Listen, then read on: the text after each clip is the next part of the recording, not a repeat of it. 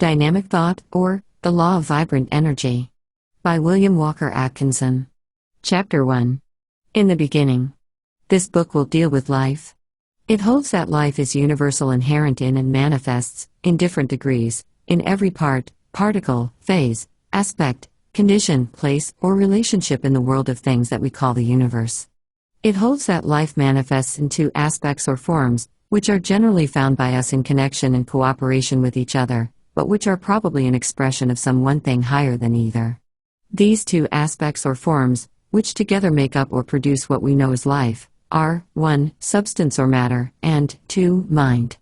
In this book, the term substance is used in preference to matter because the term matter has become closely identified with specific ideas of the materialistic school of thought and has generally been regarded by the public in the light of dead matter. In contrast, this book holds that all substance is alive. The term mind is used in the sense of mind, as we know it, rather than as mind, as it is, or as the cosmic mind. In some places, the term mind principle is used to convey the idea of a portion of the great principle of mind, of which that which we call mind is but a small and partially expressed portion. These terms are explained and illustrated as we proceed. The aspect of energy or force is not treated as a separate aspect or form of life in this book because it is regarded as merely a manifestation of the mind, as it will appear as we proceed. We have much to say regarding the motion, but the writer has tried to explain and prove that, at last, all motion results from mental action and that all force and energy are vital mental force and energy. This book is not intended to run along metaphysical or theological lines, its field is different. And so, while it recognizes the importance of these branches of human thought, still, it finds that its own particular field is sufficient to engross its entire attention for the moment, and, consequently, the subjects above shall not be touched upon, except incidentally, in connection with the subject matter of the book. This being the case, there will be no discussion of the origin of life, the question of creation, the problems of theology and metaphysics, the riddle of the why and wherefore of life and the universe. The writer has his own opinions on these questions, but feels that this is not the place to air the same. For the purposes of the book, he prefers to leave every reader to his favorite views and conceptions regarding these great subjects, feeling that the views regarding life, mind, motion and substance that are advanced in this book may be accepted by any intelligent reader, without prejudice to his, or her, accepted religious or philosophical views.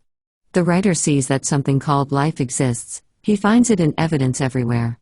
And he sees it always in its aspects of substance and mind.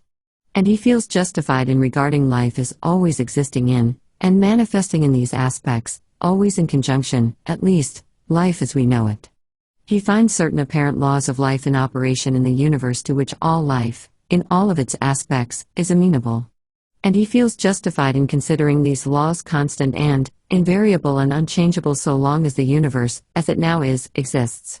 And with the above views in mind, this book will proceed to a consideration of its subject without attempting to peer behind the veil separating the universe from its cause, life from its source. But in justice to the reader, subject, and writer, the latter has thought it well to state that he recognizes not only the veil but also that which is behind it. To proceed without this statement would be unfair and misleading. The writer wishes to be understood positively upon this point, even though the declaration may bring forth the derisive jeer of those who feel that they have outgrown this conception, or else the calm, superior, pitying smile of those who feel that the universe is its cause and effect. By the universe, the writer means the whole body of things, Webster. His declaration means that he believes in that which is above things. The writer prefers not to define what he calls the infinite. The word infinite means without limit in time, space, power, capacity, knowledge, or excellence, Webster. And to define is to limit, mark the limits of, mark the end of, etc. The term define, as applied to the infinite, is ridiculous, an absurd paradox. The writer echoes Spinoza's statement, to define God is to deny him. There shall be no attempt at definition or limitation. But in considering the subject, the human mind is bound by its own laws to think of the infinite as real and being existent, if it thinks of it at all. And if it thinks of it as infinite, it must, by its laws, think of it as causeless, eternal, absolute, everywhere present, all-powerful, all-wise. The human mind is compelled to consider the infinite if it thinks of it. But even in so thinking of it as being these things, it is doing something like defining or limiting it, for the infinite must not only be those things, but it must be so much more, that those things are but as a grain of dust on the desert as compared to the real being of the infinite. For the things mentioned are but finite or defined things, things possessed by the finite things, and, at best, can be symbols of the attributes or qualities of the infinite, even the words attributes or qualities being an absurdity as applied to the infinite. The human reason must also report this view, if it thinks about the matter. The final report of the human reason regarding this matter is that it is insoluble and unthinkable to that reason in its final analysis. This is because human reason is compelled to use terms, concepts, etc., derived from its experience with finite things and, therefore, has no tools, measurements, or other appliances to think of the infinite.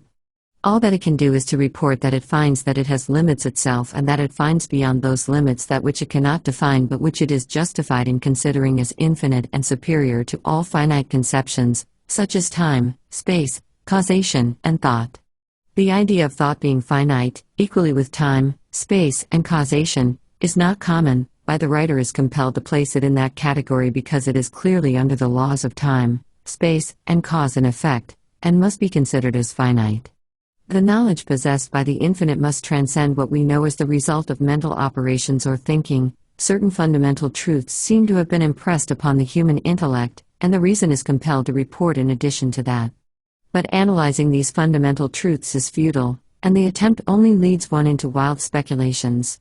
The only advantage that comes from the attempt is the strengthening of the mental muscle of those who can stand the strain of the exercise and the fact that by such an attempt, we are made aware that we do not know and cannot know, by reasons of the nature of the intellect, and are thus prevented from harboring absurd and childish theories about the unknowable. To know that we do not know and cannot know, is the next best thing to knowing. The writer does not wish to be understood that the limits of human reason are unalterably fixed.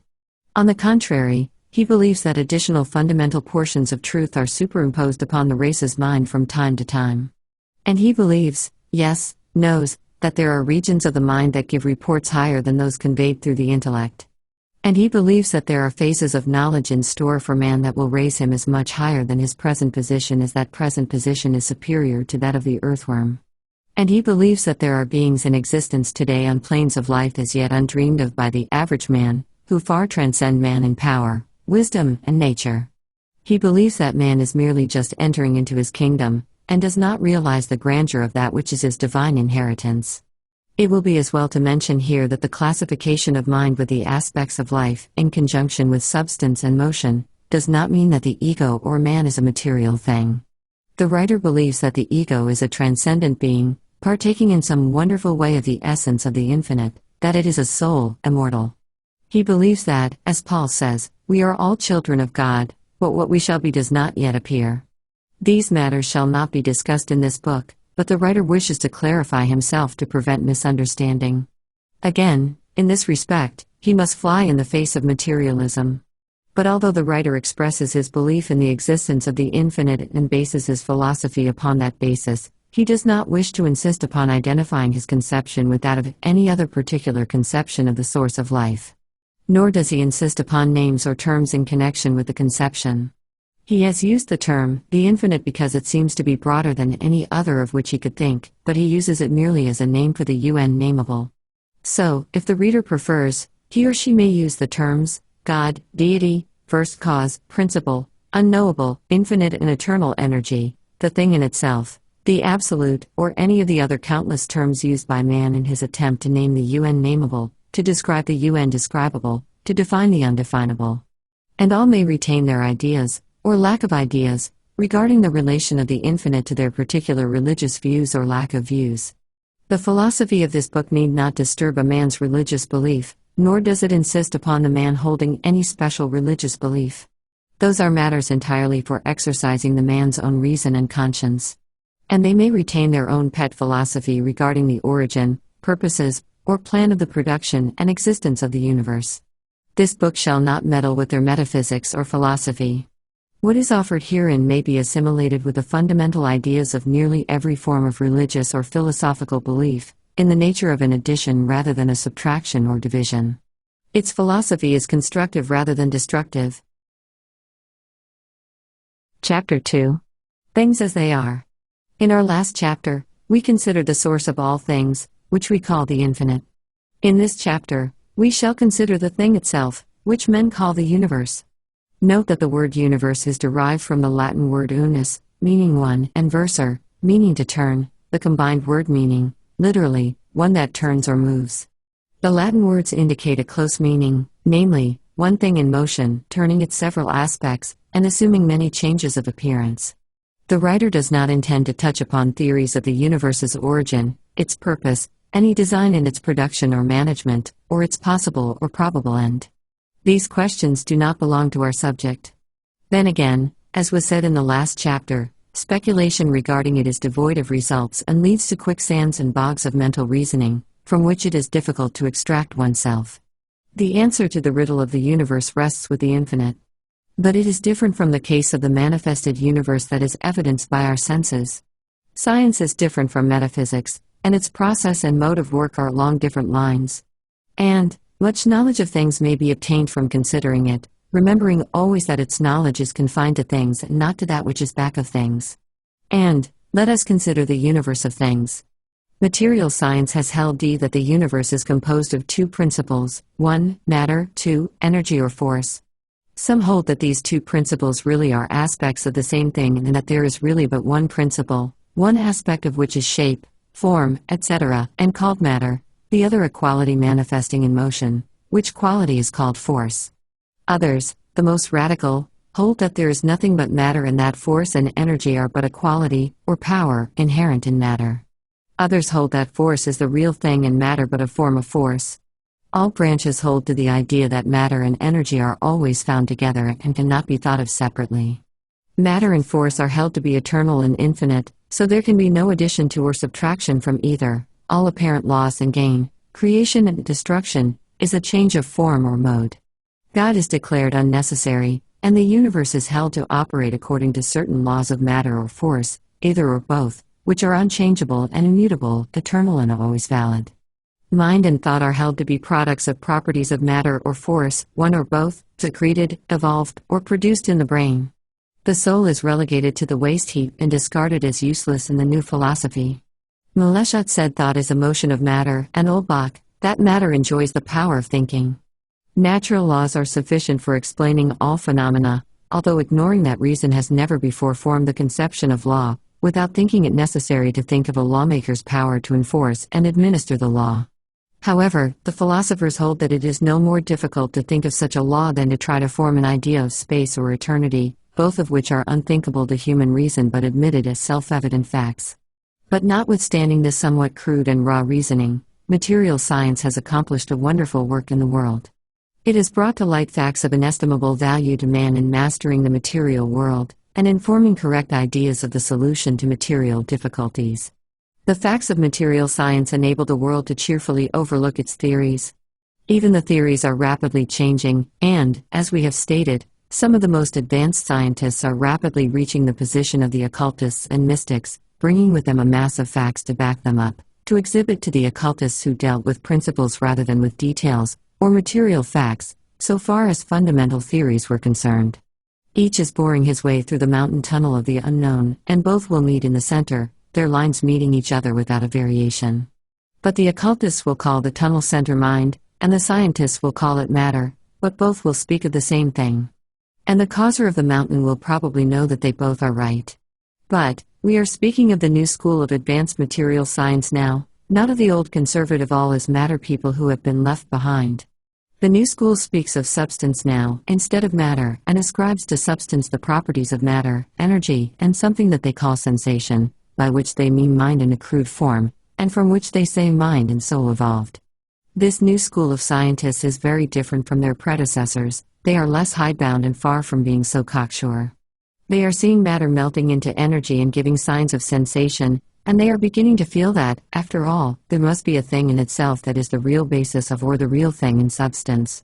Very little among them is heard about dead matter, blind force, or the mechanical theory of life in the universe. Instead of being a big machine operated under mechanical laws, with life as the steam, the universe is beginning to be regarded as somehow filled with life. Science is finding new life examples in unexpected quarters, and the dead matter area is being narrowed. Men who have followed the advances made by recent science are holding their breaths in awe and earnest expectation, and those who are pushing the inquiries and investigations to the furthest extent are showing by their eager faces and trembling hands that they feel that they are very close to the borderline separating the old materialism from a new science that will give thought and philosophy a new impetus and a new platform. Such men feel that they see the old matter melting away into something else, the old theories are falling apart under the light of discoveries, and these men feel that they are penetrating a new and hitherto unexplored region of the unknown. May success be theirs, for they are now on the right road to truth. In the following chapters, we shall see frequent references to science, and when we use the word, we shall know it means this new school of scientists rather than the older school that is now being superseded. There is no conflict between true occultism and true science, notwithstanding their directly opposite theories and ideals, they are merely looking at the truth from different viewpoints, at different sides of the same shield. A better day is coming when they shall work together instead of in opposition. There should be no partisanship in the search for truth. Things have worked this way. Occultism would enunciate a theory or principle, but would not attempt to prove it by material facts, for it had not gathered the facts, having found the principle within the mind rather than without. Then, after laughing at the occult theory or principle, science would search diligently for material facts to prove an opposite theory and, in so doing, would unearth new facts that would support the occultist's contention. Then science would discard its old theory, that is, the younger men would, the old ones, never, and proceed to proclaim a new theory or principle under a new name and back it up with a mass of facts and experiments that would create a new school, with many enthusiastic followers. The old claim of the occultists would then be forgotten or go unrecognized under its old name or disguised by the fantastic and bizarre coverings that some so-called occultists had draped around the original truth. But, so long as the truth is being uncovered, what matters is who does the work or by what name he calls his school. The movement is ever forward and upward, what matter the banner under which the armies move. In this book, the writer will advance a very different theory of the universe of all things from that of modern science, although he feels that his theory may easily be reconciled with the most advanced views of that school. In the first place, as he has stated in the first chapter, he does not hold that the universe, as we know it, is self-sufficient, but he recognizes something back of all phenomena and appearances, which is something he calls the infinite. And he differs very materially from the views of those who claim that mind is but a property or quality, or something proceeding from matter force or force matter, according to the views of the respective schools. He takes an entirely different and opposite position. He holds that all that we call matter or substance and mind, as we know it, are but aspects of something infinitely higher, which may be called the cosmic mind. He holds that what we call the mind is but a partial manifestation of the cosmic mind. And that substance or matter is but a cruder or grosser form of that which we call mind, which has been manifested to give the mind a body through which to operate. But this view he merely states in passing, for he does not attempt to demonstrate or prove the same, his idea being that it forms a different part of the general subject than the phase of dynamic thought, to the consideration of which this book is devoted. He also differs materially from the materialistic school in his conception of force or energy. Instead of regarding force as a distinct principle and as something of which the mind is but a form, he walks boldly out into the arena of scientific thought and, throwing down his gauntlet, proclaims his theory that there is no such thing as a force apart from life and mind. All force and energy is the product of life and mind. All force, energy and motion result from vital mental action. All force, energy and motion is vital mental force, energy and motion. The mind abiding in and permeating all substance, not only has the power to think, but also the power to act and to manifest force and energy, which are its inherent and essential properties. He also takes the position that the mind is in and about and around everything. And that everything is alive and thinking.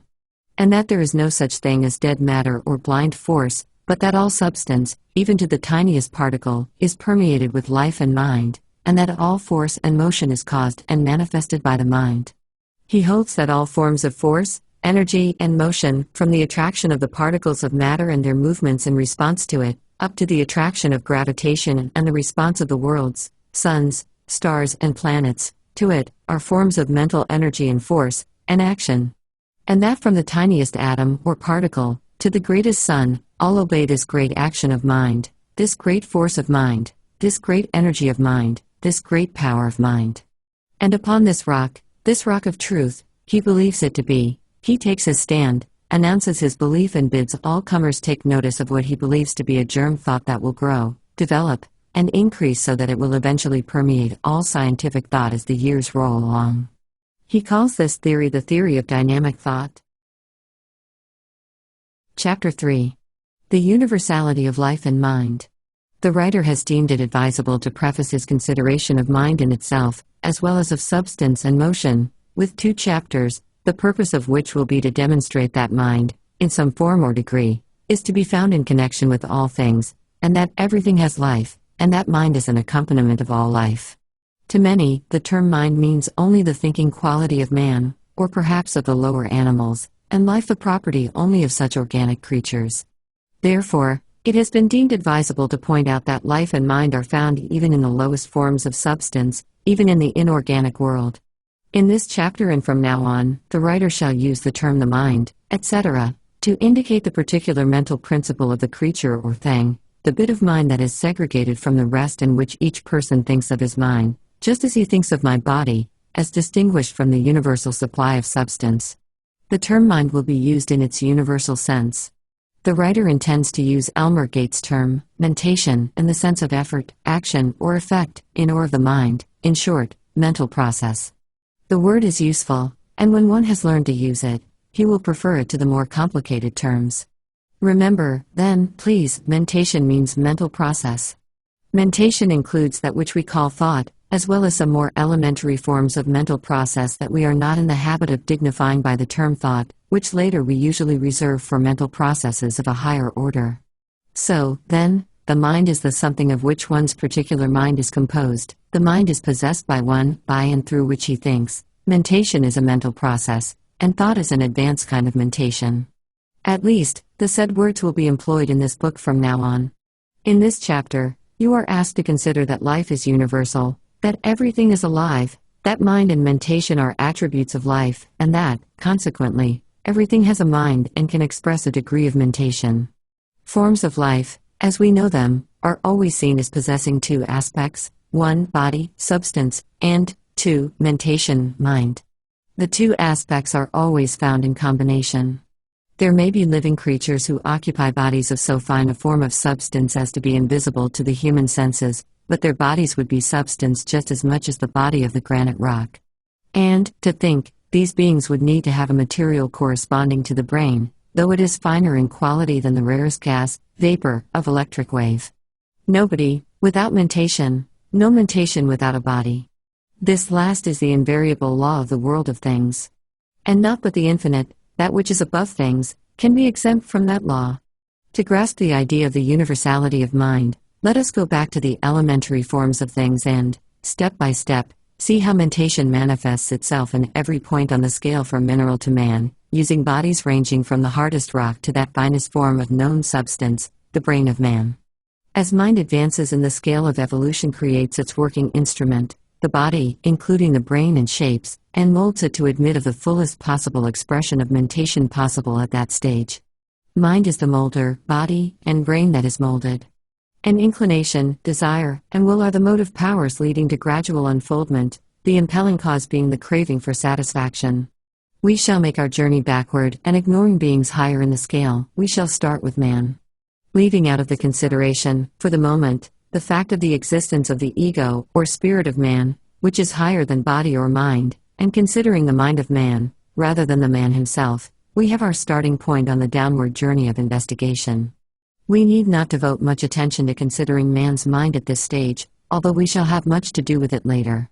But we may undertake a brief consideration of the descending degrees of mentation as manifested by man, as we pass down the scale in the human family, considering, in turn, the Newtons, Shakespeares, Emersons, Edisons, and their brothers in intellect, in the field of mathematics, literature, music, art, invention, science, statesmanship, business, skilled workmanship, etc., respectively. From these high levels, we pass down, gradually, through the strata of men of but a slightly lower degree of intellect, down through the strata of the average man, down through the strata of the ignorant man, down through the strata of the lowest type of our race and time, down through the strata of the barbarian, then on to the savage, then on to the digger Indian, the bushman. What a difference from highest to lowest! A being from another world would doubt that they were all of the same family. Then we pass rapidly through the various strata of the lower animal kingdom, From the comparatively high degree of mentation of the horse, the dog, the elephant, etc., down through the descending scale of the mammals, the degree of mentation becoming less marked at each step of the journey. Then on through the bird kingdom. Then through the world of reptiles. Then through the family of fishes. Then through the millions of forms of insect life, including those wonderful creatures, the ant and the bee. Then on through the shellfish family. Then through the community of sponges, polyps, and other low life forms. Then on to the vast empire of the microscopic creatures, whose name is Legion. Then on to the plant life, the highest of which have sensitive cells that resemble brains and nerves, descending by stages to the lower plant life. Then still lower to the world of bacteria, microbes, and infusoria, the groups of cells with a common life, the Monera, the single cell. The mind that has followed us in this descent of life, from the highest form to the cell-like thing merely existing in the slime at the bottom of the ocean, has acquired a sense of awe and sublimity not dreamed of by the man on the street. The degrees of mentation in the lower animal kingdom are well known to all of us. Therefore, we need not devote much time to their consideration. Although the degree of mentation in some of the lowly forms of animal life is scarcely above that of the plant life, in fact, inferior to that of the highest plants, still, we have accustomed ourselves to the use of the word mind in connection with even the lowest animals. At the same time, we hesitate to apply the word to the plants. Indeed, some of us do not like to think of the lower animals' reasoning, so we use the word instinct to denote the degree of mentation of the lower animal. The writer does not object to the word, in fact, he shall use it to distinguish between the several mental states. But, remember, instinct is a term used to denote a lesser form of reason, and the instinct of the horse or dog is a fine thing when we consider the reason of the bushman or digger Indian. However, we shall not quarrel about words. Reason and instinct mean degrees or forms of mentation, the word we use. The lower forms of animal life exhibit mentation along sex action, feeling, and taste. Then, by degrees, come smell, hearing, and sight. And then something very like reasoning in the case of the dog, elephant, horse, etc., mentation everywhere in the animal kingdom, to some degree. No doubt about life and mentation, there. But what about mentation and life in the plant life? All of you admit that there is life there, but about mentation, let us see. Some of you draw the line at the word mind in connection with plants, although you freely admit the existence of life there. Well, remember our axiom, no life without mentation. Let us try to apply it. A moment's reflection will give you instances of mentation among the plants. Science has called it appetency, rather than admit mind, the word appetency being defined as an instinctive tendency on the part of low forms of organic life to perform certain acts necessary for their well-being, such as to select and absorb such particles of matter as serve to support and nourish them. Well, that looks like a degree of mentation, doesn't it? Many young animals evidence little or nothing more than appetency in suckling. We shall adopt the word appetency to designate the mentation in plant life. Remember this, please. Anyone who has raised trees or plants has noticed the spontaneous efforts of the plant to reach the water and sunlight. Potatoes in dark cellars have been known to send forth shoots 20 feet long to reach an opening in the wall. Plants have been known to bend over during the night and dip their leaves in a pot of water several inches away. The tendrils of climbing plants seek the stake or support and find it, too, although it has been changed daily. The tendril will twine itself after it has been untwisted and bent in another direction. The tips of the roots of the tree are said to show sensitiveness almost akin to that of the limb of an animal and possess something akin to nerve matter. Demel placed some beans in a cylinder of moist earth. When they began to sprout, he turned the cylinder around the quarter-way of its circumference, then a little more the next day, and so on, a little each day, until the cylinder had described a complete revolution, had been turned completely around. Then the beans were taken from the earth, and lo! The roots and sprouts formed a complete spiral. With every turn of the cylinder, the roots and sprouts had changed their position and direction, the roots striving to grow downward, and the sprouts striving to grow upward, until the spiral had formed. Akin to this is the boy's trick of uprooting a sprouting seed and replanting it upside down. In this case, the sprouts turn a semicircle until it can grow straight up to the earth's surface. At the same time, the roots describe a semicircle until they can grow downward once more. And so on, story after story of appetency or mentation in plants might be told until we reach the insect-catching species, when even the most conservative observer is forced to admit that it does almost seem like thinking, doesn't it? Any lover of plants, flowers, or trees who has been able to study them firsthand does not need much argument to prove that plant life exhibits traces of mentation, some of it pretty far advanced, too. Some lovers of plants go so far as to claim that one must love plants before they will succeed in growing them and that the plants feel and respond to the feeling. But the writer does not insist upon this but merely mentions it in passing. Before leaving the subject of mentation in plants, the writer is tempted to steal a little more space and tell you that plants do more than receive sensations of light and moisture. They exhibit rudimentary taste as well. Haeckel relates an interesting story of an insect-catching plant. He states that while it will bend its leaves when any solid body except a raindrop touches its surface, it will still secrete its acrid digestive fluid only when that object happens to be nitrogenous meat or cheese. The plant can distinguish its meat diet, its food being insectivorous, and while it will supply its gastric juice for meat and cheese and the insect, it will not do so for other solids to which it is indifferent. He also mentions that roots of trees and plants can taste the different qualities of soil and will avoid poor soil and plunge into the richer parts of the earth. The sexual organism and life of plants also afford a great field for study to the student hunting for evidence of life and mentation in that kingdom. The motion or circulation of the sap in trees and plants was formerly considered to be due to capillary attraction and purely mechanical laws. Still, recent scientific experiments have shown it to be a vital action, evidence of life and mentation. The experiments have proven that if the cell substance of the plant was poisoned or paralyzed, the circulation of sap immediately ceased. However, the mechanical principles had not been interfered with in the least. And now on to the mineral kingdom. What, you may cry, mind and mentation in the mineral and chemical world? Surely not. Yes, even in these low planes, there are traces of mental action. There is life everywhere, even there. And where there is life, there is mind. Away back among the chemical principles and the minerals we may go in our search for life and mind, they cannot escape us, even there. Chapter 4. Life and Mind Among the Atoms. To the majority of people, the title of this chapter would seem an absurdity. Not to speak of inorganic mind, the idea of life in the inorganic world would seem a ridiculous paradox to the man on the street who thinks of substance as dead, lifeless, and inert. Even science has held this view until comparatively recently, laughing to scorn the old occult teaching that the universe is alive and capable of thinking. But the recent discoveries of modern science have changed all this, and we no longer hear science speaking of dead matter or blind force. It recognizes that these terms are meaningless and that the dreams of the old occultists are coming true. Science confronts a live and thinking universe. She is dazzled by the sight and would shade her eyes, fearing to see that which she feels must present itself to her vision when her eyes become accustomed to the sight. But a few daring minds among the scientific investigators are dreaming wonderful dreams today, and they tell us in broken tones of the beautiful visions that are passing before their sight. They dare not tell it all, for they fear the ridicule of their fellows. Their visions are of life, universal life. In its investigations of the material, science has penetrated so far into the recesses of things that its most advanced thinkers and investigators now find themselves standing in the presence of the immaterial. Science today is proclaiming the new doctrine, the same as the old doctrine of the occultists, the doctrine of life everywhere, life even in the most complex rock. Before considering the evidence of mentation in the inorganic world, let us accustom ourselves to the idea of something like life being found there. It will be better for us to approach the subject in easy stages. Where there is life, there must be mind, so let us first look for evidence of life.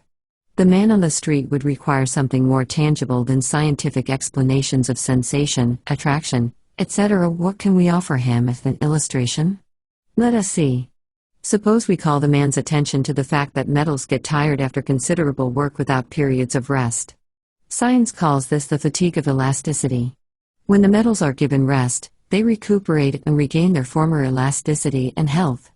The man may remember that his razor occasionally acts this way, and if he talks the matter over with his barber, his suspicions will be verified. Then, if he consults a musician friend, he will be informed that tuning forks also become tired and lose their vibrating quality until they rest. Then his machinist friend will tell him that machinery in factories must be given a rest, occasionally, or it will begin to disintegrate and die. Machinery will go on a strike for a rest if it is overworked. Then metals contract the disease. Science informs us that zinc and tin have been infected, and the infection has spread from sheet to sheet, crumbling the metal into powder, the spread of the infection resembling the spread of a plague among animals or plant life. Science has experimented with copper and iron and found that these metals may be poisoned with chemicals, and will remain weakened until antidotes are administered. Window glass workers declare that such a thing as glass disease will ruin fine stained glass windows unless the infected panes are removed. The glass disease starts with one pane, spreads gradually to the entire window, and then to other windows. Metallurgists have found that when metallic ores are put under certain forms of pressure, they lose strength and weaken until the pressure is removed. Do these things mean anything to the man on the street? Another step in consideration of life in the inorganic world is the realization of the fact that, after all, there is but the very finest line separating the higher forms of mineral life from the lower forms of vegetable life, or the life of those things which we may call either plants or animals. The lifeline is being pushed further back every day by scientific investigation, and the living thing of today is the inanimate thing of yesterday. We hear much talk in the newspapers about some scientist or another discovering or creating life in some inanimate substance. Bless your hearts, you who are alarmed by these reports. No one can create life in anything, for it already exists there. The discovery is simply the realization of this fact. Using the microscope, science has brought to light forms of living things resembling the fine dust of inorganic minerals. These low-life forms exhibit the most straightforward vital processes, the same closely resembling chemical processes, although just a shade higher in the scale. Living creatures have been found that could be dried and laid aside like dust for several years and then revived by being immersed in water when they would resume their vital process as if they had been awakened from a sleep. Forms of life, called bacilli, have been discovered to pass through degrees of heat and cold that can be expressed only by vague symbols or figures, the heat and cold being so intense that the unscientific mind cannot imagine it. In appearance, the diatoms resemble the chemical crystals. These diatoms are minute, one-celled living things, having a hard but thin siliceous covering or shell of extreme delicacy. They are what are known as microscopic creatures, that is, visible only through the microscope. Some of them are so small that it would take 1,000 or more to cover the head of a pin. But remember this, the microscope reveals them as living creatures performing vital functions. They are found in the deep waters of the ocean. To the naked eye, they appear like fine sand or dirt. Still, under the most powerful microscope, they comprise many species and varieties, exhibiting many peculiar shapes and forms. They have been called living geometrical forms, their shapes and appearances almost exactly resembling those of the chemical and mineral crystals. Science informs us that these and similar microscopic creatures number thousands of families or species, and it is thought that the varieties of microscopic creatures outnumber those visible to the unaided sight. And, remember that there is probably a still greater world of submicroscopic creatures, that is, a world invisible even when the most powerful microscope is used. Who knows what wonders are to be found there, what forms of creatures live and move and have their being there. In passing by the subject of the resemblance between the outward forms of living things and the crystals, it is interesting to note how the crystals of frost and ice resemble the forms of leaves, branches, flowers, foliage, etc. The pane of glass covered with these frosty forms resembles a garden. The disk of saltpeter, under the effect of polarized light, very closely resembles the form of the orchid. Recent scientific experiments have shown that certain metallic salts, when subjected to a galvanic current, group themselves around one of the poles of the battery and assume a mushroom-like shape and appearance. At first, they seem transparent, but gradually, they assume color, the top becoming a bright red, with the underside showing a pale rose color, the stem being of a pale straw color. The discoverers of these peculiar forms called them by the German equivalent for inorganic mushrooms, but even this term seems scarcely worthy of them, for they even show a trace of something like organs. Under the microscope, they are seen to have fine canals or vein-like channels running through their stems from top to base. The thing absorbed fresh material through these veins and grew like low forms of fungus life. Were these things merely minerals, chemical substances, or low organic life forms? The lines between the inorganic and the organic are being wiped out rapidly. The supreme power that caused life to be caused it to all and did not divide its manifestations into dead and live things but breathed into all the breath of life. And the more we see the actual evidence of this, the greater that supreme power seems to us.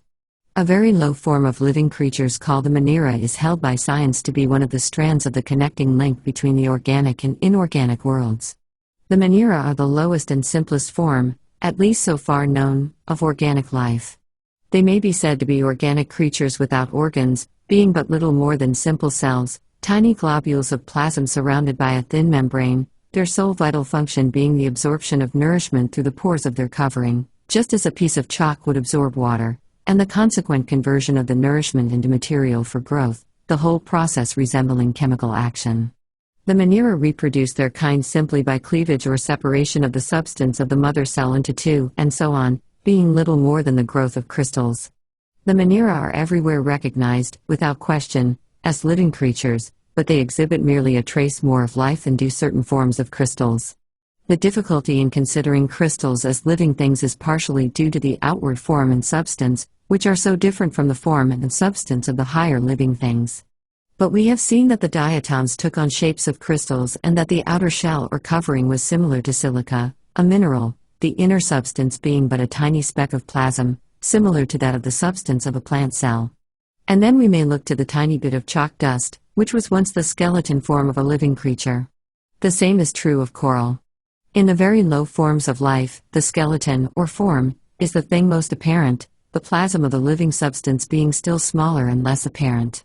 Yet, the skeleton, or shell, was formed by the vital processes of the creature and was part of its body, just as is the skeleton or bony structure of the higher animals. And in the same sense, it is a living substance. And remember that there is but little difference between these bodies of the low forms of life and the bodies of crystals. The chemical constituents of its plasmic inner body are but slightly different from that of the crystals. Its nature and vital process are by a shade higher in the scale than those of the crystals. You may ask why we have said so much about crystals.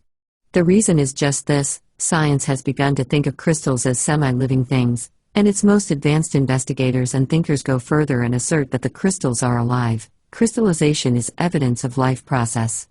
Crystals arrange themselves in well-known and well-defined shapes, directions, and order of formation being observed implicitly.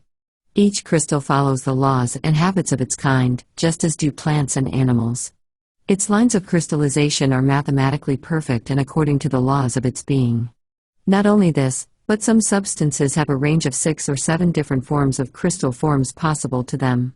In some cases, a chemical element assumes one form of crystallization when it manifests as one mineral and a second form when it manifests in another form. In each case, however, it manifests along well-known and recognized courses of action, movement, and shapes.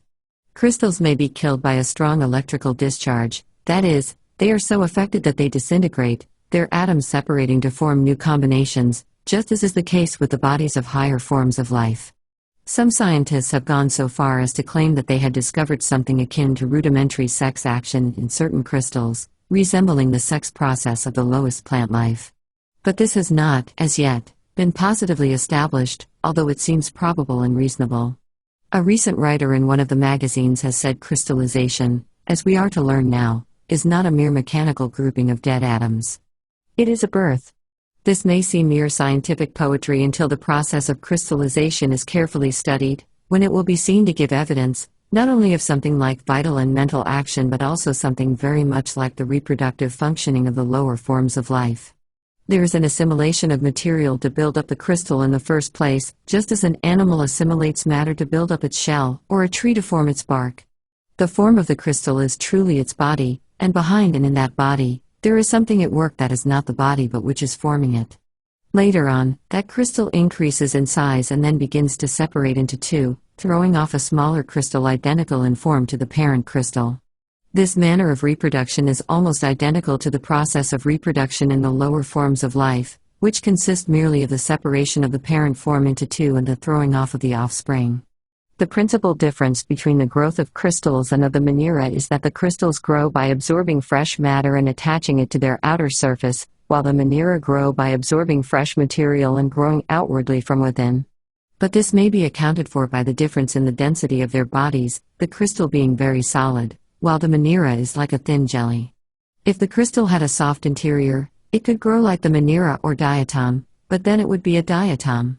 The process of crystallization is accountable only by the theory that in the crystal, there exists something like life and mentation.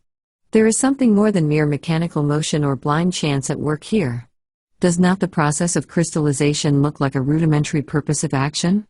It may be said that it is movement and action in accordance with some established law of nature, granted, but is not that also true of the physical processes and growth of higher forms of life? Is the forming of the crystal form to be considered as a mechanical effect, and the forming of the shell of the Menira to be considered a mental and vital action? If so, wherefore? The point is that crystals act as if they are alive and capable of assimilation, growth, and reproduction in a manner and degree differing but very slightly from the corresponding functioning of the lower forms of life. Verily, the crystals are alive, and if alive, they must have at least a trace of mind. Does it not appear that they exhibit something very like both? Quoting from a recent writer, let us notice that recent investigations in the new department of science, which has been termed plasmology, show in crystals phenomena that are absolutely analogous to vital phenomena, so much so that photographs of certain forms produced in the changes of crystals appear to be almost exact duplicates of those in the various lower forms of microbes. The question has been raised as to whether the microbe is no more alive than the crystal or whether the latter is equally endowed with life as is the former. And now, another step in our search for life. Remember that the hardest rocks are composed of crystals of certain kinds. And, if the higher crystals have life, then it is only fair to suppose that the lower and cruder forms are likewise endowed, even if in a still lower degree. And if all crystals are endowed with life, then the most solid rocks, being composed of aggregations of crystals, must be masses of inorganic life, and consequently, of inorganic mind. A crystal, according to Webster, is the regular form, bounded by plane surfaces, which a substance tends to assume in solidifying through the inherent powers of cohesive attraction. That definition, of Webster, tells the whole story, and we see that a crystal is merely a regular form of a substance, which the substance tends to assume in solidifying, that is in reassuming a solid form after being in a liquid or melted state, and that is just what all the rocks of the earth did when they emerged from the melted state in which they existed in the early days of the world's history. And this tendency that caused them to solidify and assume certain crystal forms, and which must have existed potentially through the melted state, what of that? What is this tendency or force? The definition answers the inherent powers of cohesive attraction. So, here is a cohesive attraction that we shall consider fully in the forthcoming chapters of this book. Inherent, too, the definition says. What is inherent? Let us see. Webster defines inherent as permanently existing. So, this power of cohesive attraction permanently existed in the substance or else in connection with it. Let us take another look at cohesive attraction. Cohesive attraction is that form of universal attraction that causes the molecules of a body to draw together, that invisible power of the molecule, by which it draws another molecule toward itself and itself toward the other, the manifestation of which power by several molecules tends to draw each of them together. We shall learn of these particles of substance called molecules before long. It is a primal cause of motion, this mutual attraction and drawing power. Is it reasonable to suppose that this wonderful power is a mere blind force? Is it not more reasonable to think of it as a form of vital action, life action? Dead things could not manifest this force and action. And if this cohesive attraction is evidence of life, then all substances must have life manifesting through it. Not only the rocks but the soil, earth, and dirt, for they are crumbled rock. And, when we thus consider substance as being the body through which life is manifesting, we must not lose sight of the molecules and atoms in our consideration of the mass. A bit of rock, crystal, or dirt is but an aggregation of countless molecules grouped together in certain crystallized shapes and forms, each with its own characteristics. These molecules cling together by their mutual attractive powers. Each of these molecules is composed of several atoms, which cling together by chemical affinity or chemist, but which is but another name for attraction or cohesion, and which form a little family called a molecule. And these atoms are composed of corpuscles. We will waive the consideration of the corpuscle for the moment, but even if we consider it, we only carry the subject back a step further. What we wish to say could be said even if there were 10 further divisions of substance, or 1,000,000 for that matter. We wish you to consider now that we must separate the mass into its constituents, its molecules, atoms, and even corpuscles in our search for life in the mineral and chemical world. If life is in the mass, there must be life in the molecule, atom, or corpuscle. Now, do we find it there? Certainly, for the tiniest atom manifests its attractive power, and not only does it draw other atoms to itself by virtue thereof, but it even goes a step further and shows a preference, a degree of liking in its mutual relations with other atoms. We shall see, in future chapters, that there is desire, love, marriage, and divorce among the chemical atoms. We shall consider the flirtations and love affairs of certain atoms. We shall see how an atom will leave another and fly to a new charmer. We shall have much evidence of the atom's power to receive sensations and to respond to the same. There is nothing dead about this, is there? The atom is very much alive. The attraction, affinity, and motions of the atom give certain evidence of something very much like life as we see it in higher forms. In the atom exists all the life that causes crystallization. And in the atom lies that which causes force and motion to manifest. Verily, the atom lives and moves and has its being. And, so our journey is ended, we have traced life to its last stages of manifestations, and we have found it there in each step of the journey. But, stop, we have not completed our journey, we have but begun it. Why, some of us may cry, how can we go back to the atom or electron? The answer is in the ether. Yes, the back of the atom and the corpuscle is said by science to lie that wonderful, paradoxical something they call the universal ether, that something that science has considered the womb of matter and force, something that is different from anything ever known or dreamed of by man, that something which science has labored so diligently to build up, and which it has used as an explanation for so many phenomena, but regarding which, a very recent date, there has begun to grow a distrust and a suspicion, owing to the discovery of radiant matter, and things that followed in its train. But, notwithstanding these shadowy suspicions, science still asserts in belief in the constancy and integrity of the ether, and it behooves us to investigate that wonderful region in which it dwells in order to see whether life and mind are also to be found there. We think that, in the words of the street, we shall find that they are very much there. And, so, in later chapters of this book, we shall consider the ethereal region very fully. But before doing so, we had better give substance and motion, in all their forms, a careful consideration, for a correct understanding of them is vitally necessary for an intelligent conception of the ideas underlying the philosophy to be herein set forth. Now, pray you do not leave this chapter with the belief that the writer has said that the particles of inorganic substances are endowed with conscious reasoning powers. Nothing of the kind has been said, nothing of the kind is meant. The life and mind evidenced in the particles are but the faintest glimmerings. There is no sign of consciousness or reasoning, the mind exhibited is less than that of the plant, yes, less than even that of the cell of the plant. Life is evidenced by the power to move, and the mind is evidenced by the ability to receive impressions and respond to the same by evidencing force and movement. There is no evidence of consciousness or understanding in these mental processes. Consciousness is not an essential attribute of life or mind action. In fact, but a small part of even the mentation of man is performed in the field of consciousness. Nearly all of his bodily functions are beneath the field of consciousness. One does not consciously regulate the beating of his heart, the circulation of his blood, the digestion and assimilation of his food, the tearing down and building up work of the cells, the work of the organs, etc., etc. Yes, these processes are all mental processes, and far from mere mechanical movements, or chemical processes, as some imagine.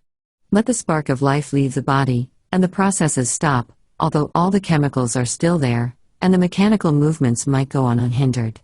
The particles of substance have enough life and mind to enable them to move, receive, and respond to impressions and exert force according to the law of attraction, but there it stops.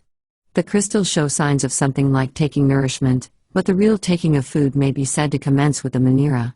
Not until very high degrees of life and mind are attained do creatures begin to exhibit consciousness, and that which is called understanding is still higher in the scale, and not until man is reached does the faculty of turning the mental searchlight inward manifest itself. These matters are mentioned here merely to prevent misunderstanding and misapprehension. But still, do not forget, the particles of substance receive impressions and respond thereto, they act and exert force and energy, they manifest life and mentation. Chapter 5. The Story of Substance. As we stated in a former chapter, there are two aspects of all things, 1. Substance and 2. Mind. In this and the following two chapters, we shall consider the first one, substance, which science calls matter. Perhaps it would be as well to begin by asking ourselves the question, what is substance? The answer seems to be anything that takes up room, the body aspect of things, matter occupying space, etc. Some writers have spoken of substance as something tangible, that can be felt, but this definition will not do, for there are forms of substance too fine to be felt.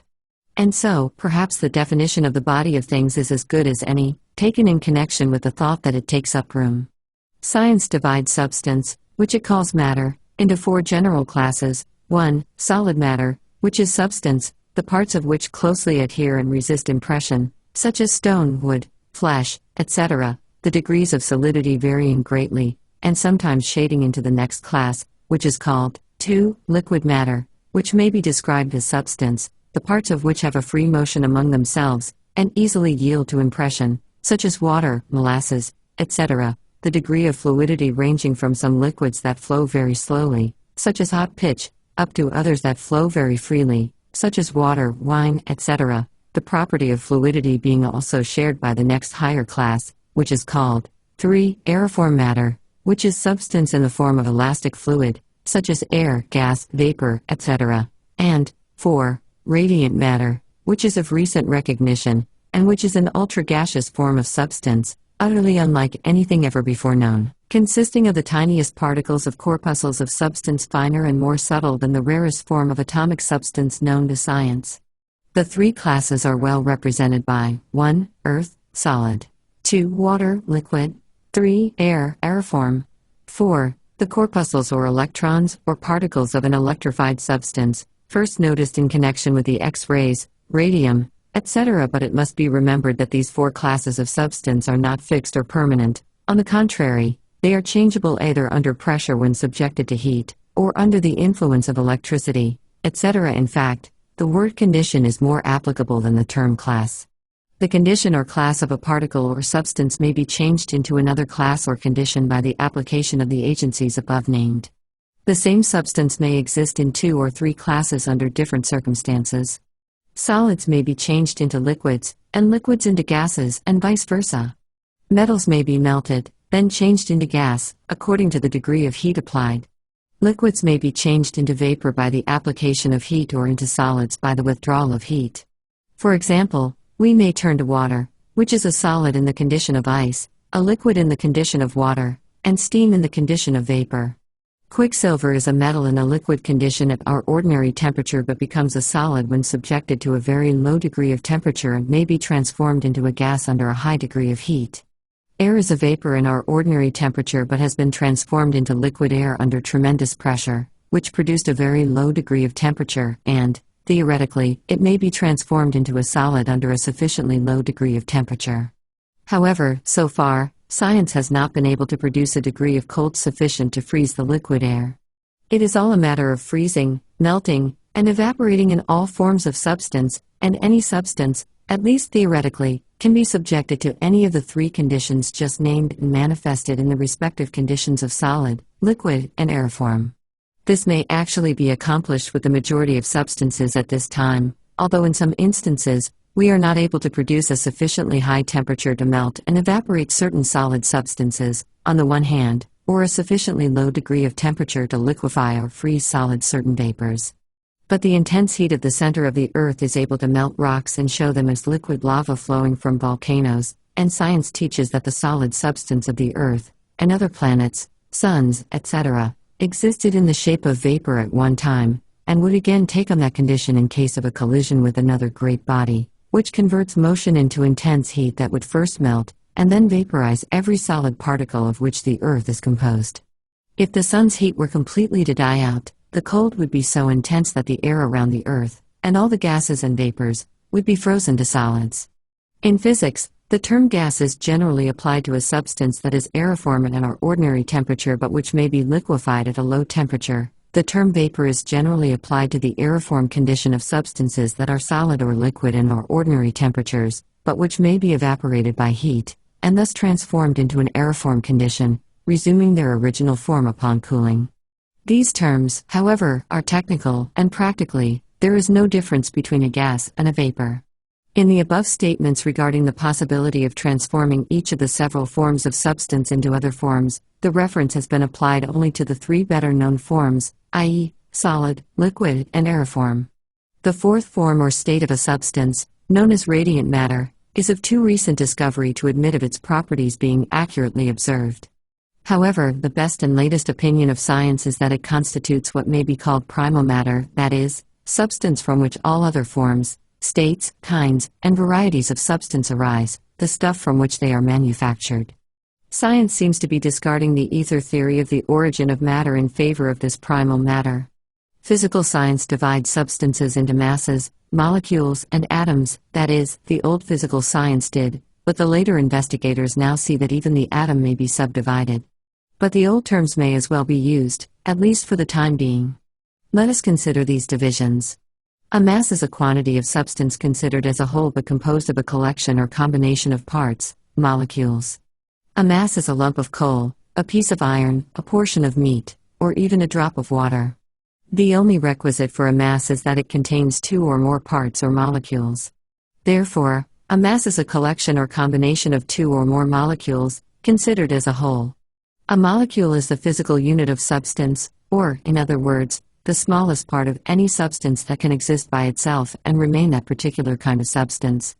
But not the smallest chemical part, the latter is called an atom, and atoms combine to form a molecule. The molecule exists as a unit and cannot be split or separated by physical means, although it may be separated into atoms by chemical means in order that we may form a clear idea of the molecule. Let us take a very small mass of matter, a drop of water, for instance. This drop of water is a mass composed of a great number of molecules. It may be divided and subdivided into smaller and still smaller parts. This division may be carried on until it reaches a point where our sight and instruments are unable to make a further subdivision. But, theoretically, the work may be carried on still further until, at last, a limit is reached where we are unable to divide the water into any smaller parts without separating its chemical constituents from each other, in which latter case there would be no water at all. Its chemical constituents, or atoms, having separated and now appearing as two atoms of hydrogen and one atom of oxygen, separated and apart and no longer forming a molecule of water. Well, this smallest possible part of water, or any other form of substance, is a molecule. Remember, the molecule is the smallest part of that kind of substance that can be produced by division and subdivision without destroying the kind of substance. It is the smallest part of any kind of substance that can exist by itself and maintain its kind. In order that you may grasp the minuteness of the molecule, we may mention that science claims that no molecule, even the largest, is of sufficient magnitude to be seen under even the strongest microscope. It has been calculated that if a drop of water as large as a pea were magnified to the size of the Earth, the molecules would then appear no larger than the original drop. The space between the molecules is believed to be considerably larger than the molecules themselves. The figures that are necessary to use in connection with molecular substances are likely to stagger the imagination. Besides speaking of the molecules of an inorganic substance, it may be interesting to note that a spider's thread is so fine that a piece of it large enough to circle the Earth would weigh only half a pound. And yet, each thread is composed of 6,000 filaments. Each of these minute filaments may be divided into tiny bits, and each bit will still be a mass of substance containing thousands of molecules and their constituent chemical atoms. There are living, microscopic creatures so small that 5 million of them might be crowded into a space the size of a pinhead. And yet, each of them has organs. In these organs, fluids circulate. Try to figure out the size of the molecules of the fluids circulating in these tiny organs, not to speak of the chemical atoms. When you handle a coin, an infinitesimal portion of it is worn off. Can you figure out the size of the molecules composing that part? When a rose throws off its perfume, it emanates tiny particles of itself. Can you measure or weigh the molecules composing that odor? The human mind is compelled to realize its finiteness when it considers these things, but we have only just begun to consider the smallness of things. An atom is the chemical unit of a substance, that is, the smallest chemical part that can enter into a combination.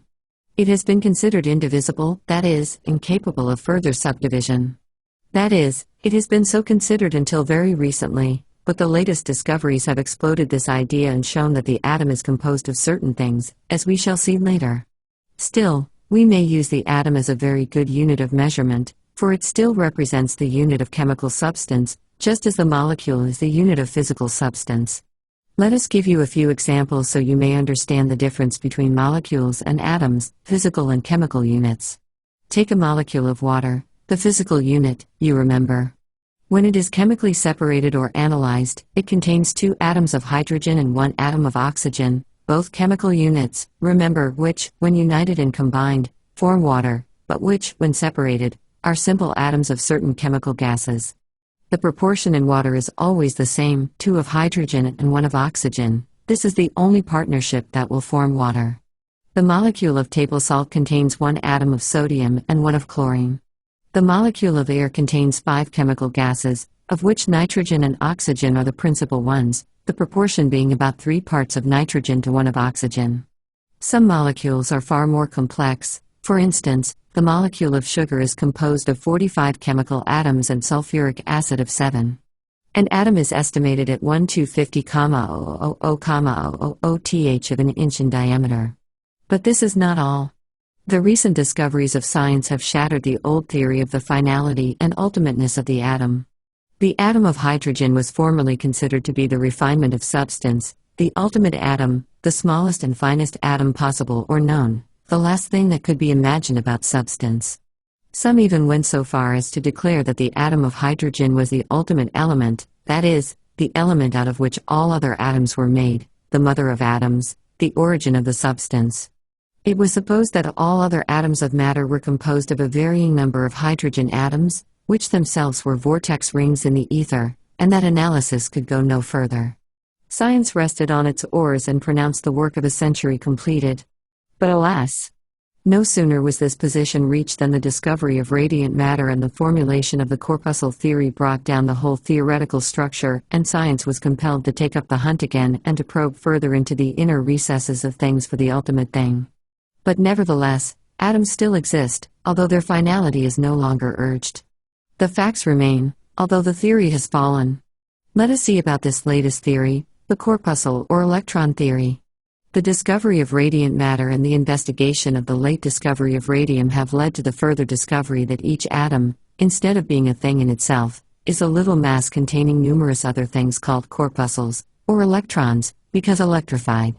The theory is this, briefly, that each atom is a minute mass of substance containing a number of electrified particles, which are known as electrons, in constant motion and vibration, revolving around each other, as do the planets, suns, and moons of the universe. In fact, each chemical atom is like unto a universe in itself. The simplest atom, that which was supposed to be the ultimate atom, the atom of hydrogen, is supposed to contain within its tiny self no less than 1,000 minute corpuscles, which, because electrified, are called electrons, revolving in fixed and regular orbits within the containing globe of the atom. The more complex forms of atoms are supposed to contain a far greater number of electrons, the authorities estimating those in an atom of oxygen at 10,000, those in an atom of gold at 100,000, and those in an atom of radium at 150,000. These figures are, of course, mere scientific guesses, but when compared with a similar guess regarding the size of the atom, they give a startling illustration of the size of the newly discovered corpuscle or electron. Another authority, for an illustration, asks us to consider a great globe about 100 feet in diameter, that is, of course, 100 feet through its center. Let the globe represent the atom. Then imagine 1,000 minute specks, each the size of a pinpoint, composed of substance, and each containing an atom of electricity as in a capsule. Each speck revolves around each other in a regular orbit, in that great 100 feet through the globe, and keeping well away from one another. That will give you an idea of the relative size of the electrons and atoms in the room that the former have to move about in, a good many feet between each. Lots of room and plenty to spare. Try to figure out the size of an electron. Many magazine readers have been confused about the relation between the corpuscles and the electrons, or ions, as some have called the latter. The matter is very simple. They are both the same. The corpuscle is the tiny particle of matter which, because it is electrified and has thus become the unit of electricity, is called an electron. From the viewpoint of substance, we call the tiny particle a corpuscle. From the viewpoint of electricity, we call it an electron. These electrons are the tiny particles that pour forth from the pole in the Crookes tube and constitute what is known as X-rays, cathode rays, Becquerel rays, etc. They are also the particles thrown off and emitted by radium and similar substances. They exist in the atom, as explained, but also are found free and independent, and in the last condition or state, are thrown off in the aforesaid rays, and by radium, etc. So far, the corpuscles are known only as charged with electricity, and the electron only as a tiny charge of electricity with which the corpuscle is charged. But science dreams of corpuscles of substance other than electrons, in which case the old occult teachings of light dust and heat dust, etc., will be verified. The electron contains a powerful charge of electricity, as much as an atom, 1,000 to 150,000 times its size will carry. But science is wondering how these highly charged particles manage to hold together in the atom, so rigidly coherent as to appear indestructible. We think that we may get a hint at the matter a little later on in this book. Science, or at least some scientists, are wondering whether the corpuscle's whirl or vibration might not produce what we call electricity and whether, when this motion is intensified, waves of electricity will not be emitted. The writer fully agrees with this idea and finds it fits closely with his theories regarding substance and motion. But the reader is cautioned against falling into the error of many recent popular writers on the subject, some of whom have used terms calculated to convey the idea that the corpuscle, electron, is electricity itself, rather than tiny particles of substance called corpuscles, charged with a unitary charge of electricity, and therefore called electrons. But for that matter, electricity is only known to us as associated with some form of substance, and not as a thing in itself. We shall see the reason for this as we proceed with this book. These corpuscles are destined to play a most important part in science theories from now on. They already have overturned several very carefully and diligently erected theoretical structures, and many more will follow, among the many important ones evidently doomed to the dust heap being the vortex ring atomic theory, and other theories built upon the etheric origin of matter, and other theories concerning the ether, even to the extent of breaking down the theory of the ether itself, which theory had almost come to be considered a law. We shall further consider the corpuscles and their qualities, characteristics, etc., in the next chapter, for they have an important bearing on the theories advanced in the course of the study of this book. Chapter 6. Substance and Beyond. Science has ascribed to substances certain characteristic qualities, which it calls properties. It divides these properties into two classes: 1. Molecular properties, sometimes called physical properties, and 2. Atomic properties, sometimes called chemical properties. Molecular properties are those which a substance may manifest without disturbing the molecules and consequently without affecting the kind of substance. Atomic properties are those which concern the atoms when free from the molecular combination and which consequently cannot be manifested without changing the kind of substance. Science, before long, is likely to add a third class of properties, namely, corpuscular properties, relating to the corpuscles or particles of radiant matter, but, so far, it has not had the opportunity to sufficiently observe these qualities, except in a general way. There are certain general properties that seem possessed by both mass, molecules, and atoms, and probably by corpuscles. These general properties are as follows: shape, that property whereby substance takes up room.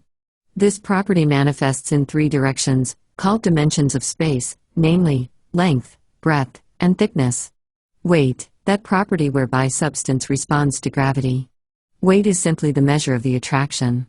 Impenetrability, that property whereby two bodies of substance are prevented from occupying the same space at the same time. A nail driven into a piece of wood simply pushes aside the molecules and occupies the space between them. Substance is never actually invaded or its actual territory occupied by other substance. Indestructibility, that property whereby a substance is prevented from being destroyed or annihilated. Although the forms of substance may be changed or transformed into other forms, the substance in itself is not destroyed and cannot be under the existing laws of the universe.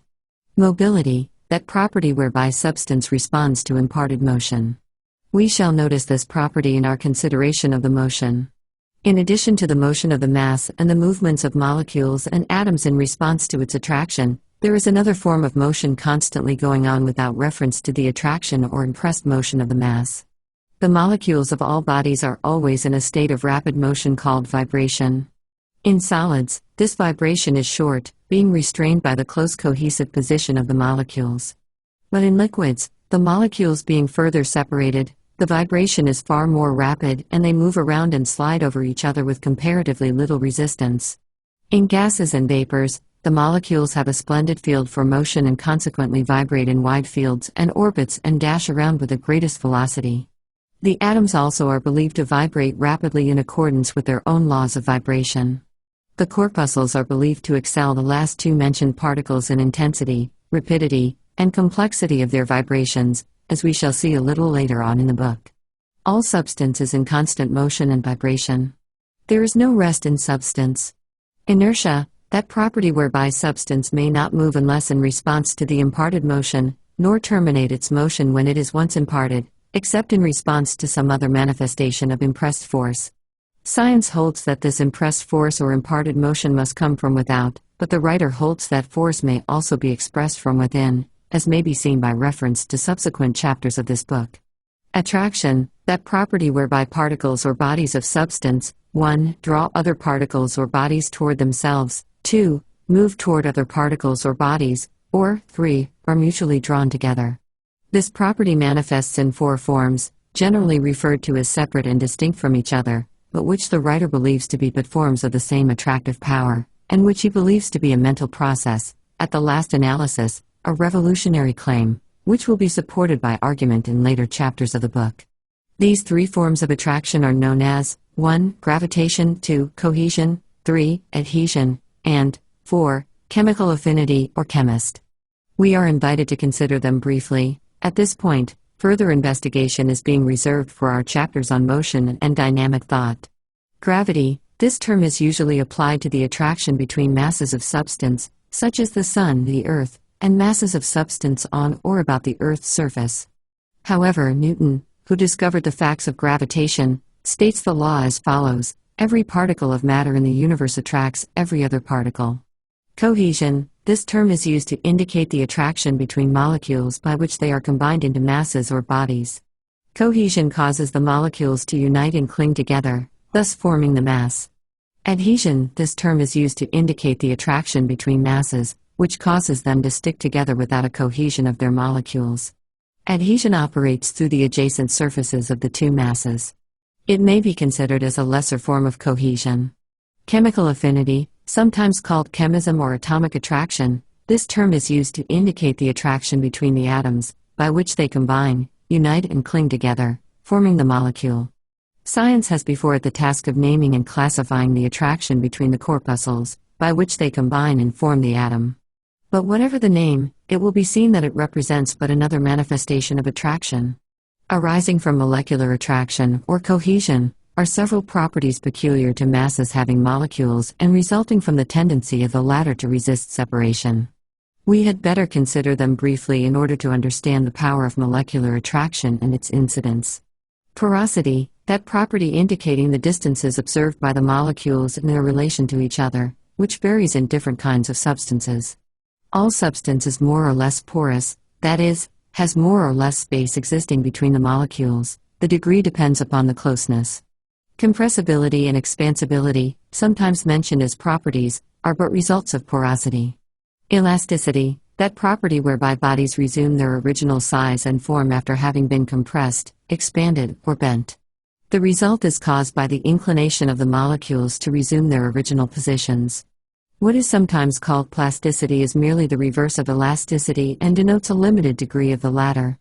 Hardness, that condition results from molecular attraction resisting the forcible entrance and passage of other substances between the molecules. Tenacity, that condition is resulting from molecular attraction resisting the forcible pulling asunder or tearing apart of the mass. This condition is sometimes called toughness. Malleability, that condition results from molecular attraction resisting the forcible separation of the mass by pounding, hammering, or pressure. The resistance is passive and consists of the molecules allowing themselves to assume a spread-out formation rather than to be forced apart. Ductility, that condition results from molecular attraction resisting the forcible separation of the mass by a drawing-out process. The resistance is passive and consists of the molecules allowing themselves to be drawn out into a formation of the shape of wire or thread rather than to be pulled apart. In any of the above cases, we may intelligently, and with propriety, substitute the words molecules by means of cohesion, resisting, and so on, for the terms above used, molecular attraction, resisting, and so on. All masses of substance, probably molecules as well, are capable of expansion and contraction, both phenomena, in fact, and in degree, resulting from the relation of the molecules. Contraction is a crowding together of the molecules, expansion is getting apart of them. Density, the amount of substance in relation to a given bulk. Volume, the size or bulk of a body of substance. Mass, besides being used to designate a body of substance composed of 2 or more molecules, the term mass is used to designate the total quantity of substance in a body. An application of the above terms may be seen in the following illustration. A quart of water occupies a certain space, and has a certain volume, mass, and density. Convert the same mass of water into steam, and it expands to a volume of 1,700 times that of water, but, as no molecules have been added, the mass remains the same, but as a quart of steam weighs 1,700 times less than the same volume of water, the density of steam is 1,700 times less than that of water. As the volume of a given mass increases, the density decreases in the same proportion, but the mass remains the same. Mass, therefore, has two factors, i.e., volume and density. The density of a mass is determined by the weight of a certain volume of it. The above consideration of the properties of substance dealt only with the molecular properties, or physical properties, as they are sometimes called, that is, with properties depending upon the existence of the molecules.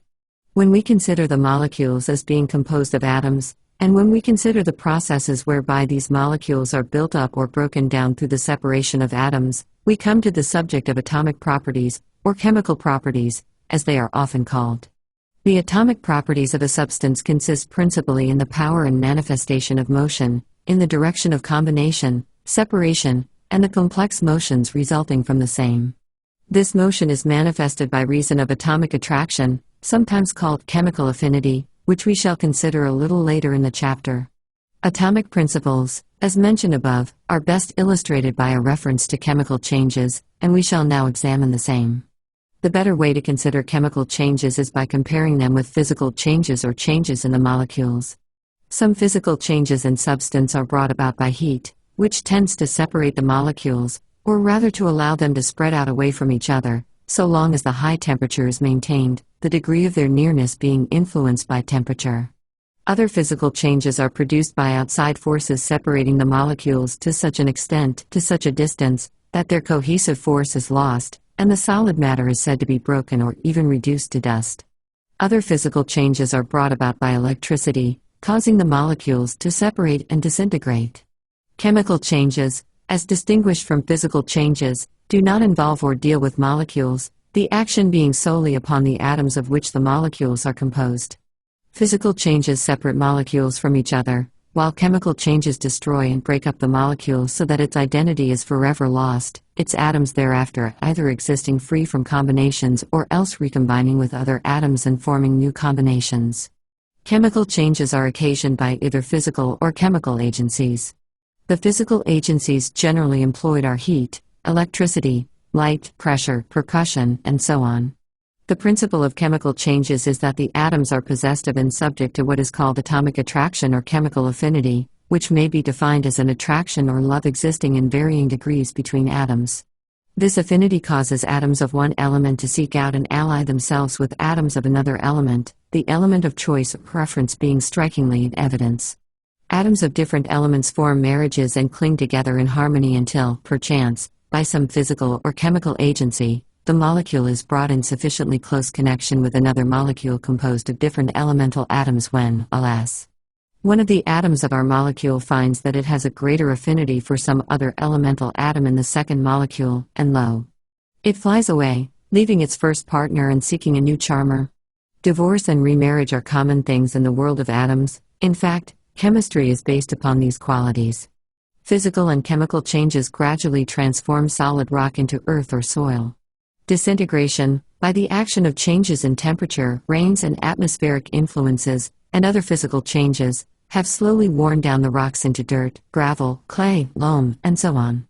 And decomposition by chemical change that sets the atoms free from their combinations has aided in the work. There is no rest in the world of substance. Everything is changing, constantly changing.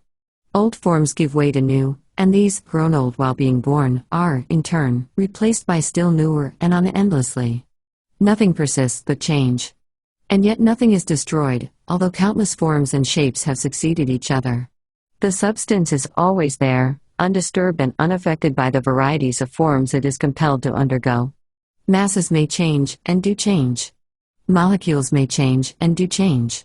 Disintegration and decomposition affect both and bring to them the death of form. But their substance endures in the atom. Atoms may change and decompose or undergo whatever change that is their fate, and still, the corpuscles, or what lies beyond the corpuscles, will remain. The atom was once regarded as eternal, but now even it seems to be capable of dissolving into some finer division of substance, and perhaps still finer subdivisions await it. That familiar form of substance that we call earth, dirt, soil, and so on, is but the result of disintegrated rock, which has crumbled and lost its former form through the action of air, water, and atmospheric influences. And the rocks themselves, from which the soil came, were at one time a sea of melted, flowing liquid substance, somewhat resembling volcanic lava. This melted rock is thought to have been condensed from the same principles in the shape of vapor that existed in the early days of our planetary system. Vapor, gas, liquid, semi-liquid, solid rock, soil, the substance unchanged, the forms totally unlike. Helmholtz estimates the density of the nebulous vapors of substance as being so rare that it would take several millions of cubic miles of it to weigh a single grain. Oh, nature, what a wizard thou art! We have spoken of air and water in a former chapter, and their constituent atoms have been named. And from these three great reservoirs of substance, the earth, the air, and the water, are obtained all the material that goes to form the bodies of the animal and vegetable kingdoms. The plant draws its nourishment from the soil, the air, and water and, in its wonderful chemical laboratory, is able to transform the elements so drawn from these sources into a substance called plasm, which consists principally of carbon, oxygen, nitrogen, and hydrogen, being nearly identical in composition to the white of an egg, and which constitutes the basis of animal and plant bodily structures. All the material of the physical bodies of men, animals, and plants are but forms of plasm. The animals and man obtain their nourishment, directly or indirectly, from the plant body, and so at last, we are seen to draw from the soil, air, and water all our bodily nourishment, which we convert into the bodily structure, bone, muscle, flesh, blood, veins, tissue, cells, and so on. And the chemical atoms of our bodies are identical with those in the rock, the air, the water. And so you see the universality of substance and its countless forms and appearances. Chemistry resolves substances back into about 75 simple substances, of which atoms are the units, which simple substances are called elements. From these elements, by their atoms, all other substances are formed by combinations, the number of such possible combinations being infinite. An element, in order to be an element, must be a simple substance, that is, it must be incapable of further analysis into some other elements. The 75 elements now recognized by science have never been resolved into other elements by chemical analysis and, therefore, are accepted as simple. However, it is true that other substances that were formerly considered simple elements were afterward decomposed by electricity and found to consist of two or more simpler substances or elements. Thus, new elements were discovered and old ones were discarded as not elemental. And this fate may be in store for a number of the elements now on the list, and many new ones may be discovered. For a long time, science endeavored to trace all elements back to hydrogen, the latter being considered the ultimate element, its atoms composing all the other atoms under varying conditions, and so on. But this theory is now almost abandoned, and science rests on its list of 75 elements, the atoms of which are composed of electrons. Some have hazarded the theory that the elements were all forms of ether. See next chapter, their apparent differences resulting merely from the varying rate of vibration, and so on. In fact, such a theory was finally adopted as a working hypothesis until the discovery of the corpuscle. Everything in substance seems to be moving back to the corpuscle, as we shall see further on. The following is a list of the principal elements known to science today: aluminum, antimony, arsenic, barium, bismuth, boron, bromine, cadmium, calcium, carbon, chlorine, chromium, cobalt, copper, fluorine, gold, hydrogen, iodine, iron, lead, magnesium, manganese, mercury, nickel, nitrogen, oxygen, phosphorus, platinum, potassium, radium, silicon, silver, sodium, strontium, sulfur, tin, zinc. Of the above, hydrogen is by far the lightest in weight. In fact, it is used as a unit of atomic weight, its weight being marked 1 on the scale: gold, 197, lead, 207, silver, 108, oxygen, 16, nitrogen, 14, iron, 56. The discovery of the corpuscle, or electron, rudely shattered the vortex ring theory of the origin of the atom, and now, instead of the atom being regarded as a vortex ring in that hypothetical, paradoxical absurdity, the ether, it is believed to be composed of a vast number of tiny particles called corpuscles, as we saw stated in our last chapter. These corpuscles seem to be the last thing in substance, its last known state of refinement, and already it is being proclaimed as the long-sought-for primal matter or ultimate substance. Whether or not a still finer state of substance will be discovered, science is unable to say but thinks it unlikely. But we must not overlook the old occult teaching indicating a state of substance so fine that it is imperceptible and only recognizable as apparently free force, its covering or vehicle of substance not being evident. This would seem to indicate a still further refinement of substance, although perhaps the corpuscle or electron will answer to fill the bill in the case.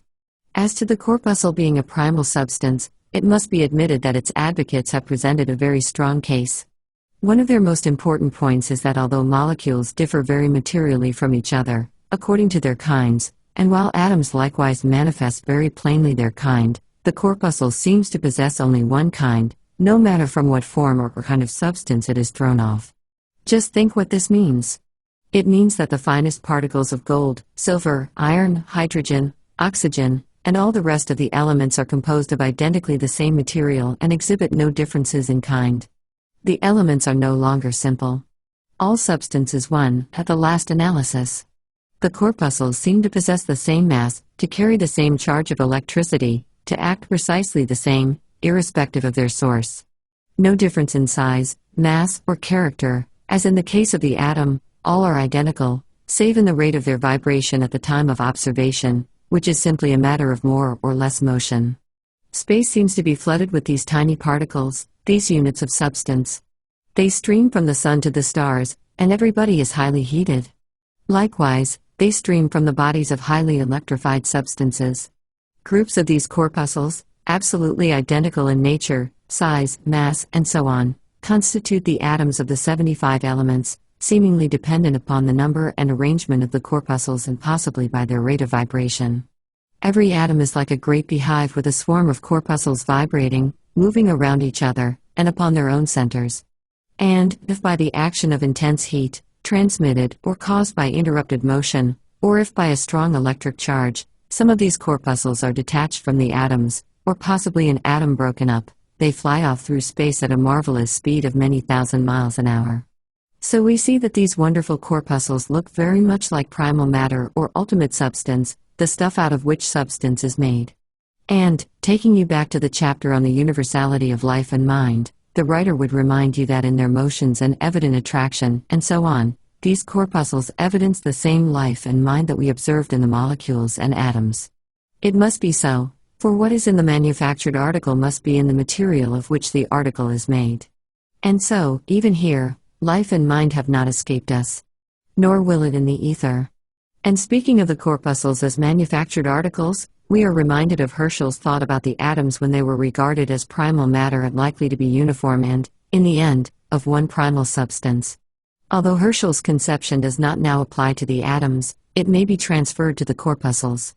Herschel thought that the fact that the particles of substance were likely to be found to be uniform in size and identical in nature and characteristics indicated that they might be akin to manufactured articles turned out from the same great machinery of creation.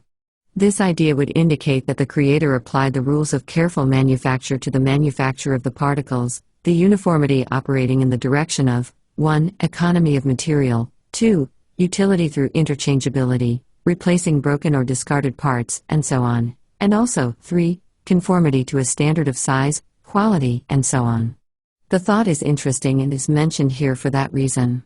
It is not affected by the supposition that there may be a still finer and rarer form of substance from which the particles are manufactured. In fact, the idea of Herschel, if closely analyzed, would seem to indicate some such raw material from which the articles were manufactured. Chapter 7.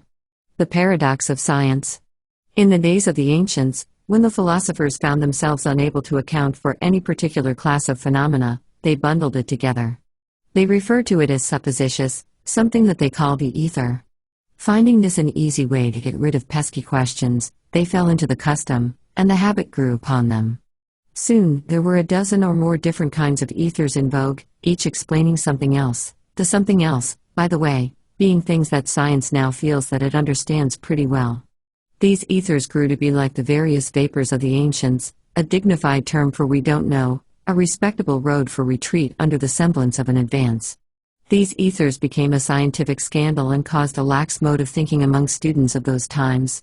And so they were finally abolished and relegated to the scrap pile of science, where they lay for many centuries until a comparatively recent period when at least one of them was hauled forth, dusted, freshened up a little, and placed upon its old pedestal. This revamped ether is referred to as the ether of Aristotle. Aristotle, as we know, was a famous Greek philosopher who lived about 350 BC, about 2,250 years ago. He was a good man and a celebrated philosopher but was somewhat deficient in scientific knowledge. Although he knew many things and uttered many wise thoughts, he was under the impression that the breath of man entered the heart instead of the lungs, that the back part of the skull was empty, and so on. He was without the advantages of a modern training, which was not his fault, however. Well, Aristotle conceived the idea of a universal ether, which he thought pervaded all space and with which he accounted for the passage of light from the sun and stars, the movements of the planets, and various other physical phenomena. It is unknown whether Aristotle really believed in this ether or merely used it as a speculative hypothesis, following the ether habit of his contemporaries. At any rate, his theory served its purpose, lived, flourished, declined, and died, at least seemed to be dead. But its corpse was resurrected in modern times and used to account for divers things. This does not mean that modern thinkers really believe in the universal ether, they merely assume it as a working hypothesis until something better is offered. Its principal modern use is to account for the transmission of light from the sun and stars to the earth. It was held that a thing could not act where it was not. So it became necessary to account for the transmission either by the theory that small particles of substance were thrown off from the sun and traveled to the earth, or else that there was some medium of communication by means of vibrations, etc. Newton held to the first theory. Still, his hypothesis went down before the ether advocates, who advanced the wave theory.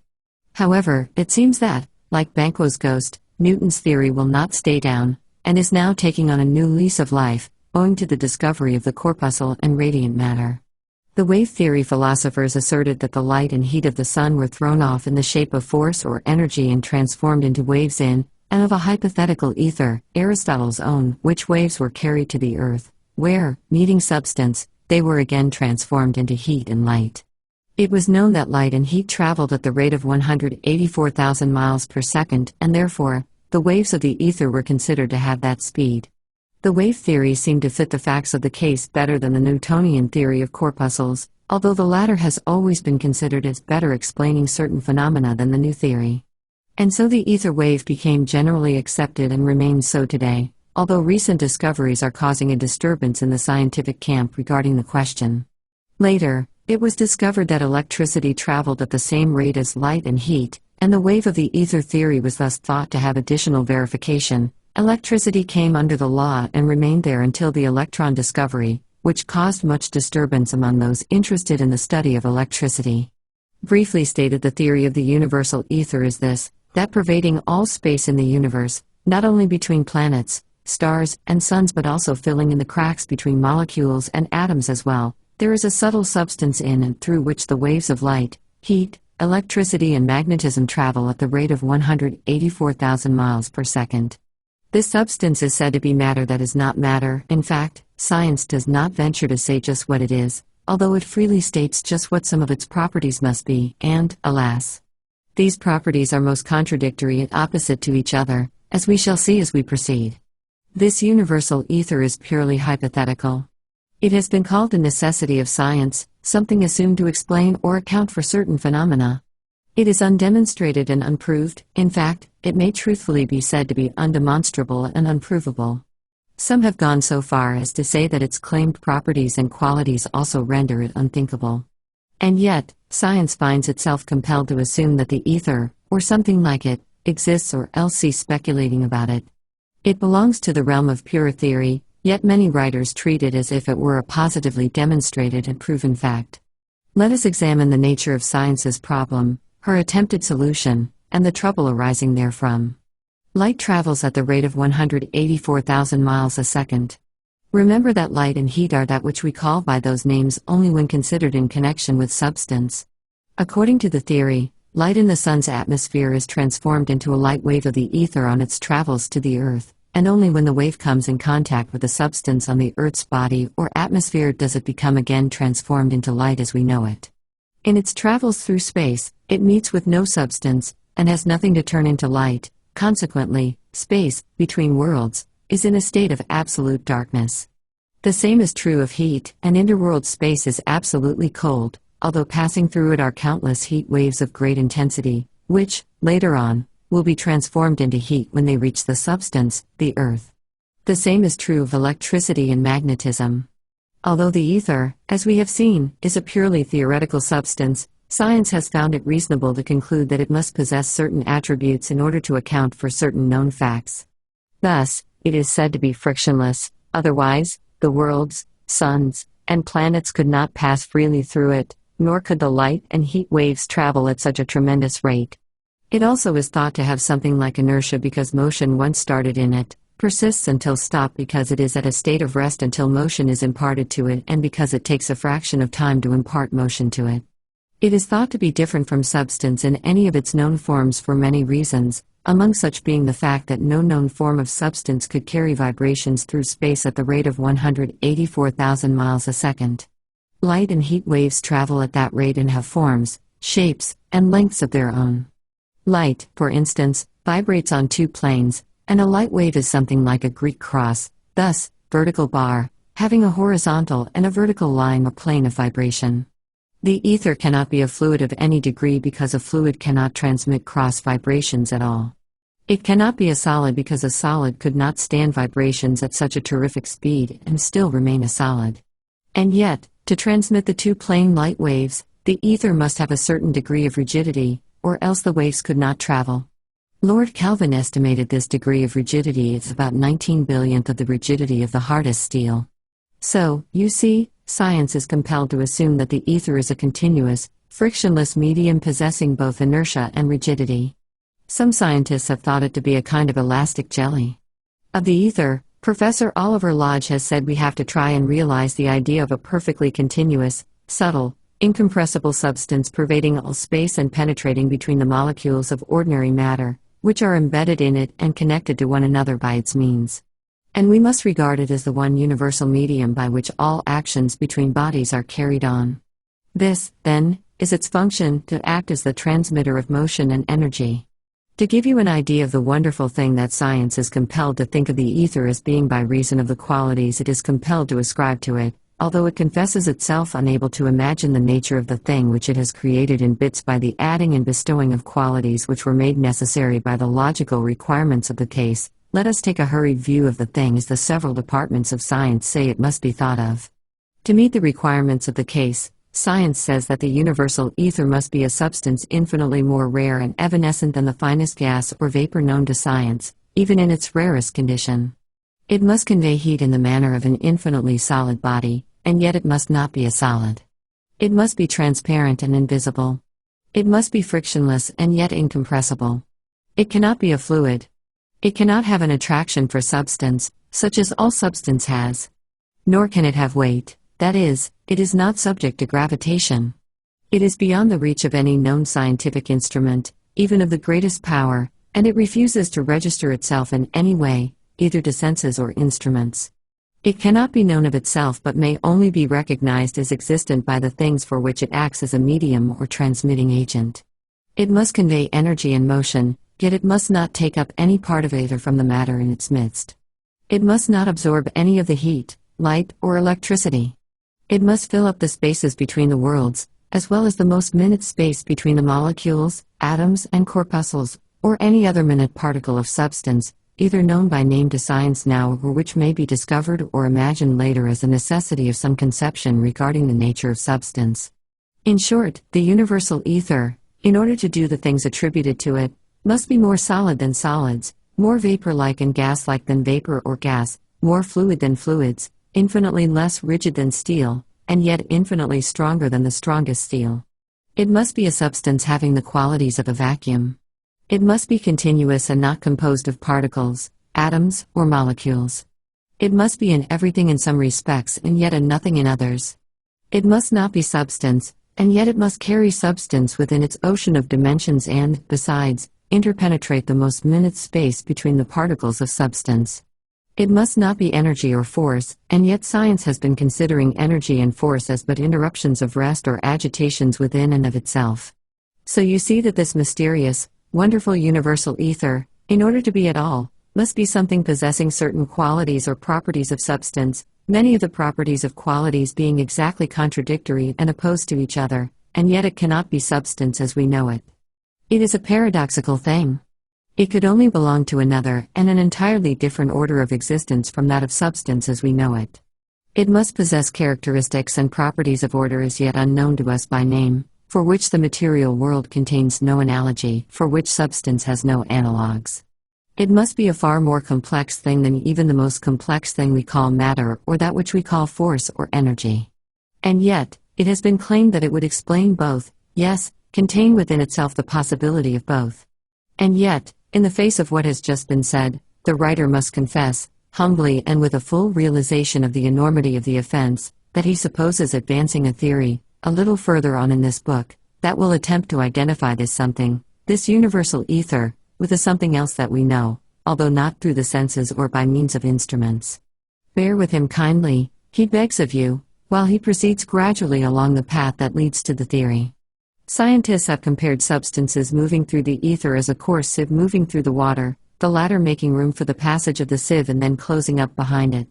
If this be amended by the idea that the moving sieve, while allowing the water to pass through it freely, still carries along with it a thin film of water which clings to the wires of the sieve by adhesion, if there be admitted this clinging film as well as the body of the water through which the sieve moves, then the illustration answers quite well as a crude illustration of substance in the ether. This fact is important in view of the theory that will be advanced further in this book. Professor Lodge, in his interesting work, Modern Views of Electricity, mentions a number of experiments tending to prove the above-mentioned fact, which is not so generally known as other facts relating to the ether. Until the discovery of radiant matter, bringing with it the new theories of the corpuscle or electron, etc., brushed aside into the dust heap many generally accepted scientific theories regarding the nature of substance, the favorite and most popular theory was what was known as the vortex ring theory of the atom. This theory held that the atoms of substance were but vortex rings of the ether, having had motion communicated to them in some way, and which afterward acquired other motions, and which finally become apparent to our senses as substance.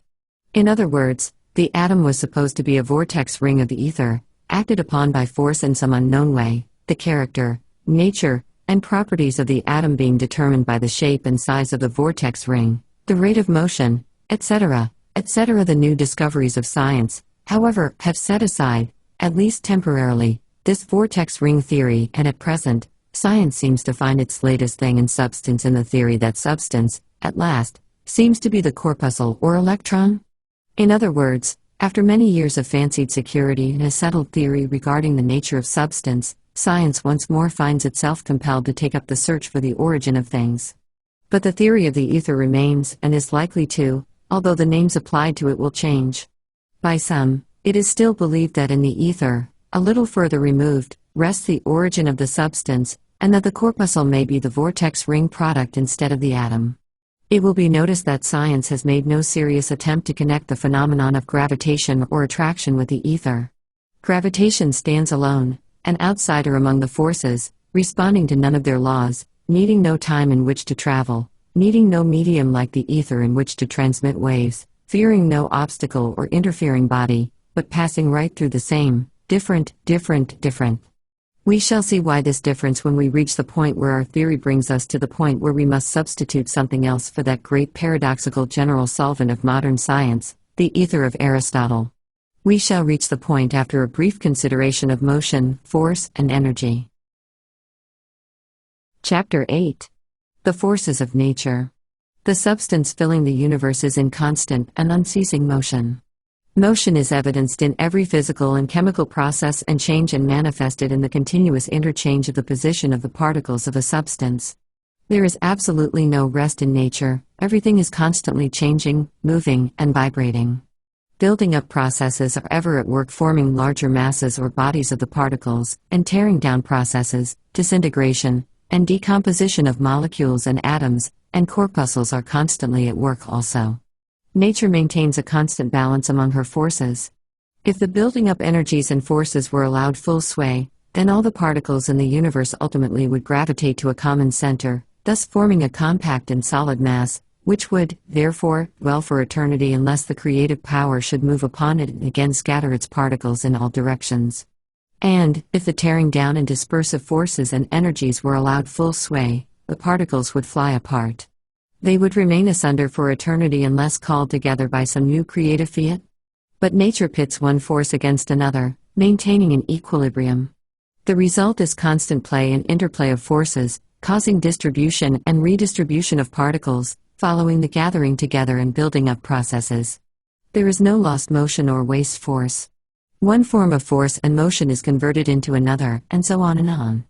Nothing is lost, all force is conserved, as we shall see as we proceed. In the public mind, or rather, in the mind of that part of the public that thinks of the matter at all, there seems to be an idea that force is something of the nature of an entity, separate from substance or mind, something that pounces down upon substance, and drives it along by presence from without. The ancient philosophers regarded substance as acted upon from without by an entity called force, the substance being regarded as absolutely inert in it. This idea, which is still held by the average person, owing, doubtless, to the survival of old forms of expression, was generally welcomed by philosophers until the time of Descartes and Newton. This old idea was due to the teachings of Aristotle, he of the ether theory, and science and philosophy were timid about shaking off the Aristotelian dogmas. Others held that light, heat, and electricity were fluids conveyed from body to body. In fact, the general public still entertains this idea regarding electricity, owing to the use of the term electric fluid. The present teaching of science is that force is the result of the motion of the particles of substance and originates from within rather than from without. Motion may indeed be communicated to a body using another body in motion imparting the same to it, but that does not alter the case, for the original motion came from the movement and vibration of the particles of a substance, although it may have passed through many stages of transformation, change, and transmission in its progress. The only exception to the rule is gravitation, which is a form of force, the nature of which is unknown to science, although its laws of operation, etc., are understood. We shall learn some new facts about gravitation in the forthcoming chapters of this book. It will be well for us to remember this fact in our consideration of force and motion, that force and motion originate from the inherent property of motion passed by the particles of substance and come from within, not from without. This is the best teaching of modern science and also forms an important part of the theory of dynamic thought, which is advanced in this book. Bushnell, the author of Force and Matter, vigorously insists upon this conception, saying, among many other similar expressions, that force may be defined as a condition of activity, a motion of matter, or of the minutest particles of matter or a capacity thereof. The term force is generally defined in works on physics as that which causes, changes or terminates motion. The word force is commonly used in the sense of inaction. In contrast, energy is usually used in the sense of potential force, capacity for performing work, the idea being that it is stored up force or force awaiting use. The term power is used in two senses, the first meaning a measure of mechanical energy, such as a 40-horsepower engine, etc., the second sense being capacity or ability to act or exercise force. This use is almost identical to the idea of energy, as above described, although, possibly, a little stronger expression. The materialistic school holds that force is a property of matter, the latter being regarded as the real thing of the universe. Others hold that force is the real thing and that what is called matter, or substance, is but a center of force, etc. Others hold that the two are but aspects of the same thing, calling the thing by the name matter-force or force-matter. Haeckel calls this combined thing by the name of the substance, claiming that what is called matter and force are but attributes of it, the third attribute being a sensation, which he holds is akin to mind. Haeckel's substance is held to be eternal and self-existent, its cause, in fact. In this book, the term substance is not used in this sense but merely is synonymous with what science usually calls matter. The views advanced in this book differ materially from any of those mentioned above. The writer holds that all force is vital mental force, and, consequently, force as a separate thing is considered an unreasonable proposition, what is called force being considered merely an action of mind upon substance, causing motion.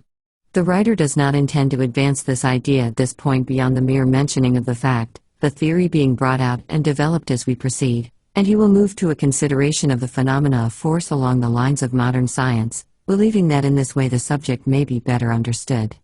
The term motion, as used in physics, is defined as the act, process, or state of changing place or position, movement, Webster. So you see, motion is the movement of a substance changing place or position, force is that which causes, changes, or terminates motion, energy is the capacity for manifesting force, and power is the ability to act. In works on physics, you will notice the expression potential energy, meaning energy awaiting action, also kinetic energy, meaning energy in action, that is, in motion. We shall not need these terms in this book, but it is well to understand them. Another term frequently met with is conservation of energy, which is used to indicate the law of physics, the operation of which renders energy indestructible. That is, science holds that energy cannot be destroyed, that it is not lost or created but is merely transformed into other forms of energy, potential or kinetic. Therefore, after energy is used, it either passes into a state of potential energy or rest, awaiting a future call to activity, or else is immediately transformed into another form of kinetic energy or energy in action. The theory holds that the quantity or amount of energy in the universe is fixed in its totality, none may be created or destroyed, there can be no addition to or subtraction from the totality of energy, that all energy used has been previously stored up, or else has been immediately transmitted or transformed.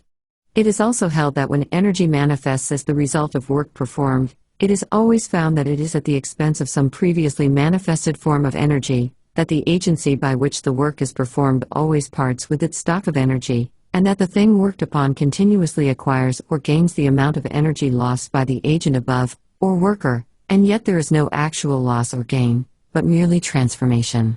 The above theory is mentioned as of interest in the general subject. However, it does not play a prominent part in the subject of this book, for the writer holds that all energy resides in the mind, emerges therefrom and, in the end, returns to it.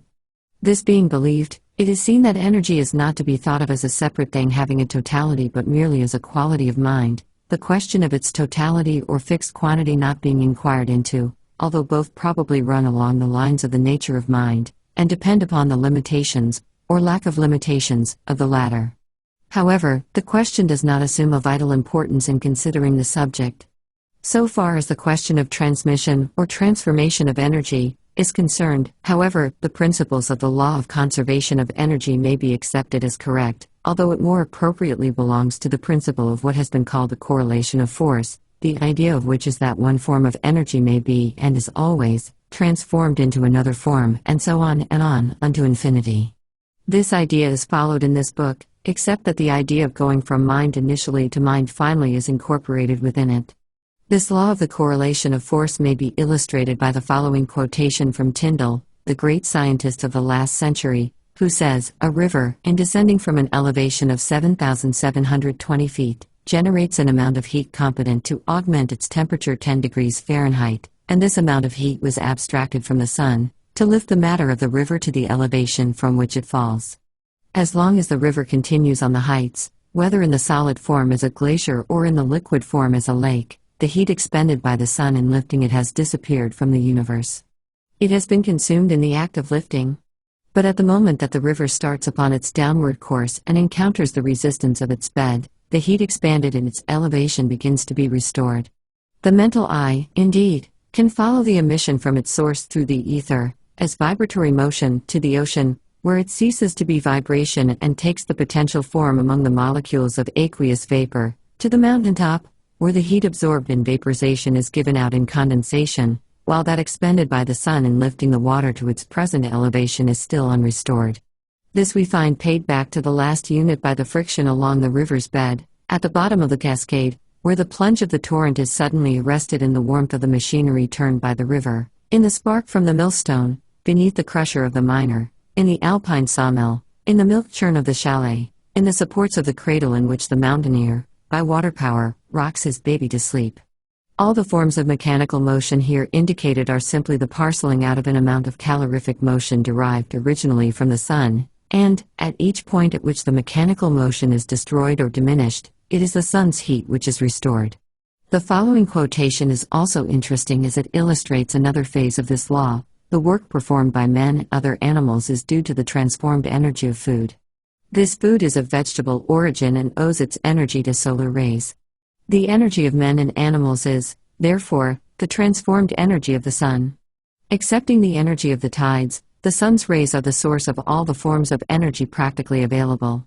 It has been estimated that the heat received by the Earth from the sun each year would melt a layer of ice over the entire globe 100 feet in thickness.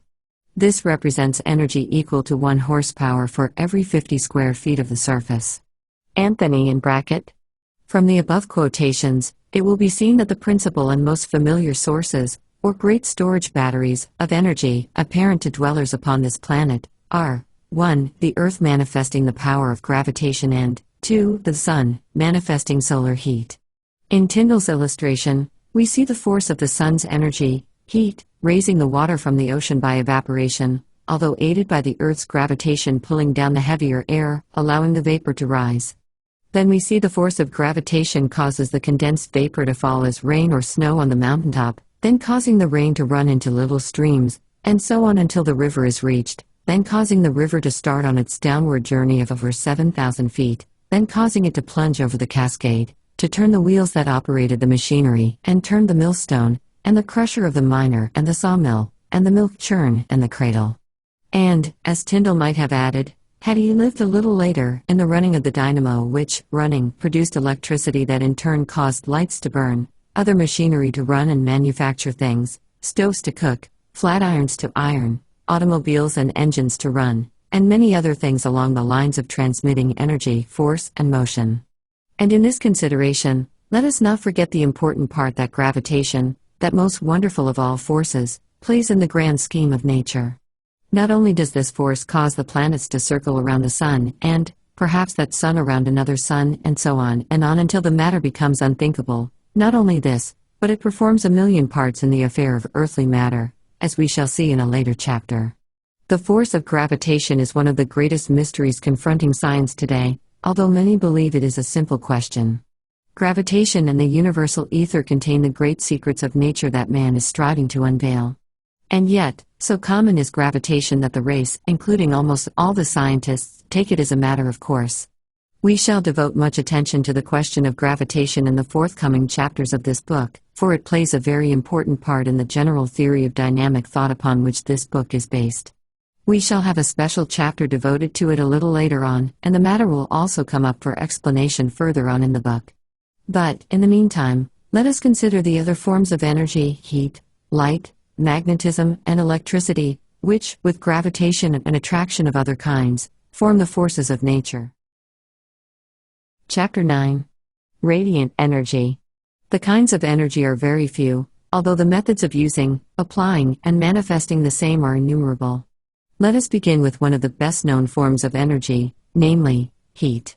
Heat was formerly regarded as a very fine fluid or substance, called caloric, which was supposed to enter into a substance, and then manifest the phenomenon of heat.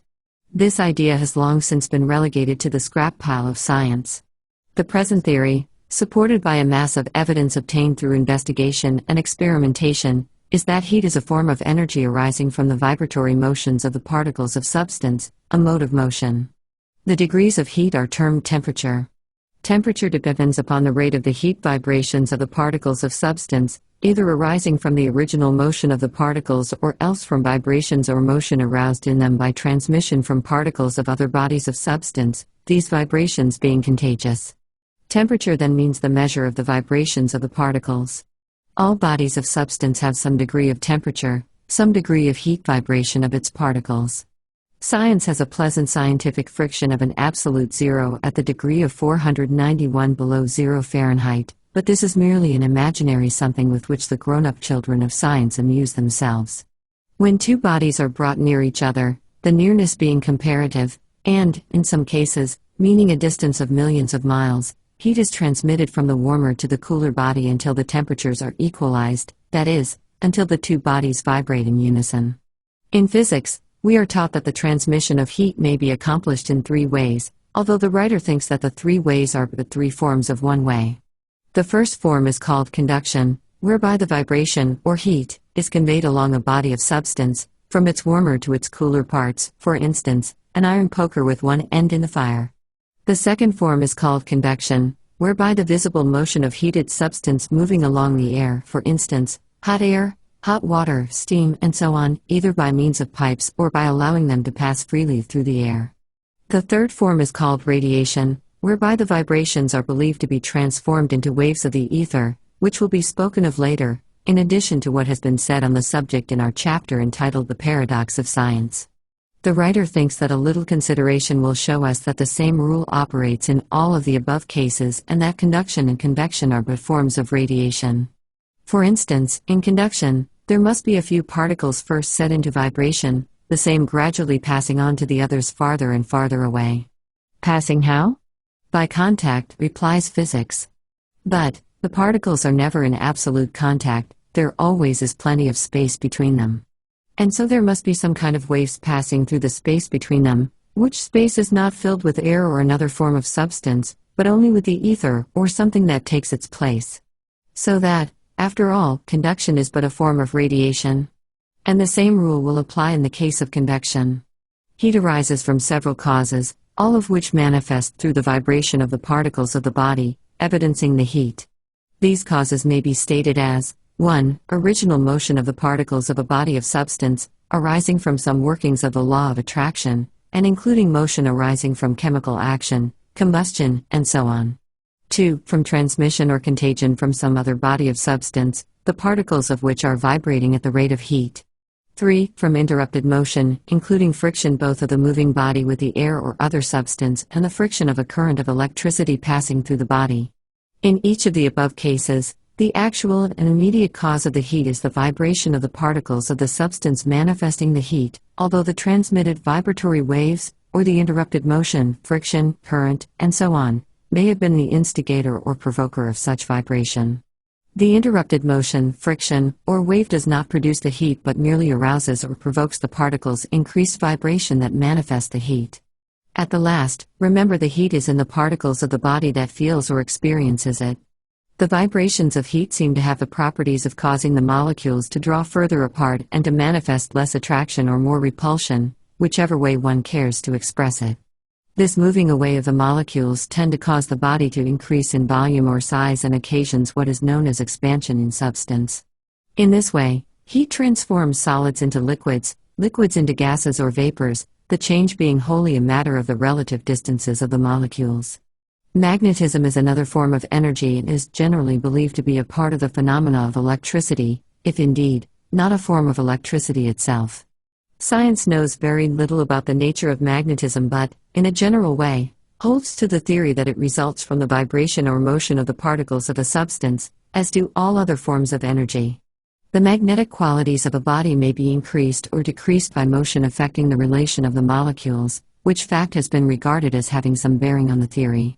Electricity is a form of energy that science regards as also arising from the vibration or motion of the particles of a substance. It is transmitted, like heat, by conduction and radiation, the waves tending to provoke similar vibrations in the particles of substances receiving them. By many careful investigators, electricity is believed to be very closely related to the phenomenon called light, both having much in common. Science seems to be discovering new points of resemblance between them, and it is probable that in the near future, they will be seen to be but varying forms of the same thing. The purposes of this book do not call for an extended consideration of the properties of electricity, the same being served by a consideration of its nature being akin to that of the other forms of energy, namely, vibration or motion in or among the particles of matter. Light is a form of energy, the study of which is of the greatest interest to science for the reason that the field seems to be widening out continuously and reaching out into the territory formerly thought to be the special region of electricity. And, in another direction, it seems to be reaching out into the territory of heat, the latter being considered by many to be but a form of light in its lower vibrations. In fact, the writer of this book considers the subject, and for the purposes of this book, in later chapters, he will combine electricity, heat, and light, including the phenomena known as the X-rays, Becquerel rays, radium waves, and so on, as forms of light, the combined forms of energy to be called radiant energy. In this combination, he believes that he is in line with the latest and best thought of modern science. However, he does not insist upon his readers following this idea, and so, if they prefer, they may think of each of these forms as separate and distinct and yet not run contrary to the line of thought of the book. Light is not the simple thing that it is considered to be by the general public. It is composed of many parts, qualities, and manifestations. Its rays, when separated by the spectrum, are seen to consist of waves or vibrations of differing degrees of rate and intensity.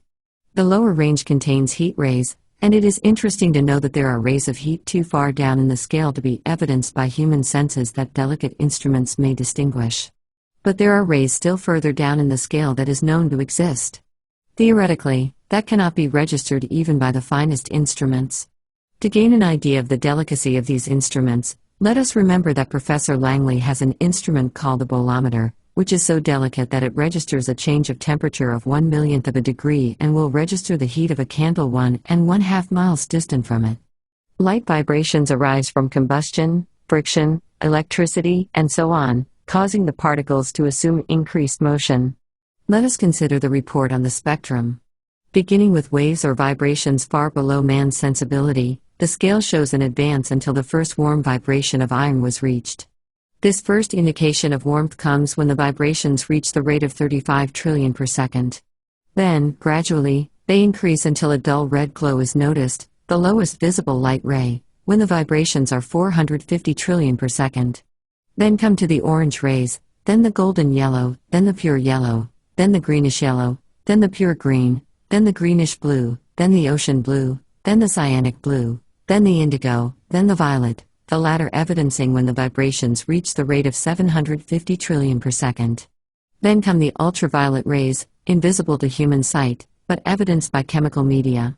In this ultraviolet region lies the X-rays and so on, and also the actinic rays, that produce photographs, sunburn one's face and blister the nose, that cause violent explosions in chemicals, that transform forms of substance, that are employed to cure skin diseases, and so on.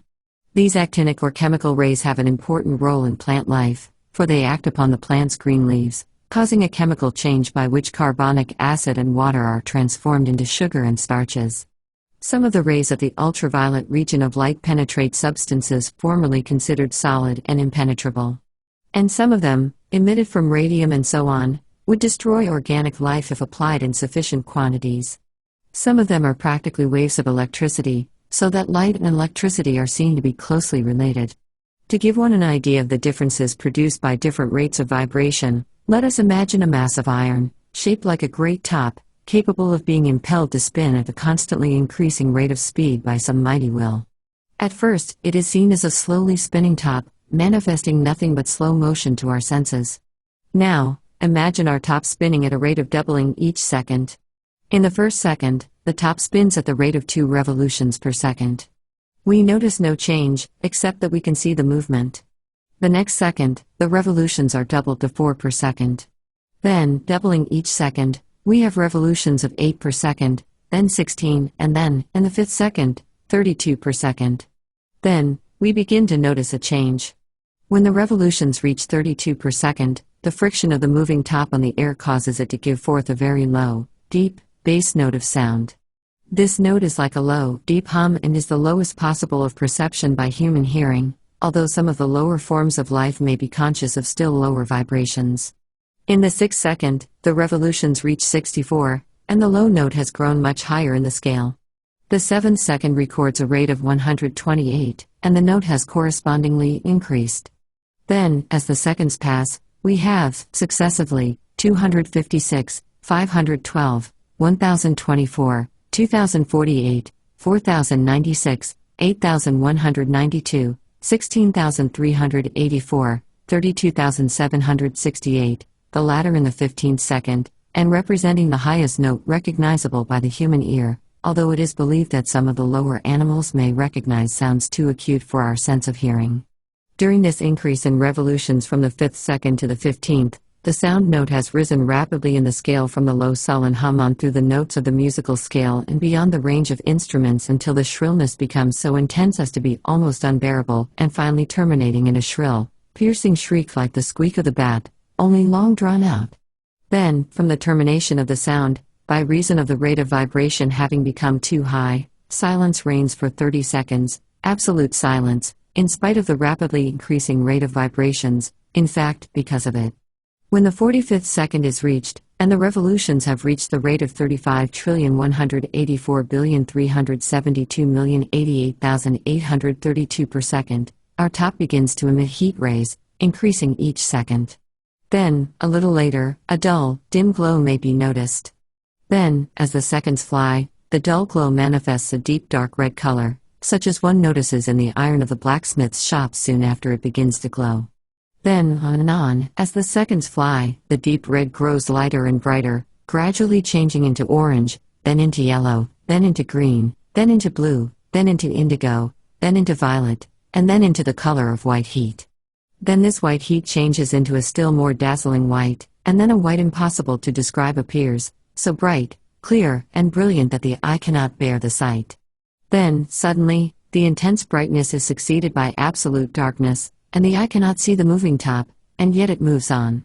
The highest recorded chemical rays of light are estimated to equal a rate of vibration of 1,875,000,000,000,000 per second.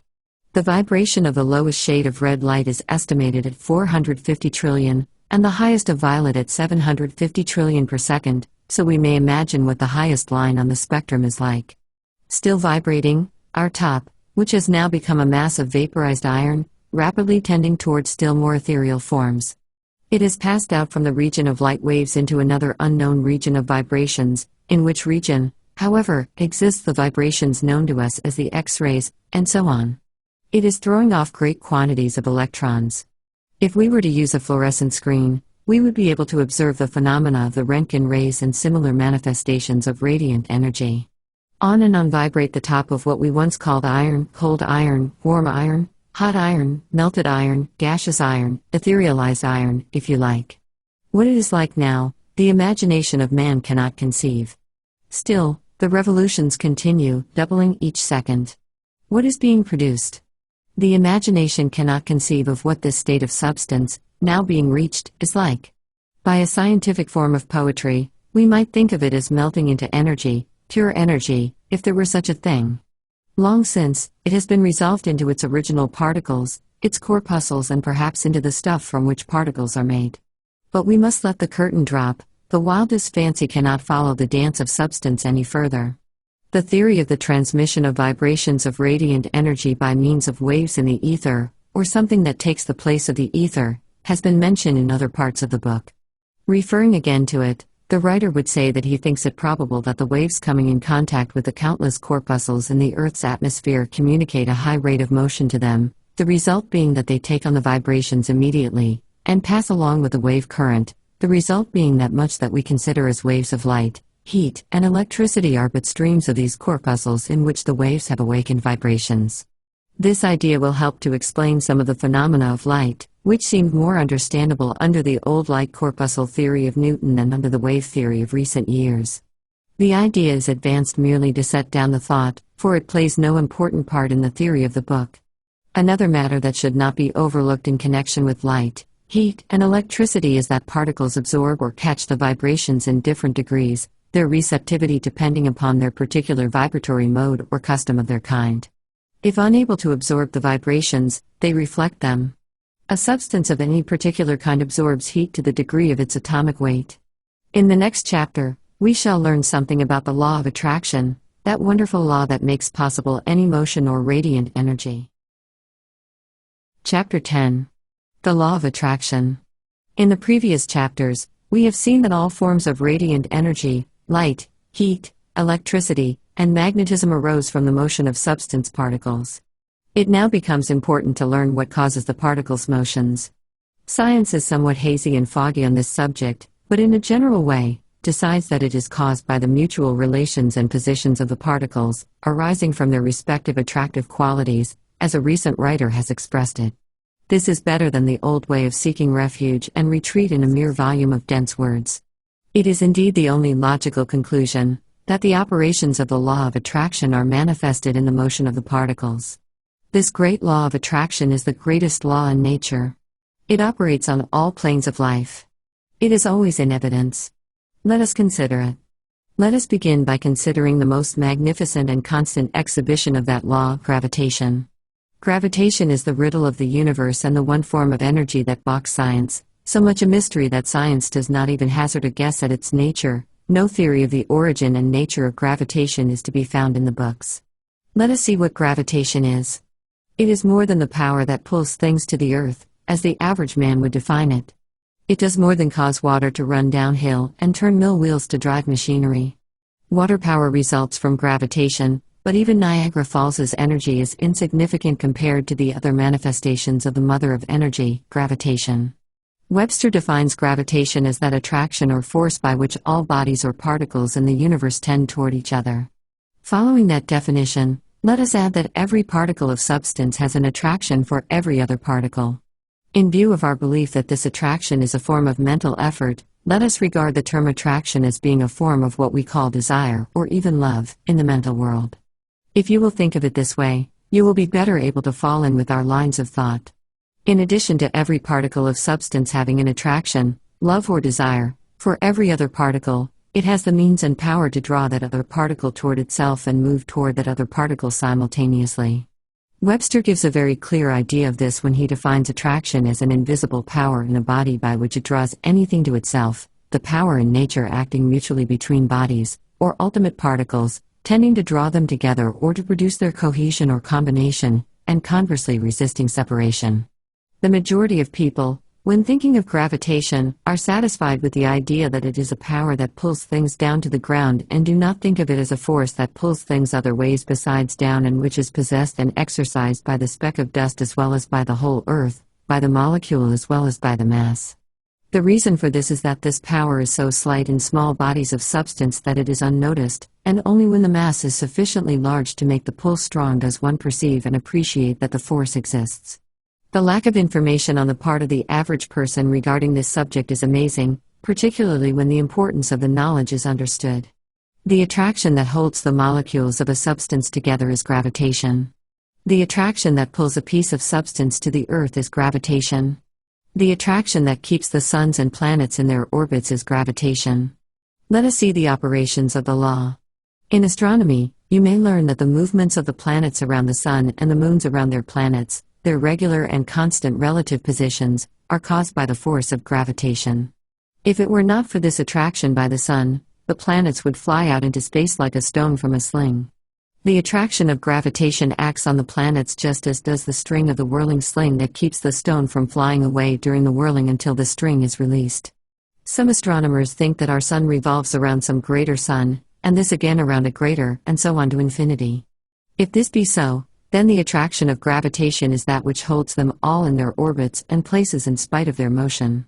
And in physics, you may learn that this same attraction of gravitation prevents the people and objects on the surface of the Earth from flying off into space. And that it holds the portions of the Earth together, preventing them from flying apart. And, remember this, for it is important, the attraction of the Earth, great and powerful as it is nothing more than the combined attractive power of its constituent molecules, or atoms, or parts. The center of the Earth is the center of attraction because it is the center of the aggregation of its particles. It must not be supposed that the Earth simply attracts downward, that is, toward its center.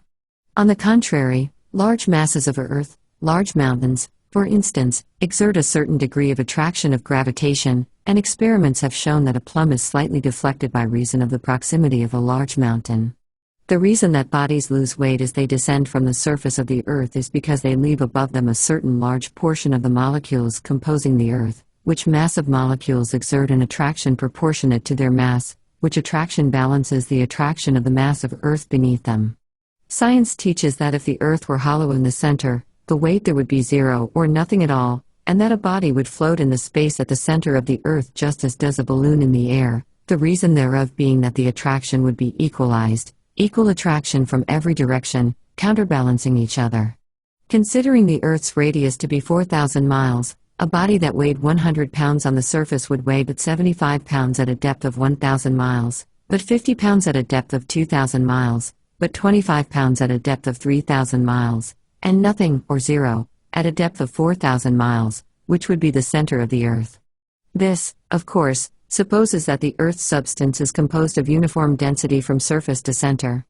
From an equal distance above the Earth's surface, bodies released or dropped will reach the surface at exactly the same degree of speed and at exactly the same time, irrespective of weight or size.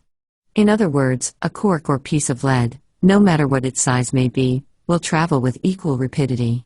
In case where the lighter substance travels more slowly, compare a feather and bullet. For instance, the difference is caused by the light object meeting with more resistance from the air. This apparent exception has been explained away by the experiment of dropping the bullet and the feather in a vacuum tube, in which there was no resistance from air, the consequence being that both descended precisely at the same instant. Another similar experiment is to place the feather upon a piece of iron whereby the resistance of the air is prevented, and the feather will maintain its position during the drop and will reach the ground resting on top of the iron, just as it started. And, remember this, please, that the small object attracted by the Earth exerts an attraction on its own account. If the two were of the same size, they would exert an equal attracting power, but as one is smaller, its attracting power is very slight compared with that of the large mass. But it is true that the particle of dust attracts the Earth precisely as the Earth attracts the particle of dust, the difference being solely a matter of degree depending upon the mass of the body. The amount or degree of the combined attracting power is determined by the combined total of the two masses.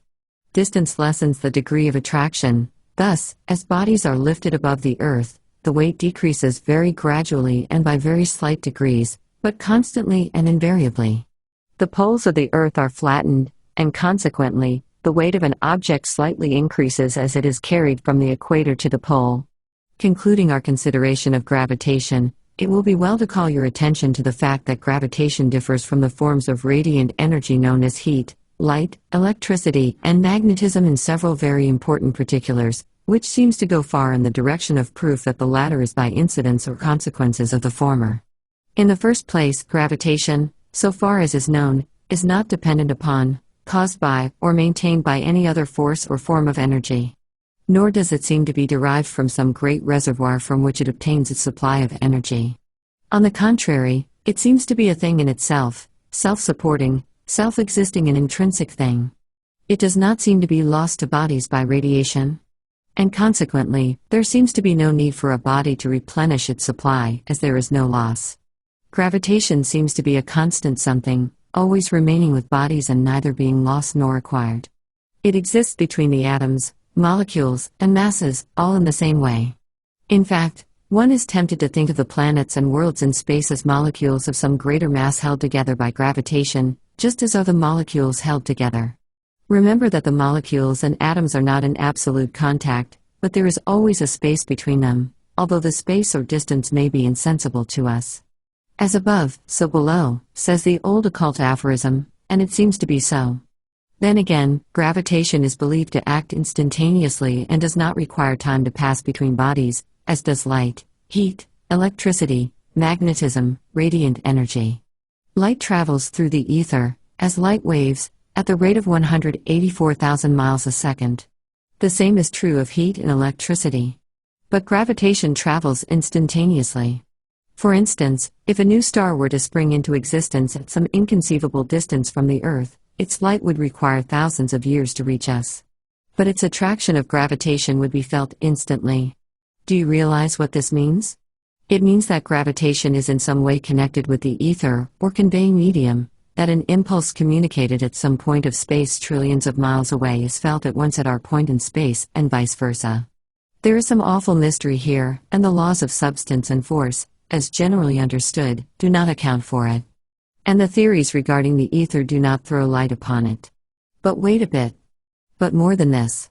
Science holds that gravitation does not require a medium, that it seems to be its own medium, needing no ether or other medium to transmit its influence. In this respect, gravitation differs from the form of radiant energy. Moreover, it is not cut off or interfered with by any intervening body, for its force operates through such intervening bodies. For instance, in an eclipse of the sun, the moon passes between the Earth and the sun, but the gravitation is not affected in the slightest, for the bodies would evidence such change immediately were it to occur. So gravitation acts instantaneously, is its own medium, and may not be interfered with by an intervening body. It, indeed, is in a different class from light, heat, and electricity.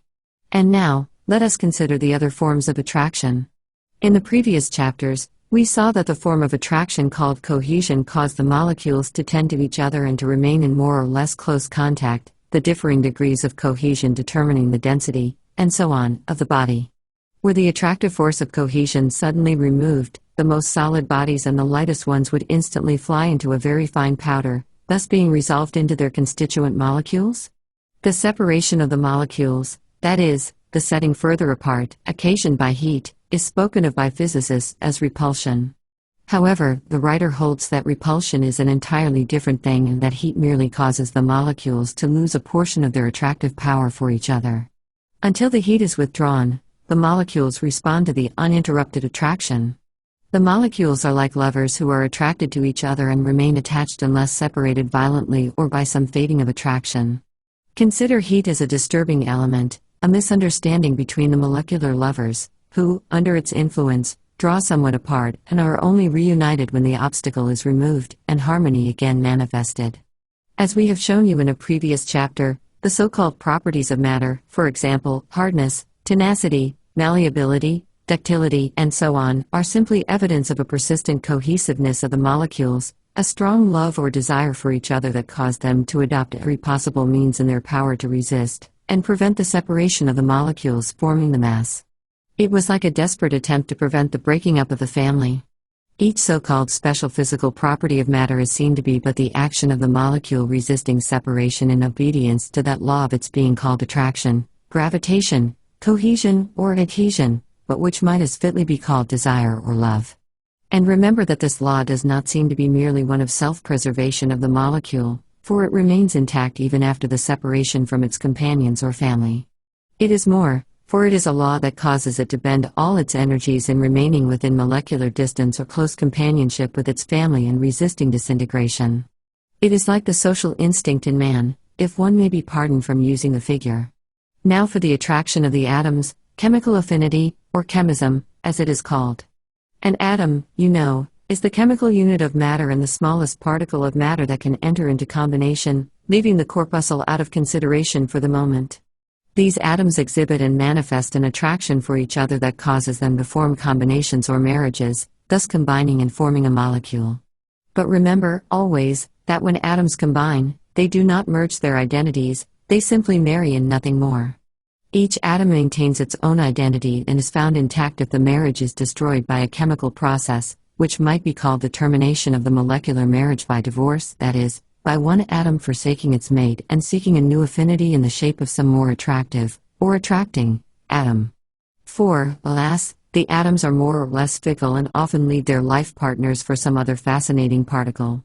At times, there is manifested a condition of how happy I could be with either, were t'other fair charmer away, there is a conflict of attractions.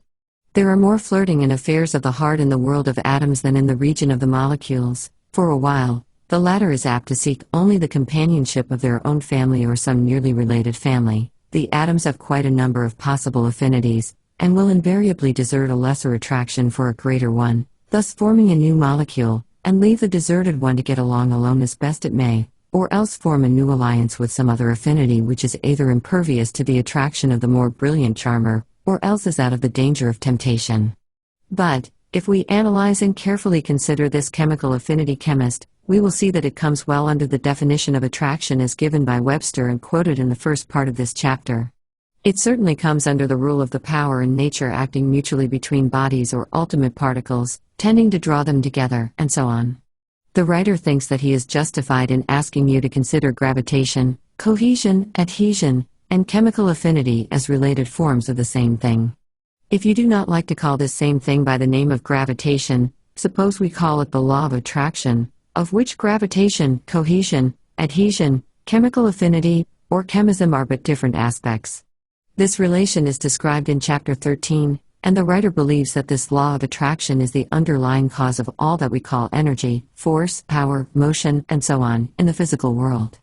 For if gravitation accounts for all mass motion or mechanical motion, if molecular cohesion and the vibrations accompanying it manifest in forms of molecular motion, and if atomic chemical affinity or chemism manifest in atomic motion, and if even the corpuscles in their movements obey the same law of attraction in some form, and if all force and energy are but a mode of motion, then, if all this be true, Are we not justified in claiming that this law of attraction is the basis of all energy, force, and motion? And are we not justified in thinking of this law of attraction as always manifesting in the direction of drawing together particles of substance, be those particles suns, planets, masses, molecules, atoms, or corpuscles, in pursuance of some basic law imposed upon all things, by that which is above things? The following quotation is interesting in our consideration of this subject. There are other forces besides gravity, and one of the most active of these is chemical affinity. Thus, for instance, an atom of oxygen has a very strong attraction for one of carbon, and we may compare these two atoms to the earth and a stone lodged upon the top of a house. Within certain limits, this attraction is intensely powerful, so that when an atom of carbon and one of oxygen have been separated from each other, we have a species of energy of position just as truly as when a stone has been separated from the earth. Thus, by having a large quantity of oxygen and a large quantity of carbon in separate states, we are in possession of a large store of energy of position. When we allowed the stone and the earth to rush together, the energy of position was transformed into that of actual motion. Therefore, we should expect something similar to happen when the separated carbon and oxygen are allowed to rush together. This takes place when we burn coal in our fires, and the primary result, as far as energy is concerned, is the production of a large amount of heat. We are, therefore, led to conjecture that heat may denote a motion of particles on the small scale, just as the rushing together of the stone and the earth denotes a motion on the large. It thus appears that we may have invisible molecular energy as well as visible mechanical energy. Balfour Stewart. To the writer, it seems that the particle of substance finds within its mind principle, for we have seen that all substances had something akin to life and mind, a constant craving embedded in its very nature, which causes it to seek satisfaction. This craving for satisfaction results in unrest and seeks a solution along two lines. These two lines are indicated by two entirely different desires that it finds within itself, the first being a desire or inclination to seek the companionship of some other particle, the second being a desire or inclination to be free of attachment or entanglement. The desire for attachment arises from the force of the law of attraction that exists between each particle of substance. The desire for non-attachment arises from some inward inclination for freedom. These two desires or inclinations may be called the desire for impression and the desire for expression. The desire for impression, or pressing in, manifests along the lines of action tending toward attachment, moreness, companionship, and combination. The desire for expression, or pressing out, manifests along the lines of action tending toward individuality, freedom, independence, unattachment, and so on. And both are strong cravings, and both tend to produce unrest, which results in motion. The pull of the desire for impression exists always and is always modified and counteracted by the push of the desire for expression. And, resulting from the play of these two desires, or forces, results in activity, motion, and change. Like the two conflicting angels in Persian mythology, Ahriman and Ormuzd, these two desires wrestle with each other in the theater of the universe, constant motion and change being the results.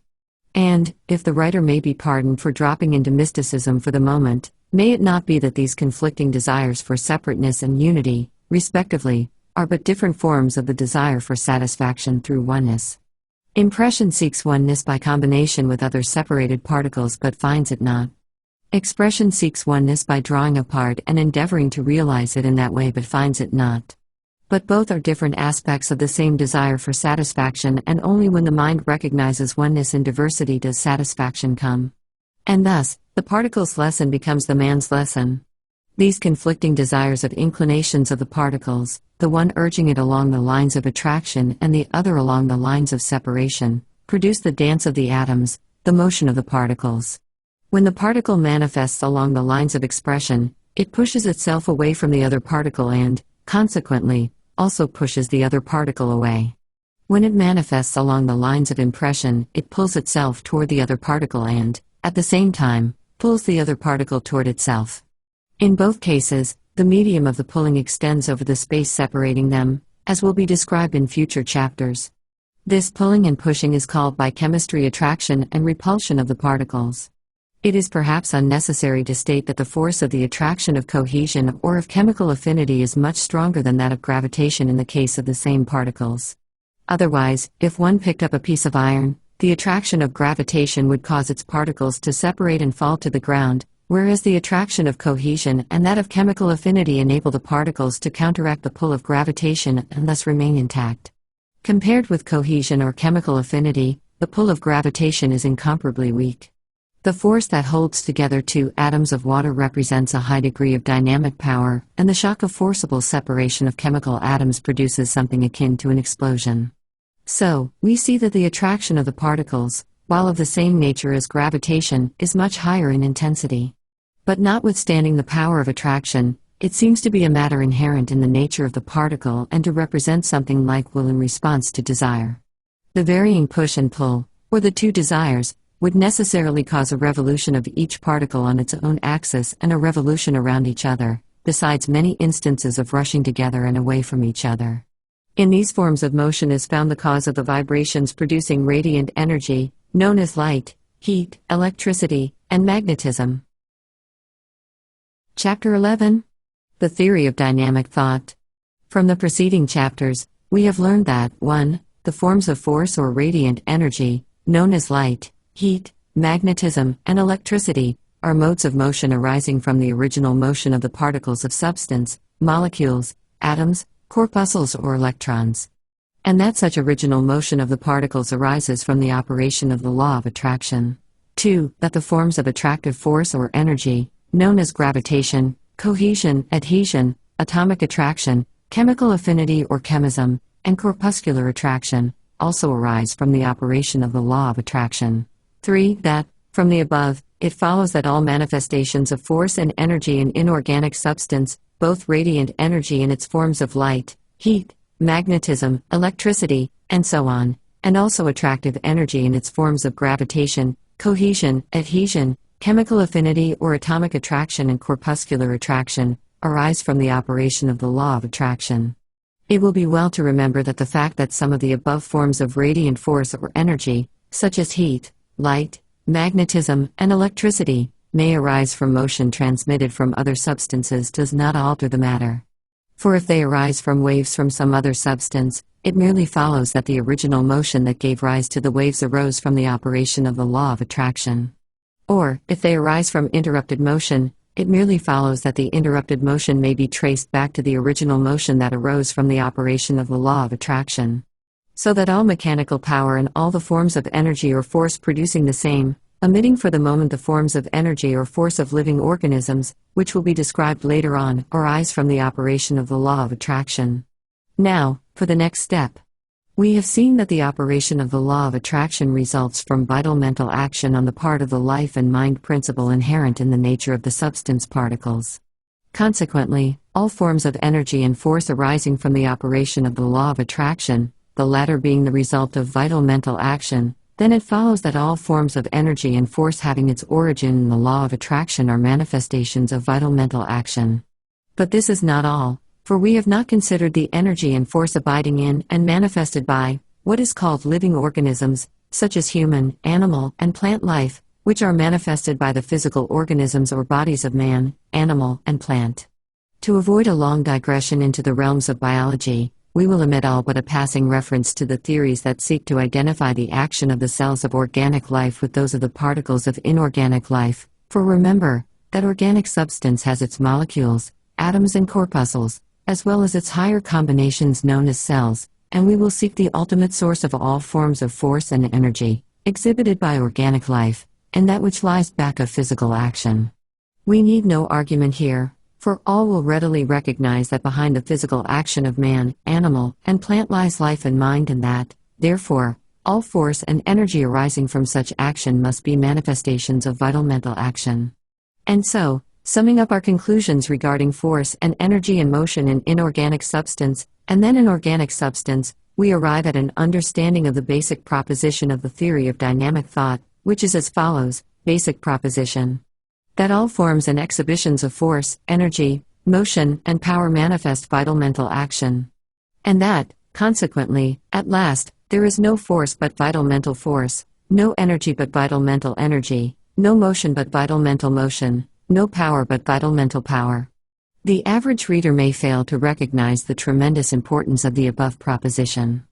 It is most revolutionary and is not only directly opposed to the materialistic theory, which makes matter the dominant factor, the only factor, in fact, in life, but it is also far different from the opinion of the average person who has been taught to think of blind force, dead matter, mechanical energy, power of machinery, engines, and so on.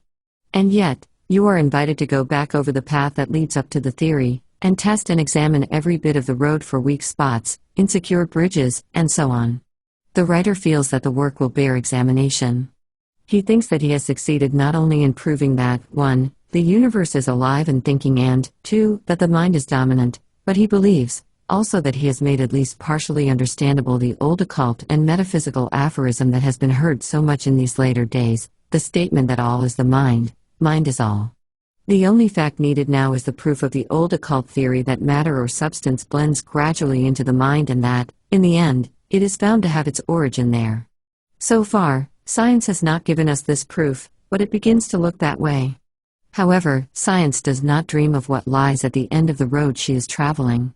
She tells us that she sees matter melting into force or energy and that perhaps the universe may be found to be energy or force at last. But she ignores that her investigations have already proven, to those who know how to combine them, that the mind is back of force, that all force is mental force at last. And, so, it is not so far a cry from matter to mind in these days of the 20th century. The materialists are erecting the bridge, but the mentalist will be the first to cross over it. But there are many important questions ahead of us for consideration about the theory of dynamic thought. And we must hasten on to them. One of the first questions that must be considered is that of the transmission of force, energy, or motion. Science has told us that light travels and is contagious, that heat travels and is contagious, that electricity travels and is contagious, and that magnetism travels and is contagious. But it has failed to find evidence of cohesive force, adhesive force, the force of gravitation, the force of chemical affinity, or the force of corpuscular affinity, being contagious, and although it recognizes that they must travel beyond the limits of the bodies manifesting them, yet it has hazarded no theory or hypothesis, worthy of the name, to account for the phenomenon. It informs us that light, heat, magnetism, and electricity travel, via waves of the ether, at the rate of 184,000 miles per second, and that when they reach their destination, the ether waves set up similar vibrations in the substance with which they come in contact. The only explanation of the method or medium of travel is Aristotle's ether theory, which, while generally accepted as a working hypothesis, nevertheless, brings a broad smile to the face of any thoughtful scientist who considers it in detail. As for the medium of the transmission of gravitation, cohesion, chemical affinity, and molecular affinity, science is mute. All she says is that gravitation is believed to travel instantaneously over distances that it takes light, traveling at 184,000 miles per second, over 2,000 years to travel. Verily, gravitation defies scientific theories and estimates and laughs at the ether. Let us see if the dynamic thought theory throws any light on the subject. The first step in the solution of the problem of the transferring and communication of energy is the remembrance that the energy is purely mental. Be it gravitation, affinity, or attraction on the one hand, or light, heat, magnetism, or electricity on the other, it is all mental force. Attraction in all of its forms has been recognized as a mental action. The vibrations that cause light, heat, magnetism, and electricity have been seen to result from the law of attraction and, therefore, are mental. This being the case, would it not be wise for us to look for a solution to the transmission of force and energy in the region from which it originated, the mental region? Does not this seem reasonable? Should not the explanation for mental effects be sought in a mental cause? And should not the medium between mind and mind be looked for in the mental region? Taking the liberty of peeping into some of the succeeding chapters of this book, getting a little ahead of the story, as it were, let us consider the operation of the mind in the higher forms of life. Without argument or proof at this point, let us remember the well-founded statements of fact, and the old occult teachings as well, that the mind is not confined to the limits of the body but extends as an aura for some distance beyond the physical form. Let us also remember the phenomena grouped under the general subject of thought transference, thought transmission, telepathy, or, the best term of all, telesthesia, meaning, literally far-off sensation. The writer imagines that he hears a yell of derision go up at this point from the materialistic personage, or man on the street, who has been induced to read this book by some well-meaning friend. Thought transference, fiddlesticks, we may hear him cry in imagination. But let this reader remember, fiddlesticks or no fiddlesticks, that thought transmission is a proven fact, and that thousands of people know it to be so, absolutely, from their own experience. It is too late in the day for sneers at the mention of the term. Well, then, since force is mental, and we are looking for a mental explanation for the phenomenon of transmission of force, does it not seem natural to consider thought transmission in that connection? Answering a possible objection of some critical reader, to the effect that before a sensation may be received, the receiver must have sense organs, an exquisite objection, but one that is answered by science itself. Let us read on. Haeckel, the distinguished scientist, in his endeavor to prove that man's senses are but a development of something in inorganic life, has called our attention to the fact that molecules and atoms are capable of receiving sensations and responding to them. He makes quite a point of this in his latest works and remarks, among many other things, showing his positive views on the subject of sensation in the inorganic world. I cannot imagine the most straightforward chemical and physical process without attributing the movements of the material particles to unconscious sensation, and again, the idea of chemical affinity consists in the fact that the various chemical elements perceive the qualitative differences in other elements, experience pleasure or revulsion at contact with them, and execute specific movements on this ground. He also quotes, approvingly, the remarks of Naegeli, who said if the molecules possess something that is related, however distantly, to sensation, it must be comfortable to be able to follow their attractions and repulsions, uncomfortable when they are forced to do otherwise. Haeckel also says that, in his opinion, the sensations in animal and plant life are connected by a long series of evolutionary stages with the simpler forms of sensation that we find in the inorganic elements and that reveal themselves in chemical affinity. Is not this strong enough? Perhaps we may now be permitted at least to assume that even the atoms, molecules, and corpuscles have something like sensation. Some may now object that Haeckel speaks of contact between the particles and that sensation by contact, even in an atom, is far different from sensation without contact at a short distance. Quite right, but if the objector will take the trouble to review the teachings of science regarding the relation of the particles, he will see that the particles are never exactly in contact, except in moments of collision, which, by the way, they carefully avoid. The corpuscles, as we have shown, have plenty of room to move about, and they move in orbits around each other. The atoms combine, but there is always room between them, as may be seen by reference to the teachings regarding the ether, which fills up the cracks according to the theory. The molecules also have plenty of room, as may be seen by reference to that part of the subject, particularly to the comparison of the drop of water magnified to the size of the earth, in which the molecules would appear about the size of the original drop with more room between each than their size. As we have shown in a previous chapter, the particles are attracted only to a certain distance, at which they resist the impulse or attraction and stand off a bit. They will not be forced too near without creating disturbances and manifestations of force, and if they are separate beyond a certain distance, the attractive power ceases to operate. But there is always some room between them, and they bridge over that room and exert and receive the attractive power somehow. This is true not only of the particles but of the great bodies, like the Earth and planets, that are attracted over great distances. Now for the question, how do they exert sense and attractive power over the tremendous comparative distance, great, comparatively, as well in atom, as in planet and sun? Someone may answer the question by closing the last paragraph with electricity. Very good, electricity, like the ether, comes in quite handy when one is forced to explain something not known. Electricity, like the glacial period, Aristotle's ether, natural laws, and suggestion, is a most handy weapon of argument and often acts as a preventative to further inquiry and investigation until some sufficiently irreverent precedent arises to ask, but why and how? And starts the ball rolling again. But electricity will not answer in this case, for the rate of the travel of electricity is well known, 184,000 miles per second, which, fast as it is, assumes the crawl of a slow freight when compared with the instantaneous rate of travel of gravitation. And then electricity requires a medium, and gravitation does not, and in many other ways, the two are seen to be different.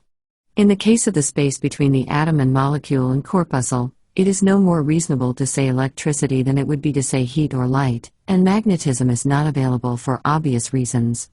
Remember that electricity, light, and heat are caused by motion resulting from attraction, and the child cannot procreate the parent. Heat, light, and electricity may beget each other, and they do. And gravitation may procreate heat, light, and electricity. But heat, light, and electricity cannot procreate gravitation, never. Light, heat, and electricity require replenishing from the common energy source, but gravitation is self-sufficient and asks for no replenishment or storage battery or powerhouse. Electricity, heat, and light come and go, appearing, manifesting, and disappearing, swallowed up by each other or substance.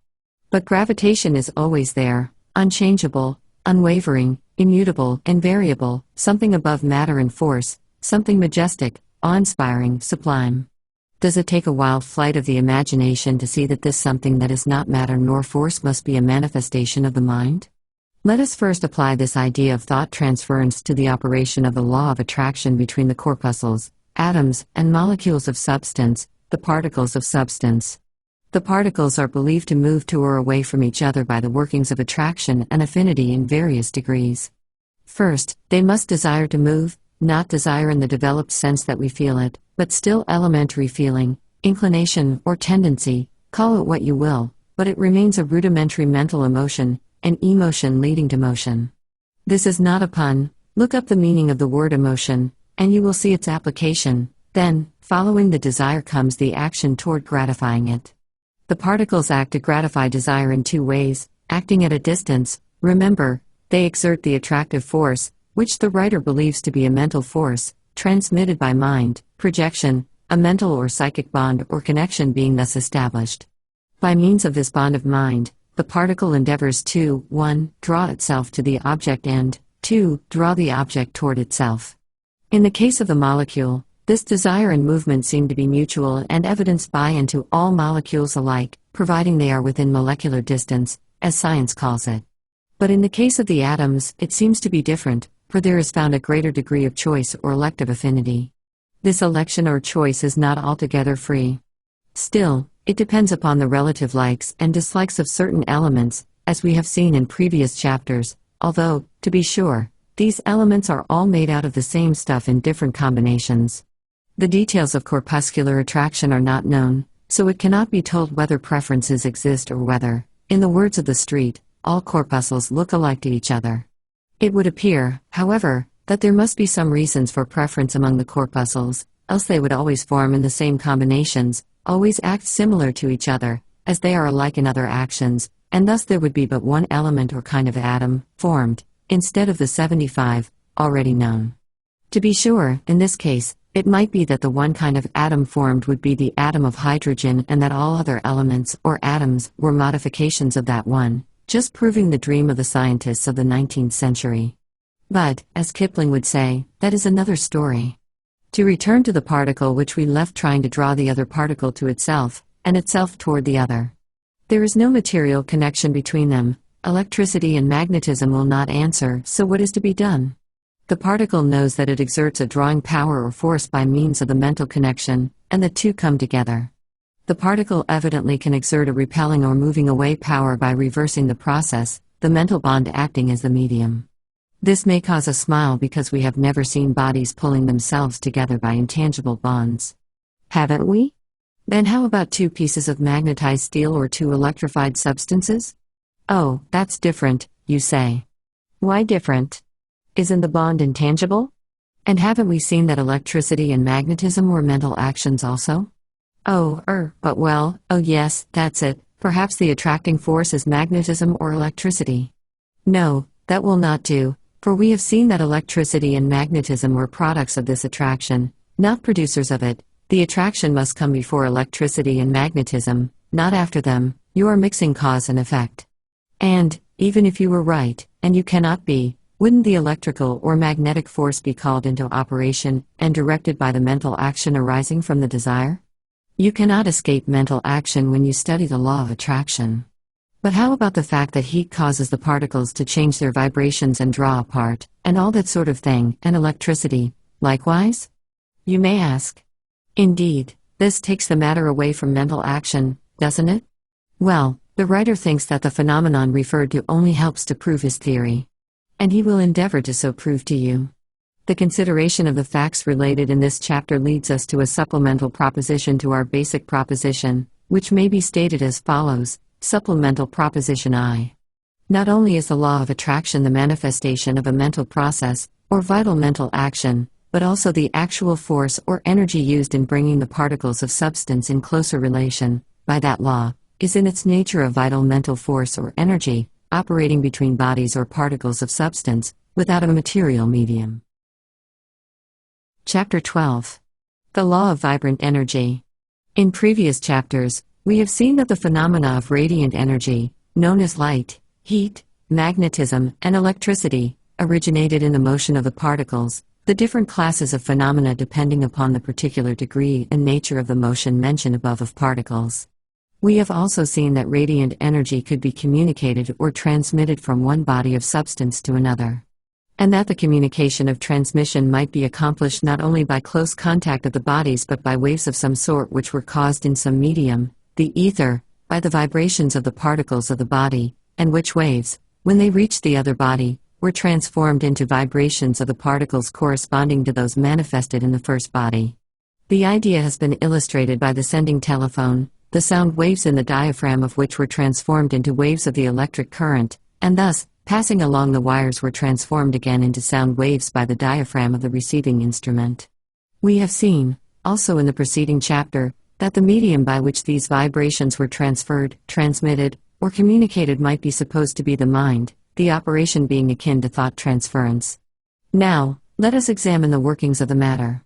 In the first place, we assume a certain state of vibration exists in a certain body of substance, heat or electricity, for instance. Either illustration will answer. Another body of substance is brought in close contact with the first body, and the energy vibrations pass on to the second, not by waves but by a seeming actual passing of vibrations without the need for intervening waves.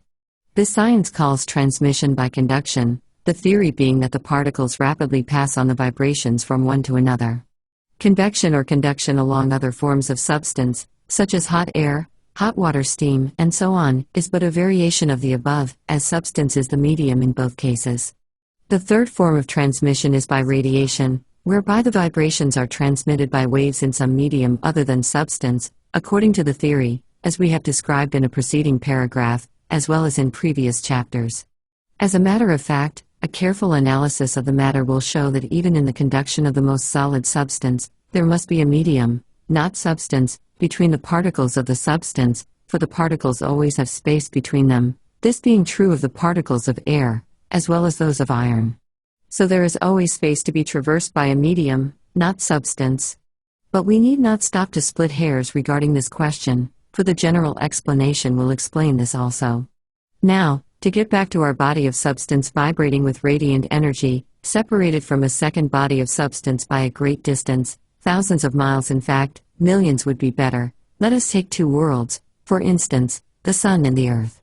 Ignoring for the moment the explanation of gravitations, which will be given later, and realizing that there is no medium of substance existing between the two bodies, we must grant that there is a medium, not substance, existing between them, either permanently or thrown out for the purpose of this special transmission. We shall assume a medium existing before the transmission needs, for reasons to be seen later. Our theory of dynamic thought and thought transference between bodies of substance compels us to suppose that this medium is a mental connection, or mental relation, existing between the two bodies of substance. So, we must consider the question of this medium of mind transmitting the vibrations of radiant energy from the Sun to the Earth. How can the mind conduct radiant energy? It does not conduct radiant energy, but it does transmit, not radiant energy, but the mental state that causes radiant energy vibrations. This statement of a mental state causing radiant energy vibrations seems rather startling at first sight, but let us examine it. We have seen that the radiant energy was caused by the motion or vibrations of the particles, which motion or vibration was the result of the workings of the law of attraction, and which law was but the manifestation of vital mental action. And, at last, the vibrations of radiant energy result from peculiar or particular states of the life and mind of the particle. The word state is derived from the Latin word status, meaning position, standing, and is used generally in the sense of condition. This mental state of the particle may be described as a state of emotional excitement. Let us pause a moment to consider the meaning of these words. It often helps us to understand a subject if we examine the real meaning of the words defining it. Emotion is derived from the Latin word emotum, meaning to shake, to stir up, the Latin word being made up of two other words. Meaning out, and motum, to move. Emotion is defined as a movement or excitement of the mind. Excitement is derived from the Latin word excitable, meaning to move out, the English word being defined as a calling to activity, state of active feeling, or aroused activity. So you see that the idea of active motion and aroused activity of the mind permeates the term emotional excitement, which is used by the writer in connection with the mental state causing the vibration of the particles of a substance. The single word, excitement, will be used by the writer, hereafter, in the above connection in order to avoid complex terms. To those who still object to the use of a mental term in reference to the motion of substance, he might remark that science makes use of the terms excite and excitement in reference to electrical phenomena, so that he is not altogether without support in the use of the word. Now to return again to our body of substance, the sun, the particles of which are manifesting a great degree of excitement, evidencing in vibrations producing the phenomenon of radiant energy. The excitement is shared equally by its particles, the contagion having spread among them. Even the particles of its atmosphere are vibrating with excitement and evidencing radiant energy. The sun is in direct mental connection with the earth, as we shall see presently, and the excitement is transmitted by thought transference, along this mental connection, in the shape of dynamic thought waves of excitement. These waves have a rate speed of 184,000 miles per second. Why this particular rate, or any rate at all, is not apparent. It is very evident, however, that this particular kind of mental action, excitement, or thought, is not transmitted instantaneously, as is the mental quality known as desire, resulting in attraction or gravitation, which seems to be rather a basic quality, rather than a temporary disturbance or emotional excitement. But the writer must not get ahead of his story. The excitement of the particles of substance composing the sun is contagious, and the thought waves travel along the mental connection, or medium, at a wonderful rate of speed. Soon, they come in contact with the mental atmosphere of the earth, and the excitement becomes manifest in action, the emotional excitement being reproduced by the particles of the earth's substance nearest the surface, which vibrate and manifest the radiant energy in spite of themselves, for the tendency among particles is to settle down and remain calm, rather than to participate in emotional excitement. They have acquired a normal and fixed rate of vibration, or mental state, after many years, gradually changing from a high state of excitement to a comparatively calm state. Their tendency and inclination are conservative, and they are disposed to resent and repel radical states of excitement or disturbance coming from other less conservative bodies. The above fact partially explains why the communicated excitement manifests itself more strongly on the surface of the body exposed to the contagion of excitement. The conservative influence is always at work and manages to absorb and equally distribute the energy that is beating down upon it without allowing it to penetrate very far. The energy is used up or absorbed and neutralized by the lower vibrations of the mass. The effort of the energy coming from the sending body is to bring up the vibrations of the receiving body to the rate of the sender, while the effort of the receiving body is to resist this effort and to reduce and bring down the transmitted increased rate of vibration of the particles immediately exposed to the contagion. In both cases, the effort is toward equalization of the rate of vibrations. This working of the law may be observed plainly in the case of heat vibrations, the energy seeming to wish to bring up the vibrations or temperature of the second body, while the latter resists this effort and strives to bring down the vibrations or temperature of those particles of itself that have caught the motion. The energy is like a radical agitator who wishes to stir up excitement, leading to a change, while the body is like the conservative element that prefers to let alone well enough, resists the stirring up process, and exerts itself to restore quiet and to maintain accustomed conditions. The explanation of the phenomenon given in any work on physics or natural philosophy will answer fairly well in consideration of this theory of dynamic thought, the only important change being required being the substitution of thought waves for waves of the ether of science. Science has described the working operations, as might be expected from her years of careful study and examination. She has erred only in the theory or hypothesis advanced to account for the facts. Her ether, handed down by Aristotle, is admitted by her to be paradoxical and unthinkable, but she has had none other to substitute for it. She will probably sneer at the dynamic thought and thought transference theory advanced in this book, if indeed she takes the trouble to examine it. But sometime, from her own ranks, among her most advanced members, will arise a man who will claim that all force is mental force and that transference of energy is thought transference. The scientific world will accept the doctrine after it finds itself unable to fight it down, and it will give new names and terms to its workings. And it will proclaim loudly the new truth. And this little book and its writer will be ignored, but its work will go on. The writer, although probably doomed to have himself and his theory laughed at by the masses of people, whose children will accept the teachings of this book, does not feel discouraged by the prospect. He cares nothing for personal credit, the truth being the important thing. Like Galvini, whose words appear on the title page of this book, he may cry, "I am attacked by two very opposite sects, the scientists and the know-nothings. Both laugh at me, calling me the frog's dancing master, but I know that I have discovered one of the greatest forces in nature." The illustration given above of the transmission of the excitement of the particles of the sun to the particles of the earth will answer equally well in the case of light, heat, magnetism, and electricity. It will answer in the case of the transmission of these forces between atoms, molecules, and masses as well as between worlds and solar systems. Bodies subject to the law of attraction may and do so transmit vibrations. In our consideration of the riddle of the Sphinx, which forms the subject of the next chapter, we shall obtain further particulars of the workings of the law. The consideration of the facts and principles stated in this chapter brings us to a second supplemental proposition, which may be stated as follows. Supplemental Proposition 2, the rates of vibration of the particles of substance may be likened to mental states, and a high degree of the same may be called excitement.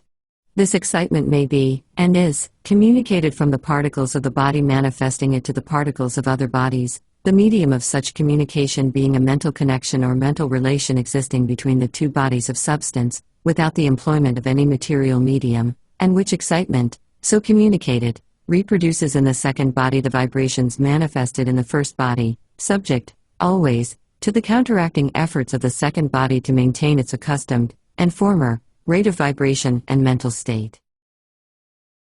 Chapter 13. The Riddle of the Sphinx. The writer approaches this part of his subject with no light emotion or jaunty air. On the contrary, he feels something like awe when he contemplates the nature of that great something, which he is called upon to attempt to explain in a few pages. He feels, in only a lighter degree, the emotion that one experiences when, in occasional moments, his mind leads to a contemplation of the infinite. He feels that which men mean when they say gravitation and the ether are but symbols and feeble concepts of something so far above human experience that the mind of man may grasp only its lowest shadings, the greater and higher part of it, like the higher rays of the spectrum, being hidden from the experience of man. In his endeavor to pass on to you his ideas regarding the something that explains both gravitation and the ether, he must ask you to endeavor to form a mental picture of something. This something must fill all space within the limits of the universe or cosmos, if limits it has. It must be an expression of the first of the attributes of the infinite, the one called omnipresence or presence everywhere, and yet it must not be the infinite presence.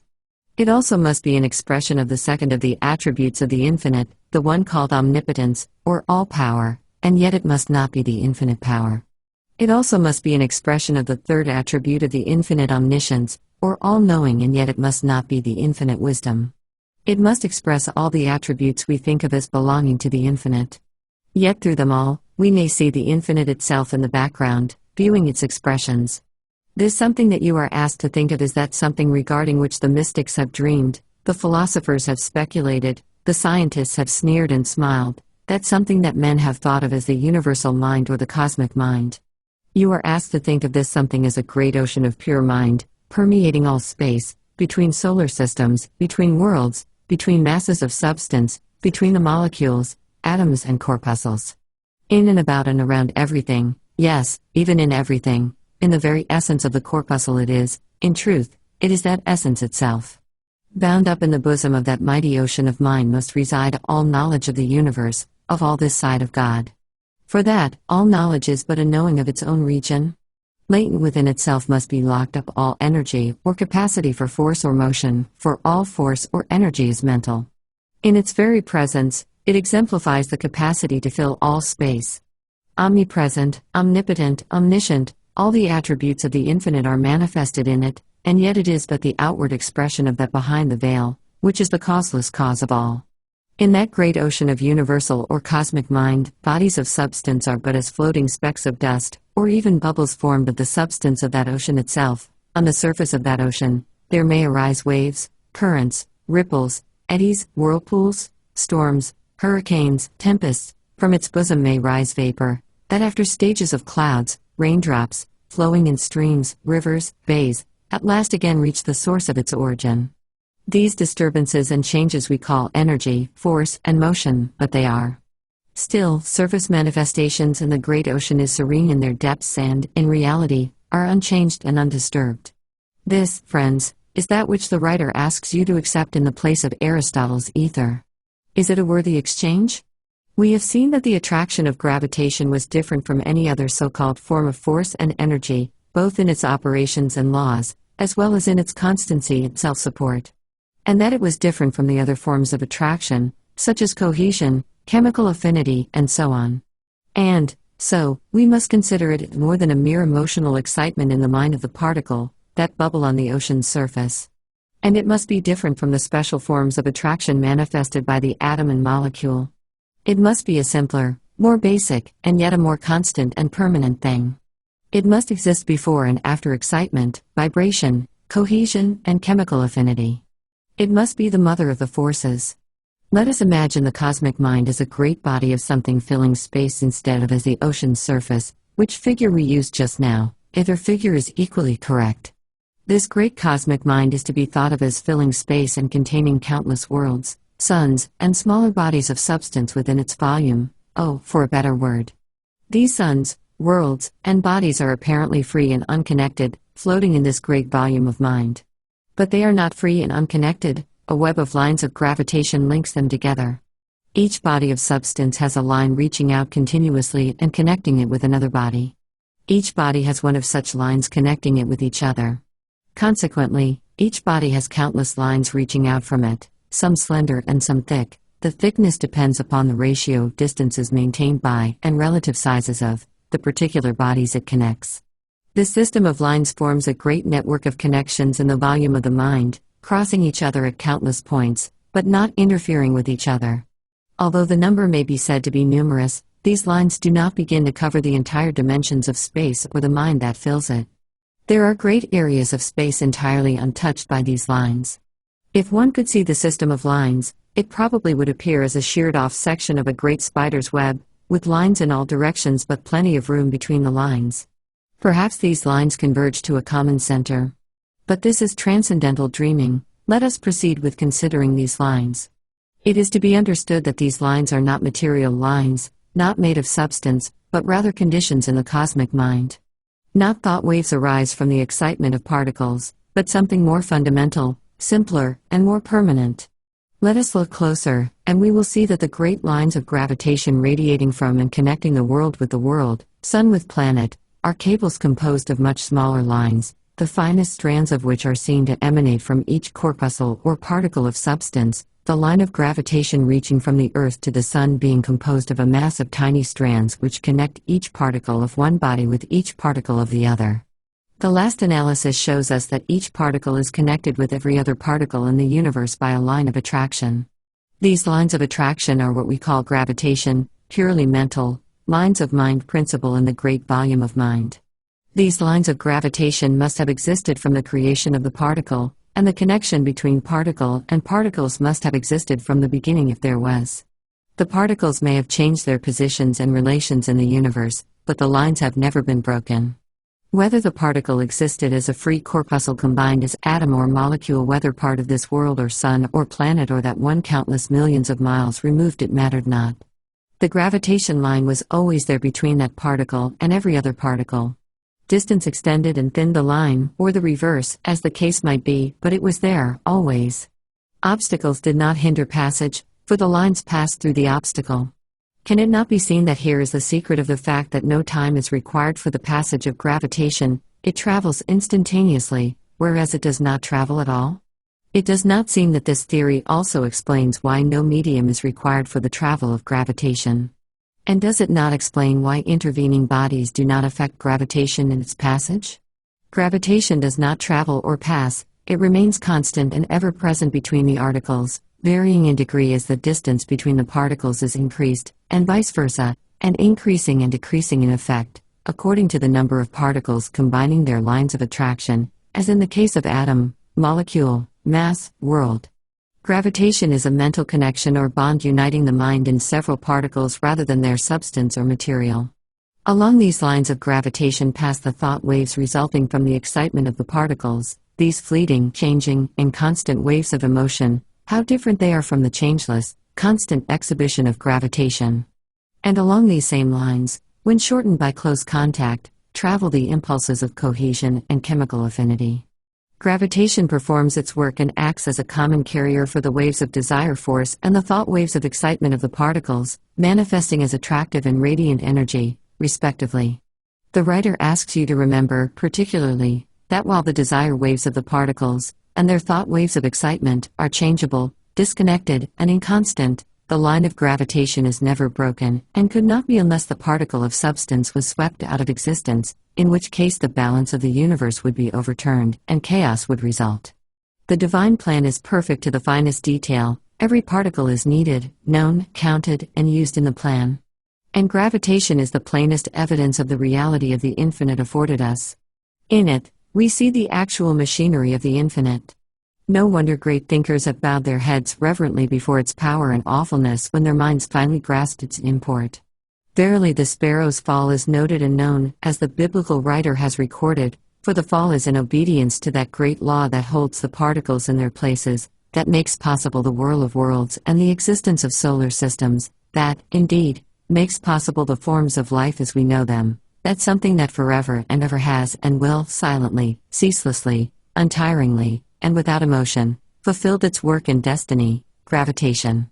The theory of dynamic thought also holds that in addition to the existence of the cosmic mind, or ocean of mind principle, and the lines of attraction that run through it, each particle has its mental atmosphere or aura. The aura is an atmosphere of mind that surrounds the particle and the larger bodies and living forms higher in the scale. This aura is merely an extension of the bit of mind that is segregated or apparently separated from the cosmic mind for use by the individual particle, mass, or creature. Through and by means of this aura, the particle takes cognizance of the approach and nature of the other particles in its vicinity. The same rule holds good in the case of the creatures, including man, as we shall see in a later chapter. The fact is mentioned here merely to connect the several manifestations of mental phenomena mentioned in the several parts of this book.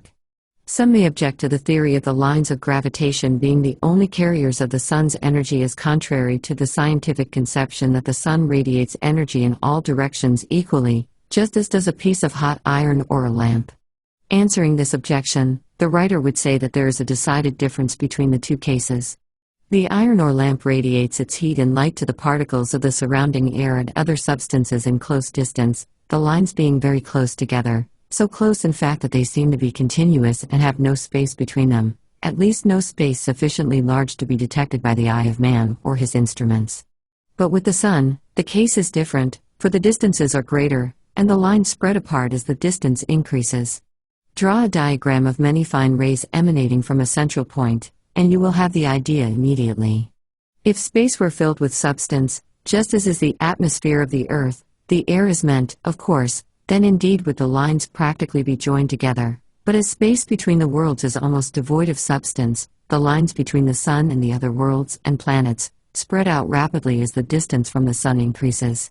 To show how this objection is really additional proof of the theory, the writer begs to call your attention to the fact that according to the calculations of the physicists in science, the sun's energy would have been exhausted in 20 million years, granting that it was dispersed equally in all directions during that time. But, note this, science in its other branches, namely in geology and so on, holds that the sun already has been throwing out energy for 500 million or more years, and seems able to stand the strain for many millions of years more. Thus, science is arrayed against science. Does not this theory harmonize the two by showing that the sun does not emanate energy in all directions, equally, and at all times, but, on the contrary, radiates energy only along the lines of gravitation and in proportion to the relative distances and sizes of the bodies to whom such energy is radiated? The writer need scarcely state that in the short space at his disposal, in the pages of this book, he has been able merely to outline his theory of dynamic force as applied to the inorganic world. The patience of the average reader has limits, and he must pass on to other features of the workings of the theory, namely the mental life of man, in which the same laws are manifested.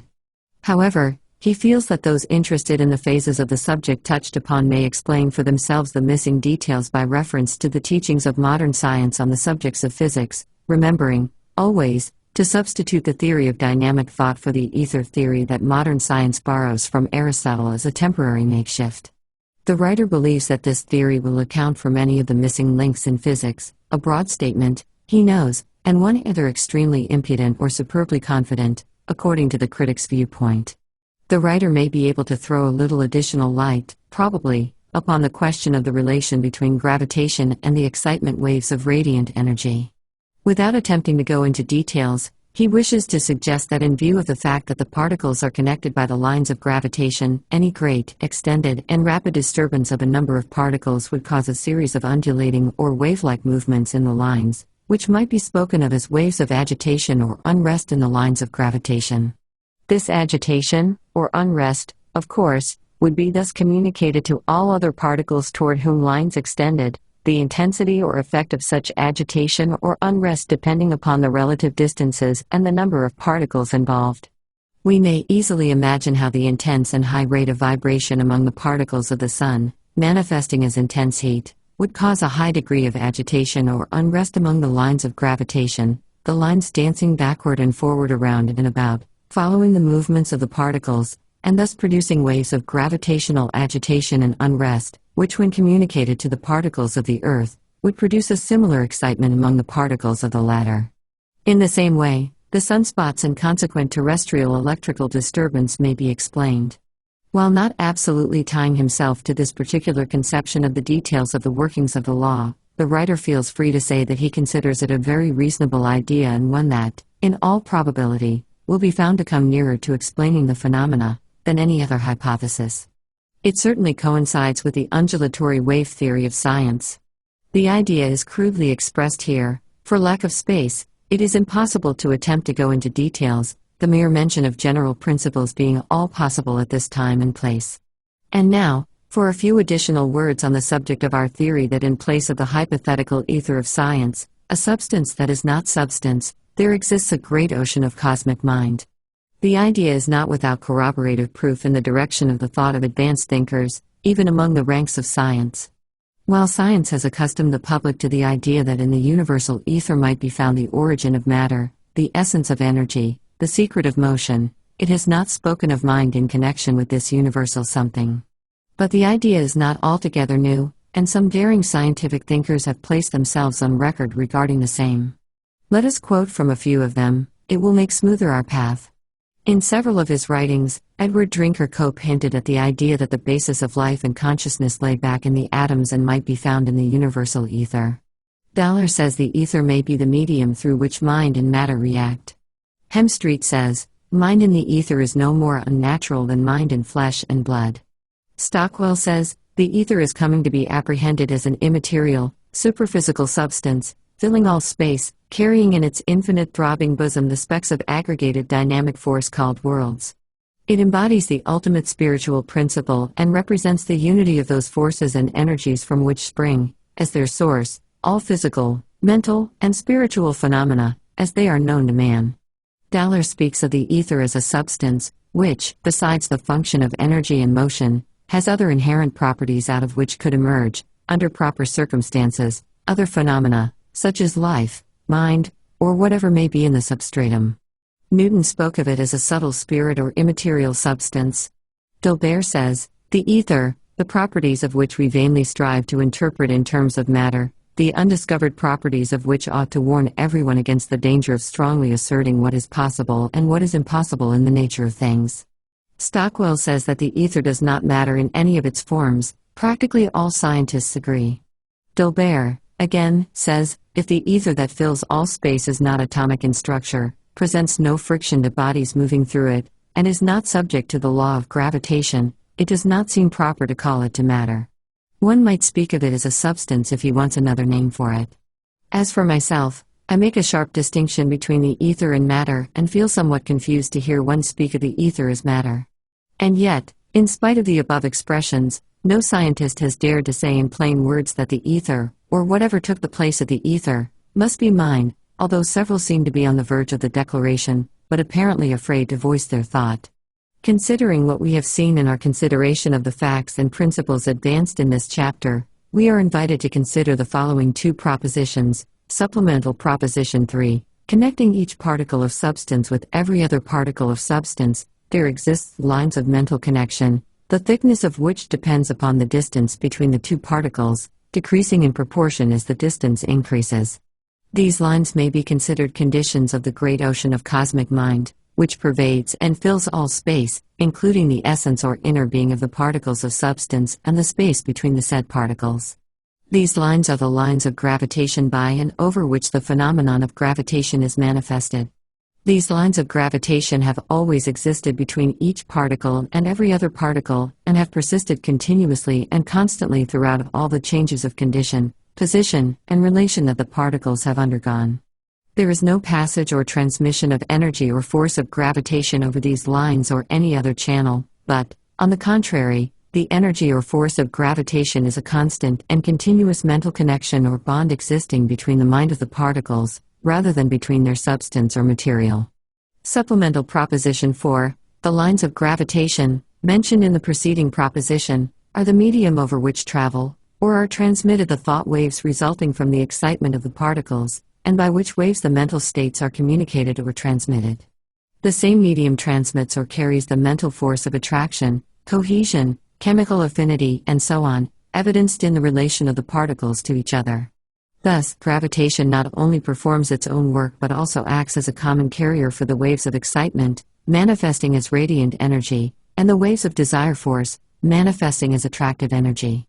Here, the writer rests his case in the action in the form of advanced thought, entitled The Theory of Dynamic Thought versus the Theory of Aristotle's Ether, in which he appears for the plaintiff. He begs that you, the members of the jury, give the evidence and argument due consideration to the end so that you may render a just verdict. Chapter 14. The Mystery of Mind. The writer, in this book, has treated the two manifestations of life, mind, and substance, as if they were separate things, although he has hinted at his belief that substance, at last, might be found to emanate from the mind and be a cruder form of its expression. The better way to express the thought would be to say that he believes that substance and mind, as we know it, are expressions of a form of mind as much higher than that which we know as mind, as the latter is higher than substance. But he does not intend to follow up this belief in this book, as the field of the work lies along other lines. The idea is mentioned here merely to give a clue to those who might be interested in the writer's conclusions regarding this more remote region of the general subject. The writer agrees with the ancient occult teachings regarding the cosmic mind's existence, as he stated in the last chapter. This cosmic mind, he believes, is independent of substance. In fact, it is the mother of substance and its twin brother, mind as we know it. Mind, as we know it, and substance are always found in connection with each other. It is true that the form of a substance used by the mind as its body may be far finer than the rarest vapor that we know, but it is a substance nevertheless.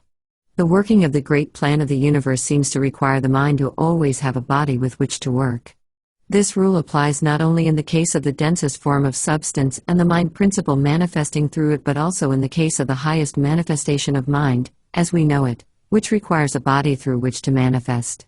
This constant combination of mind and substance, the fact that no substance has been found without at least a trace of mind, and no mind except in relation to and combination with substance, has led many scientific thinkers to accept the materialistic idea that mind was but a property of substance, or a quality thereof. Of course, these philosophers and thinkers have had to admit that they could form no idea of the real nature of the mind and could not conceive how substance really could think. Still, they found the materialistic idea simpler than its opposite, so they fell into it. Even though there was always something within that would cry pshaw. At the conclusion of the argument or illustration, these men have thought it reasonable to believe that there was no such thing as the mind except as a result of irritation of tissue and so on. But, nevertheless, there is always something in us that, in spite of argument, keeps crying like a child, "'Tain't so." And, wonderful to relate, we heed the little voice. This materialistic theory is a curious reversal of the facts of the case. Even these thinkers' very conclusions and reasoning are made possible only by the existence of that mind, which they would deny. Human reason is incapable of explaining the inner operation of the mind on a strictly and purely physical basis. Tyndall, the great English scientist, truthfully said the passage from the physics of the brain to the corresponding facts of consciousness is unthinkable. Granted that a definite thought and a definite molecular action of the brain occur simultaneously, We do not possess the intellectual organ, nor apparently any rudiment of the organ, which would enable us to pass by a process of reasoning from one phenomenon to the other. The materialist is prone to an attempt to rout the advocates of mind with a demand for an answer to the question, what is mind? The best answer to that question lies along the proverbial Irishman's lines of answering a question by asking another one, resulting in the answering question, what is the matter? As a fact, human reason is unable to give an intelligent answer to either question, and the best opinion seems to be to consider them as but two aspects of something, the real origin of which lies in something higher, of which both are aspects or forms of expression. The occult teaching, with which the writer agrees, is that the mind inherent in any portion of a substance, from the corpuscle up to the brain of man, is but a segregated, or apparently separated, portion of the universal mind principle or cosmic mind. This fragment of mind is always connected with substance, and, in fact, it is believed that it is separated from the universal mind and the other separate minds by a film of the rarest substance, so fine as to be scarcely distinguishable from the mind. This separation is not a total separation, however, for the fragment of mind is in connection with all other fragments of mind by mental filaments, and besides, is never out of touch with the cosmic mind. But, comparatively, the fragment of mind is apart from the rest, and we must consider it in this way, at least for the purpose of study, consideration, and illustration. It is like a drop in the ocean of mind, although connected, in a way, with every other drop in the ocean itself. The individual mind is not closely confined within the substance in which it abides but extends beyond the physical limits of the substance, sometimes to a quite considerable distance. The aura, or egg-shaped projection or emanation of mind, surrounding each particle and each individual is an instance of this. In addition to the aura, there is possibly an extension of the mind to a considerable distance beyond the immediate vicinity of the physical limits. The connection, however, never being broken during the life term. However, mental influence at a distance does not always require the projection mentioned above of the mind. Thought waves often answer the purpose, and, besides, there is such a thing as the imparting of mental vibrations to the small particles of substances with which the atmosphere is filled, which vibrations continue for quite a time, often for a long period after the presence of the individual producing them. These matters shall be discussed in later chapters of this book. The mind of man is far more complex than the average man imagines. Not only in its varied manifestation of consciousness but also its great region of below consciousness or infraconsciousness, as it is called. The purpose of the sequel to this book, now in preparation, which will be entitled The Wonders of the Mind, is to describe these inner workings and point out methods of utilizing the same. Our next chapter, entitled The Finer Forces of the Mind, will lead us into this field. Chapter 15. The Finer Forces of the Mind.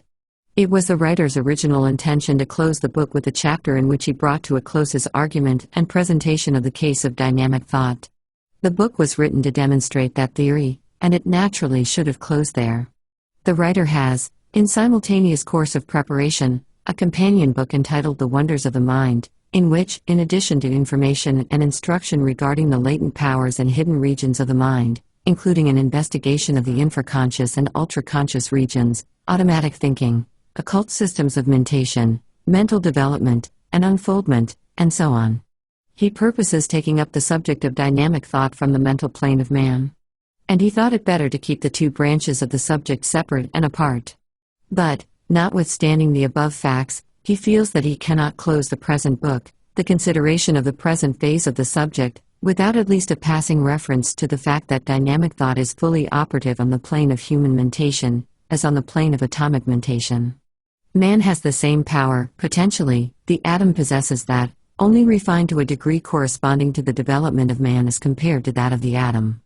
The power is raised to a higher plane of mentation but is fully operative. Just as the body of man contains physical life corresponding with the different stages of lower physical life, mineral, vegetable, and animal, for instance, the mineral-like bones and the mineral salts in the system, the plant-like life and work of the cells, and the animal-like flesh, and physical life, in addition to the wonderful brain structure and fine brain development, peculiar to man, so has man the lower mental qualities of the lower life, in addition to his glorious human consciousness that is reserved for the highest form of life on the globe. In his mental regions, man has the power of the atom to attract particles of substance to him, that he may combine it with other substances in building up his body, Then he has the plant-like cell mentation that does the building up work and repairs wounds, and damaged parts, and so on. Then he has the animal mentation evidencing in the passions, desires, and emotions of the purely animal nature, and which mentation, by the way, keeps man busy and controlling by means of his higher mental faculties, that are God's gift to man, and are not possessed by the animals. But all this will form part of the sequel, the wonders of the mind, and are merely mentioned here in passing. And, just as man is enabled to use the elementary physical qualities that he finds in his body and to turn same to good account in living his human life, so does man, consciously or unconsciously, make use of these elementary mental powers in his everyday mental life. And if he but realizes what a conscious use of these faculties, guided by the human will do, man may become a different order of being. This is the basis of the occult teachings and the mysteries of the ancients, as well as the teachings of the modern secret esoteric bodies and societies, such as the Rosicrucians and Hermetic Brotherhood, and several other societies whose names are not known. The real societies are referred to, not the brazen imitations that unscrupulous men are holding out to the public as the original orders, membership being offered and urged for the consideration of a few dollars. Needless to say, membership in the real occult orders is never urged and cannot be bought. But to return to the subject, the individual mind of man is in direct touch, not only with the great cosmic mind but also with the individual mind of every other man.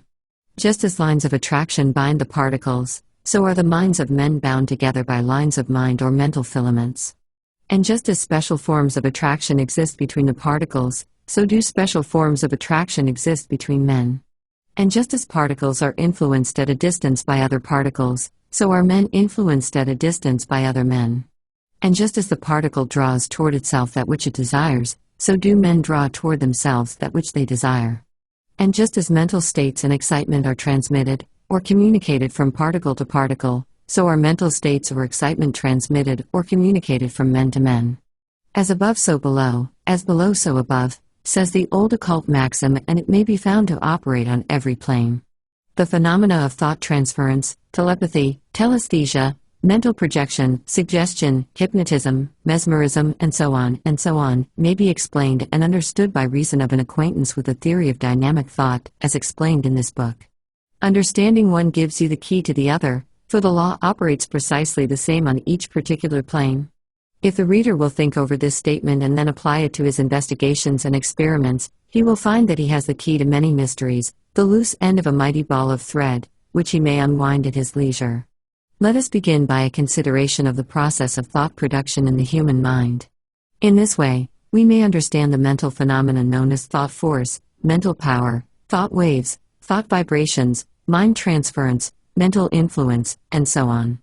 To understand these things, we must begin by understanding the process of thought production.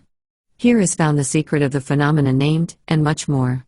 In the first place, while the brain is the organ of the mind, the instrument that the mind uses in producing thought, the brain does not do the thinking, nor is the brain matter visible to the eye, the material instrument of thinking. The brain, and other portions of the nervous systems, including the little brains or ganglia found in various parts of the body, is composed of a certain substance, a fine form of plasm, which, however, is but the groundwork of foundation for finer forms of substance used in the production of thought. Science has not discovered this finer substance, for it is not visible to the eye or to the finest instruments, but trained occultists know that it exists. This fine substance escapes the scalpel and microscope of biologists and anatomists, consequently, their search for the mind in the brain is futile. There is something more than tissue to be irritated in the brain. But, remember that this something more is still substance, and not mind itself. Thought is a form of excitement in this fine brain substance, which we may as well call psychoplasm, from the two Greek words meaning the mind, and a mold, or matrix, respectively, the combined word meaning the mold or matrix of mind, in other words, the material substance used by the mind in which to cast or mold thoughts. This excitement in the psychoplasm manifests in vibrations of its particles, for, like all substances, it has particles. All scientists agree that there is an expenditure of energy and a usage of material substance in the process of thinking. Just how this is affected, they do not know, but their experiments have shown that there is energy manifested and used, and also substance consumed. The secret of the production of thought does not lie in the brain or nervous system, which are the material substratum upon which the mind works and uses as a mold or matrix for the production of thought. Thought is the product of the mind directing force upon substance in the shape of psychoplasm. And energy is manifested in the production of thought just as much as in the operation of the law of attraction or chemical action. What force and energy? It may be asked. The answer is mental force. But although the answer stares them right in the face, scientists deny that the mind contains force or energy within itself and persist in thinking of force as a mechanical thing or is necessarily derived from the common forms of energy, such as heat, light, or electricity. They ignore the fact that the mind has a finer force that it uses to perform its work. How do the atoms attract each other and move together? There is evidence of force and energy here that is not heat, light, or electricity. What is it? When a man wishes to close his hand, he wills that it be closed and sends a current of this finer force of the mind along the nerve to the muscle, and the latter contracts, and the hand is closed. A similar process is used in every muscular action. What is the force used? Science admits the existence of this force and calls it nervous energy or nerve force. It holds that it must be something like electricity, and some even go so far as to say that it is electricity. They base their ideas upon the fact that when electricity is applied to the muscles of living or dead animals, they contract just as they do when this nerve force is applied, and every movement of the muscles may be so produced by electricity, which becomes a counterfeit nerve force. But, here is the point, this force cannot be identical to electricity, for none of the appliances for registering electric currents will register it. It is not electricity but is some finer force of the mind generated in the material substratum that the mind uses as a base of operation. This fine force of the mind is generated in some way in the brain and nervous system by action upon the psychoplasm. The brain, or brains, for man has several centers worthy of that term, are like great dynamos and storehouses of this force, and the nerves are the wires that carry it to all parts of the system. More than this, the nerves are generators of force, as well as the brain. Experiments have shown that the supply of force in a nerve vanishes when the nerve is used, in which case it draws upon the storehouses for an additional supply. This fine force of the mind is really the source of all energy, for as we have shown in previous chapters, all motion arises from mental action, and this form of force or energy is the primal force or energy produced by the mind. And this force is in operation in all forms of life, from the atom to the man. And not only may it be used by the particle, but man also has it at his disposal. As proof that substance is used and energy manifested in the production of thought, science points to the fact that the temperature of a nerve rises when it is used, and the temperature of the brain increases when it is used for extended thought. Scientists have claimed and advanced a massive proof to back up the same that thought was as much a form of energy as was the pulling of a train of cars and was attended by the production of a definite amount of heat, resulting from the activity of the fine substance of the physical extended resistant and composite substratum. But, science has taken all this to mean that thought and mind were purely material things and properties of matter. It has claimed that matter thinks instead of that mind and uses the matter or substance, in its finer forms, as a substratum for the production of thought. Bushnell, the leader of the purely materialistic school, claims positively that thought is but the product of matter. He says, "Is it not a patent fact, obvious to all but the willfully blind that matter does think?" The La Mettler made merry over the narrowness of the mentalists, in saying, "When people ask whether the matter can think, it is as though they asked whether the matter can strike the hours." Matter, indeed, as such, thinks as little as it strikes the hours, but it does both, when brought into such conditions that thinking, or hour striking results as a natural action or performance. The above-quoted opinion of Bushnell shows how narrow and one-sided a talented man may become by reason of shutting out all other points of view and seeing only one phase of a subject. The example of the hour striking is a poor figure for the materialists, for although matter does strike the hours, it does so only when wound up by man under the direction of his mind. And in the manufacture, adjustment, and winding of the clock, the mind is the cause of the action. And, more than this, the very action of the coiled spring that is the immediate cause of the striking results from the mental effort of the particles of the spring endeavoring to resume their accustomed position under the law of elasticity, as explained in our chapters on substance. Science is valuable in showing us the details of the mechanism of thought, but it will never really explain anything unless it assumes the existence of the mind, the back of it, and everything. It may dissect the brain cells and show us their composition, but it never will find mind under the scalpel or in the scale or test tube. Not only is this true, but it cannot even discover the fine psychoplasm that is used in the production of the mind. But we may make use of its investigations regarding the matter of activity of brain substance in the process of thought, and by combining them with our belief regarding the existence of the mind, we may form a complete chain of reasoning without any missing links, these missing links appearing both in the case of the no-mind philosophers and the no-matter metaphysicians. This theory of mind and substance, considered as the two aspects of something higher, from which both originated or emanated, will be regarded as the only thinkable proposition in the end.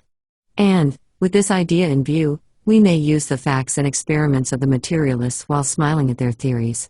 And, with but a slight change of words, we may turn against them their own verbal batteries. In this way, we may take Maleshott's famous statement, "Thought is but a motion of matter," and render it intelligible by making it read as follows: "Thought produces motion in matter." This finer force of the mind is in full evidence to those who look for it, and although it may not be registered by the scales or instruments designed to register the coarser grades of force, it is still registered in the minds of men and women, and in the actions resulting from their thoughts. These living registers of the force respond readily to it, and every one of us is such a register. Just as the force has a much higher grade of energy than the forms usually considered as comprising the entire range of energy, so are the instruments required for its registration much higher than those used to determine the degrees of heat, light, electricity, and magnetism. It may be that the future will give us instruments adapted for the purpose. In fact, it begins to look even now as if the same were forthcoming. But whether we have such mechanical instruments or not, the living instruments give us sufficient proof of the existence of the force and its operation. Well, the writer still finds himself unable to bring the book to a close. He added this chapter to show that the property of dynamic thought extended to the highest development of the mind, as well as abiding in the lowest. And, now that he has ventured upon the subject, he finds himself impelled to give you a few instances of the workings and operations of that law in the case of human mental life. And this means one more chapter, but only one, remember.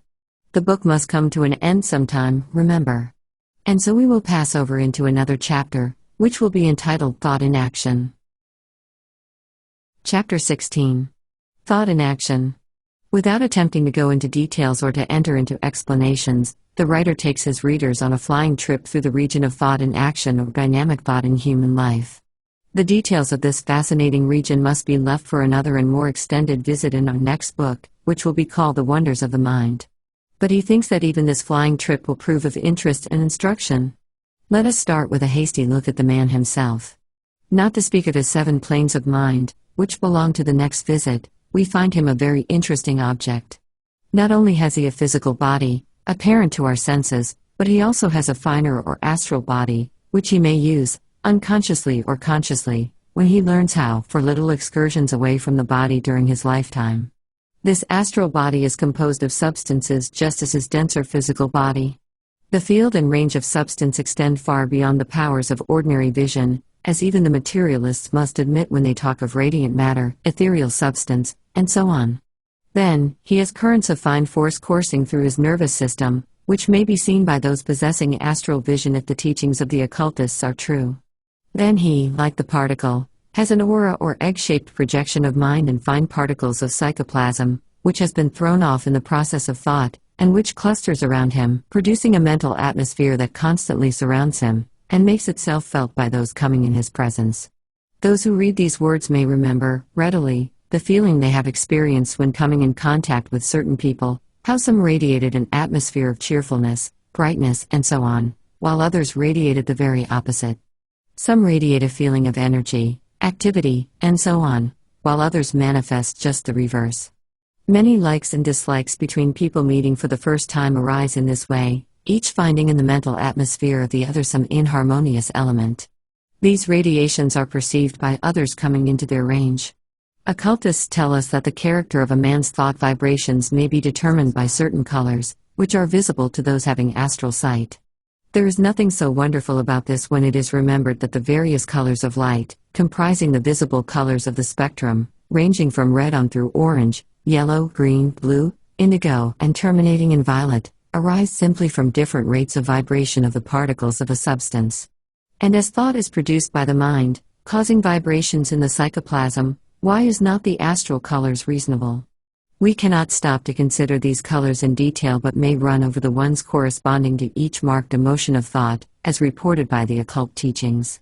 For instance, the shade of the thought manifesting in physical or organic functions is of a colorless white or color of clear water, and the color of the thought manifesting in fine force or vital energy is that of air, heated air arising from a furnace or heated ground, when it emerges from the body, although of a faint pink when in the body itself. Black represents hate, malice, and so on. Gray, bright shade, represents selfishness, while gray, a dark, dull shade, represents fear. Green represents jealousy, deceit, treachery, and similar emotions, ranging from the dull shades that characterize the lower and cruder forms to the bright shades that characterize the finer or more delicate forms of tact, politeness, diplomacy, and so on. Red, dull shade, represents sensuality and animal passion, while red, bright and vivid, represents anger. Crimson, in varying shades, represents the phases of love. Brown represents avarice or greed. Orange represents pride and ambition, and yellow, in varying shades, represents grades of intellectual power. Blue is the color of religious thoughts, ranging, however, through a great variety of stages, from the dull shade of superstitious religious belief to the beautiful violet of the highest religious emotion or thought. What is generally known as spirituality is characterized by a light blue, a peculiarly luminous shade. Just as there are ultra-red and ultraviolet rays in the spectrum, which the eye cannot perceive, so occultists inform us there are colors in the aura or mental atmosphere of a person of unusual psychic or occult development, the ultraviolet rays indicating the thought of one who is pursuing the higher planes of occult thought and unfoldment, while the ultra-red is evidenced by those possessing occult development, but who are using the same for base and selfish purposes, black magic in fact. There are other shades known to occultists, indicating several highly developed states of mind, but it is needless to mention them here. But the influence of these particles of thought stuff thrown off from the mind psychoplasm under the vibrations produced by the mind during the process of thought does not cease with the phenomena surrounding the aura. They are radiated to a considerable distance and produce a number of effects. We will remember how the corpuscles or electrons are thrown off by a substance in a high state of vibration. Well, the same law manifests in the vibrations attendant upon the production of thought. The particles are thrown off in great quantities, each vibrating at the rate imparted to it during the process. No, these particles of thought stuff do not compose the thought waves, the latter belong to a different set of phenomena. These particles of vibrating thought stuff fly off from the thinker's brain in all directions and affect other persons who may come in contact with them. There is an important rule here, however, and that is that they seem to be attracted by those minds which are vibrating in similar thought rates with themselves and are but feebly attracted, and in some cases, actually repelled, by minds vibrating on opposite lines of thought like attracts like, in the thought world, and birds of a feather flock together, here as elsewhere. Some of these particles of thought stuff are still in existence and vibrating, which proceeded from the minds of persons long since dead, the same being emitted or thrown off during the lifetime of the persons, however. Just as a distant star, which was destroyed hundreds of years ago, may have emitted rays that are only now reaching our vision, years after the destruction of the star which emitted them, and just as an odor will remain in a room after the object causing it has departed, the particles still remaining and vibrating, and just as a stove removed from a room may leave heat vibrations behind it, so do these particles persist, vibrate, and influence other minds, long after the person who caused them may have passed out of the body. In this way, rooms, houses, neighborhoods, and localities may vibrate with the thoughts of people who lived there long ago but who have since passed away or removed. These vibrations affect people living in these places, to a greater or lesser extent, depending upon circumstances, but they may always be counteracted or changed, if they are undesirable, by setting upon positive vibrations on a different plane of mind or character of thought. The mind of a thinker is constantly emitting or throwing off these particles of thought stuff. The distance and rate of speed to and by which they travel are determined by the force used in their production.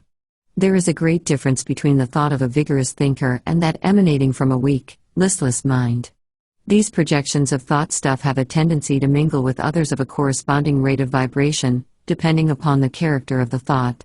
Some remain around the places where they were emitted, while others float off like clouds and obey the law of attraction, which draws them to persons thinking along similar lines. The characteristics of cities arise in this way. The general average of thought of their inhabitants causes a corresponding thought atmosphere to hang over and around it, which atmosphere is distinctly felt by visitors and often determines the mental character of the persons residing there, in spite of their previous characteristics, that is, unless they understand the laws of thought. Some neighborhoods also have their own peculiar mental atmosphere, as all may have noticed if they have visited certain tough neighborhoods, on the one hand, and neighborhoods of an opposite kind, on the other. Certain kinds of thoughts and actions seem to be contagious in certain places, and they are to those who do not understand the law. Certain shops seem to have their own atmosphere, some reflecting confidence and honest dealing, and others radiating an atmosphere that causes patrons to hold tightly to their pocketbooks and, in some extreme cases, to be certain that their buttons are tightly sewn on their garments. Yes, places like people have their distinctive mental atmospheres, and both arise from the same cause. And each person draws to himself these particles of vibrating thought stuff corresponding with the general mental attitude maintained by him. If one harbors feelings of malice, he will find thoughts of malice, revenge, hate, and so on, pouring in upon him. He has made himself a center of attraction and has set the law into operation. His only safe course is to resolutely change his thought vibrations. A most remarkable form of these particles of thought stuff is evidenced in the case of what is known among occultists as thought forms, which are aggregations of particles of thought stuff energized by intense and positive thought and which are sent out with such intensity and positiveness that they are almost vitalized, and manifest almost the same degree of mental influence that the sender would manifest if he were present where they are. This highly interesting phase of the subject would take many chapters to describe in detail, and we must content ourselves with a mere passing view. To those who are interested in the subject, the writer would say that he proposes considering them at considerable length in the forthcoming book The Wonders of the Mind, which has been alluded to elsewhere. Besides the operation of these particles of thought stuff emitted during the production of thought, there are many other phases of thought influence or thought in action. The principal phase of this phenomenon arises from the working of the law of attraction between the respective minds of different people. Just as are the particles of substance united and connected by lines of connection, so are the minds of men connected. And the strong pull of desire manifests along these lines, just as it does in the case of the atoms. There has been much written in recent years regarding this drawing power of the mind, and although some of what has been written are the veriest rubbish and nonsense, under it all, there remains a strong, firm, substantial substratum of fact and truth. Men do attract success and failure to them, people do attract things to them, as strange as it may seem to the person who has not acquainted himself with the laws underlying the phenomenon. There is no miracle about all of this, it is simply that the law of attraction is in full operation and that people of similar thoughts are drawn together by reason thereof. The workings of this law are somewhat intricate, but all of us are constantly using them, consciously or unconsciously. We draw to ourselves that which we desire very much or that which we fear very much, for fear is a belief and acts in the direction of actualizing itself, sometimes. But, again, as Kipling would say, that's another story. This phase of the subject is a mighty subject in itself, and the half has not been told even by the many who have written of it. The writer intends to try to remedy the deficiency in his next book, however. Then, again, the excitement of thought in the minds of people may be transmitted or communicated to the minds of others, and a similar vibration set up under certain conditions and subject to certain restraining influences, just as in the case of the particles of substances in a body or mass of substance. And, in many ways that will suggest themselves to the reader who has mastered the contents of the earlier chapters of this book, the phenomena of dynamic thought in the case of the atoms and particles may be and are duplicated in the case of individual minds of men. The reader will see readily that this theory of dynamic thought, and the facts noted in the consideration thereof, give an intelligent explanation for the respective phenomena of hypnotism, mesmerism, suggestion, thought transference, telepathy, and so on, as well as of mental healing, magnetic healing, and so on, all of which are manifestations of dynamic thought. Not only do we see, as Prentice Mulford said, that thoughts are things, but we may see just why they are things. And we may see and understand the laws of their production and operation. This theory of dynamic thought will throw light into many dark corners and make plain many hard sayings that have perplexed you in the past. The writer believes that it gives us the key to many of the great riddles of life. This theory has come to stay. It is no ephemeral thing, doomed to die a borning. It will be taken up by others and polished and added to, shaped and decorated, but the fundamental principles will stand the stress of time and men. Of this, the writer feels assured. It may be laughed at first, not only by the man on the street but also by the scientists. But it will outlive this and, in time, will come to its own, perhaps long after the writer and the book have been forgotten. This must be so, for the idea of dynamic thought underlies the entire universe and is the cause of all phenomena. Not only is all that we see as life and mind and substance illustrations of the law, but even that which lies back of these things must evidence the same law. Is it too daring a conception to hazard the thought that perhaps the universe itself is the result of the dynamic thought of the infinite? Oh, dynamic thought, we see in thee the instrument by which all form and shape are created, changed, and destroyed. We see in thee the source of all energy, force, and motion. We see thee always, present and everywhere, present, and always in action. Verily, thou art life in action. Thou art the embodiment of action and motion, of which Riddle hath said, wherever our eyes dwell on the universe, whithersoever we are carried in the flight of thought, everywhere we find motion. Suns, planets, worlds, bodies, atoms, and particles move and act at thy bidding. Amidst all the change of substance, among the play of forces, and among and amidst all that results therefrom, there art thou, unchanged and constant. As though fresh from the hand of the infinite, thou hast maintained thy vigor, strength, and power throughout the eons of time. And, likewise, space has no terrors for thee, for thou hast mastered it. Thou art a symbol of the power of the infinite, thou art its message to doubting man. Let us close this book with a thought of the greatness of this thing that we call dynamic thought, which, great as it is but as the shadow of the absolute power of the Infinite One, which is the causeless cause and the causer of causes. And in thus parting company, reader, let us murmur the words of the German poet, who has sung, "Dost thou ask for rest? See then how foolish is thy desire, the stern yoke of motion holds in harness the whole universe. Nowhere in this age canst thou ever find rest, and no power can deliver thee from the doom of activity. Rest is not to be found either in heaven or on earth, and from death and dying break forth new growth, new birth. All the life of nature is an ocean of activity, following in her footsteps, without ceasing, thou must march forward with the whole. Even the dark portal of death gives thee no rest, and out of thy coffin will spring blossoms of a new life." Finish.